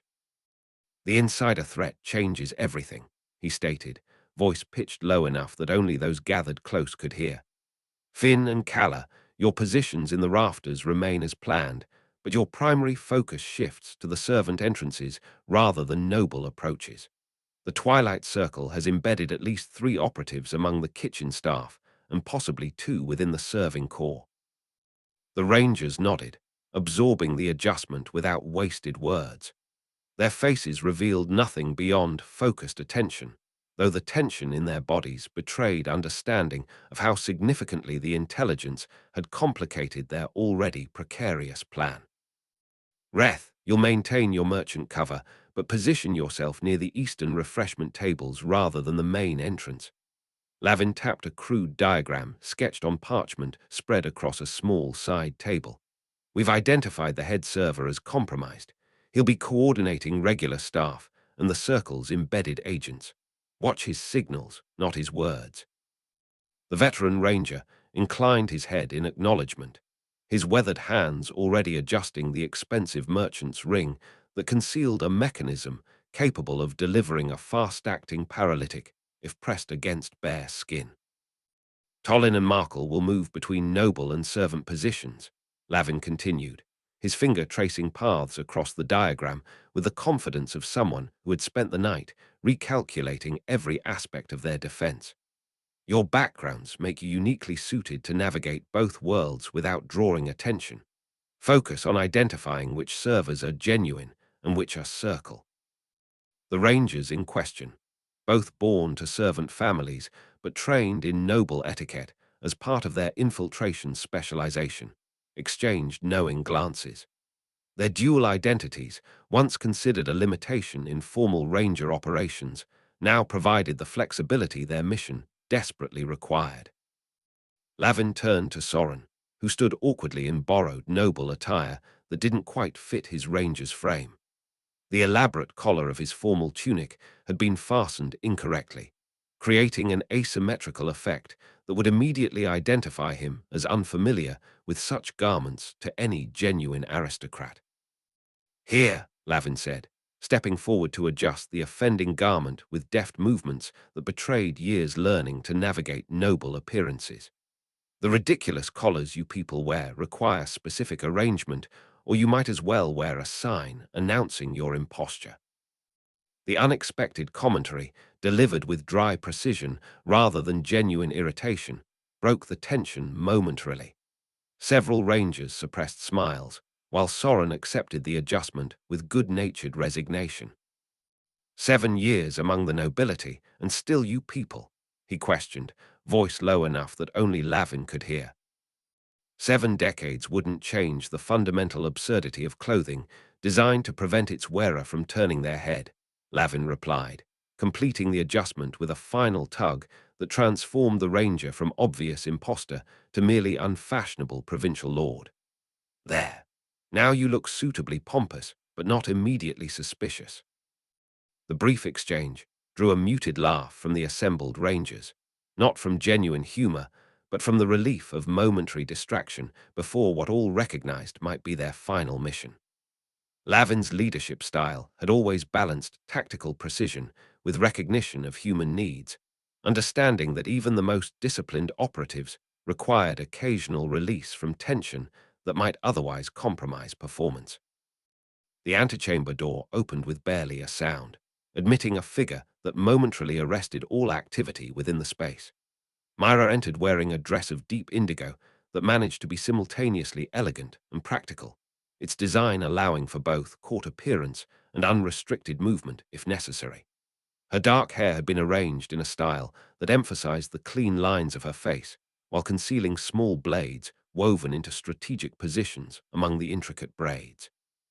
She carried herself with the composed confidence of someone who could navigate any environment from battlefield to ballroom without betraying herself as foreign to either.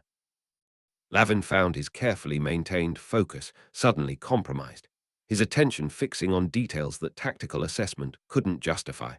The precise way the dress complemented the amber flecks in her eyes, the subtle strength evident in her posture despite the formal attire, the controlled grace with which she navigated the space between disguised rangers. The divine dagger warmed against his ribs, its heat spreading through his chest in what felt like acknowledgement rather than warning. Mira approached with purposeful strides, her expression revealing nothing beyond professional focus to any observer. Yet Lavin caught the momentary softening around her eyes when their gazes met, a flicker of connection that transcended their operational partnership without compromising it. "The palace security rotation has been adjusted again," she reported, her voice carrying no emotion that might betray the significance of this information. 3 guards removed from the eastern corridor, replaced with members of the Lord Chancellor's personal detail. Further confirmation of his involvement, Lavin nodded, absorbing this final piece of intelligence into their evolving strategy. It also creates a gap in coverage here. He indicated a section of the diagram where the eastern corridor met the main ballroom, which aligns with our intelligence about their primary approach. He reached beneath his formal tunic, withdrawing a slender blade in an elegant sheath that could pass as decorative jewelry when properly positioned. The weapon had been specifically designed for their operation, functional enough for combat, but ornamental enough to avoid scrutiny during the elaborate security checks all attendees would undergo. "This should complement your attire," he said, offering the blade to Mira with a gesture that might appear courtly to observers, but carried practical significance between them. The sheath attaches to either wrist or ankle, depending on which provides better access with that particular dress. Their fingers brushed during the exchange, the contact brief, but charged with awareness that extended beyond tactical cooperation. The divine dagger pulsed once against Lavin's side, a surge of warmth that seemed to acknowledge connections forming beyond mere strategic alliance. "Perfect balance," Mira observed, testing the blade's weight with expert assessment. Her eyes met his with quiet intensity as she secured the weapon beneath an ornamental bracelet at her wrist. "You know my preferences well." The statement carried multiple meanings, none requiring immediate acknowledgement from either of them. Instead, Lavin turned back to the assembled rangers, their final moments of preparation drawing to close as the sounds of arriving guests echoed from distant corridors. "We move separately from here," he instructed, his leadership voice returning with practiced authority. "Maintain your covers until the signal. Remember that timing is critical. Too early reveals our knowledge without capturing their network. Too late risks lives we're sworn to protect." The rangers dispersed with disciplined efficiency, each moving toward their assigned positions through different routes, designed to prevent any observer from connecting their appearances. Within moments, the antechamber stood empty save for Lavin and Mira, the brief pause before their own departure hanging between them like unspoken possibility. "After this is finished," Mira said quietly, her typically practical voice carrying an undertone of something more personal, "there are conversations worth having that don't involve assassination plots or kingdom politics." Lavin nodded, allowing himself one unguarded moment before the role of rural nobleman would claim his every gesture and expression. "I find myself unexpectedly interested in such conversations," he admitted, sardonic humor softening what might otherwise have been too vulnerable a confession. They separated with the practiced discipline of professionals who understood that mission requirements superseded personal inclinations, however compelling. Mira departed first, her posture and movement transforming into those of a highborn lady's companion with such conviction that even Lavin, watching her leave, found himself momentarily convinced by the performance. He followed minutes later, taking a different route that would position him near the main entrance where guests of appropriate status were being announced with elaborate ceremony. His borrowed, noble persona settled around him with each step, posture straightening, while simultaneously affecting the particular boredom of someone who considered such events beneath their interest, but necessary for maintaining appearances. The grand entrance hall of the palace blazed with hundreds of candles, their light reflected and multiplied by mirrors strategically positioned to create an impression of endless illumination. Early arrivals clustered in precise social configurations, their interactions governed by invisible hierarchies of birth, wealth, and royal favor. Servants circulated with trays of delicate refreshments, their movements carefully calculated to remain simultaneously available and unnoticed. Lavin positioned himself where multiple sight lines converged, allowing him to monitor 3 key entrances while maintaining his cover as a disinterested provincial lord. His eyes scanned methodically across the gathering crowd, identifying potential threats with the automatic assessment he had developed first on the streets and later refined through ranger training. The divine dagger maintained steady warmth against his ribs, neither increasing nor diminishing as the hall filled with increasingly prestigious arrivals. Its consistency provided strange comfort amid growing tension, suggesting that immediate threat had not yet materialized despite the gathering of potential targets in one vulnerable location. A flourish of ceremonial trumpets announced the arrival of a diplomatic delegation from the eastern provinces, their elaborate attire marking them as representatives of territories that maintained independence while acknowledging the crown's overall authority. Lavin's gaze swept across their procession with practiced indifference, noting the positioning of their personal guards, the subtle indicators of concealed weapons despite palace restrictions. His assessment faltered as the final member of the delegation came into view. Blood drained from Lavin's face, his carefully maintained noble persona cracking beneath shock he couldn't fully conceal. There, dressed in the formal attire of a visiting administrative attaché, stood a ghost from his past, a face he had never expected to see again, particularly not in this context.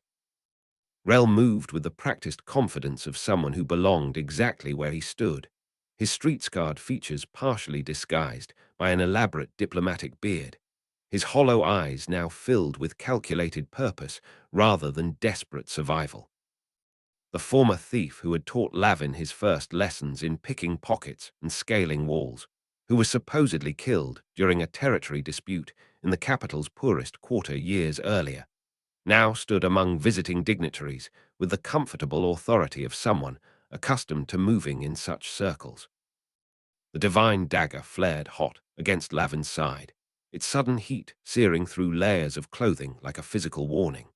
Whatever game unfolded in this hall extended beyond assassination into realms of betrayal and identity that Lavin hadn't anticipated. Rel's presence among the diplomatic contingent suggested layers to the conspiracy that transcended political manipulation. This was personal in ways that threatened to unbalance the careful planning they had constructed. As if sensing scrutiny, Rel's gaze swept across the gathered nobles, momentarily crossing Lavin's before continuing without pause or recognition. Yet something in that brief contact, a fraction of a second where eyes met across a crowded hall, left Lavin certain that his former mentor had recognized him despite his disguise, had perhaps anticipated his presence as thoroughly as Lavin had failed to anticipate Rel's. The implications cascaded through Lavin's mind like falling dominoes, each realization triggering another as the divine dagger pulsed urgent heat against his side. Their entire counter-strategy had just acquired another variable, one connected to Lavin's past in ways that might compromise everything they had planned, everything 5 kingdoms depended upon for their continued peace.